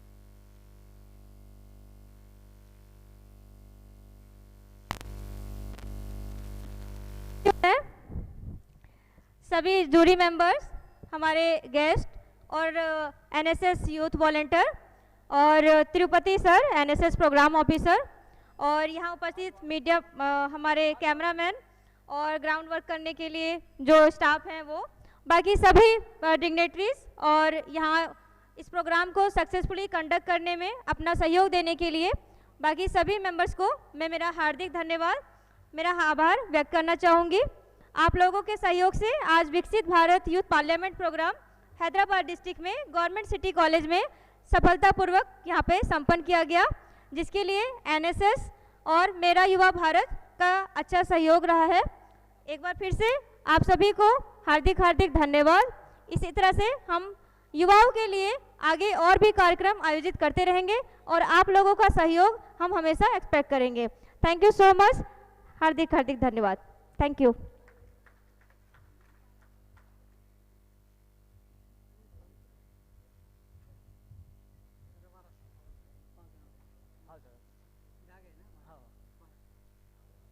कैसे जा रहे हैं? किधर रहते तुम्हें?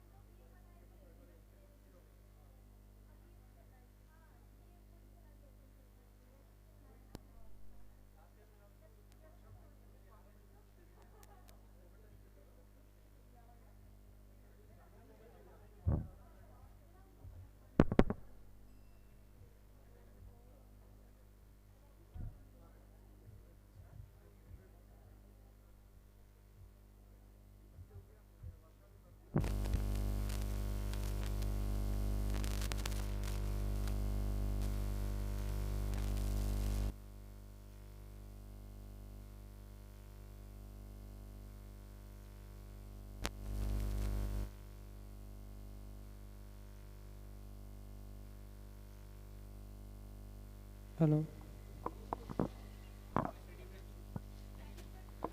Hello Ram ఎక్కడున్నా stage పైకి రావాలి.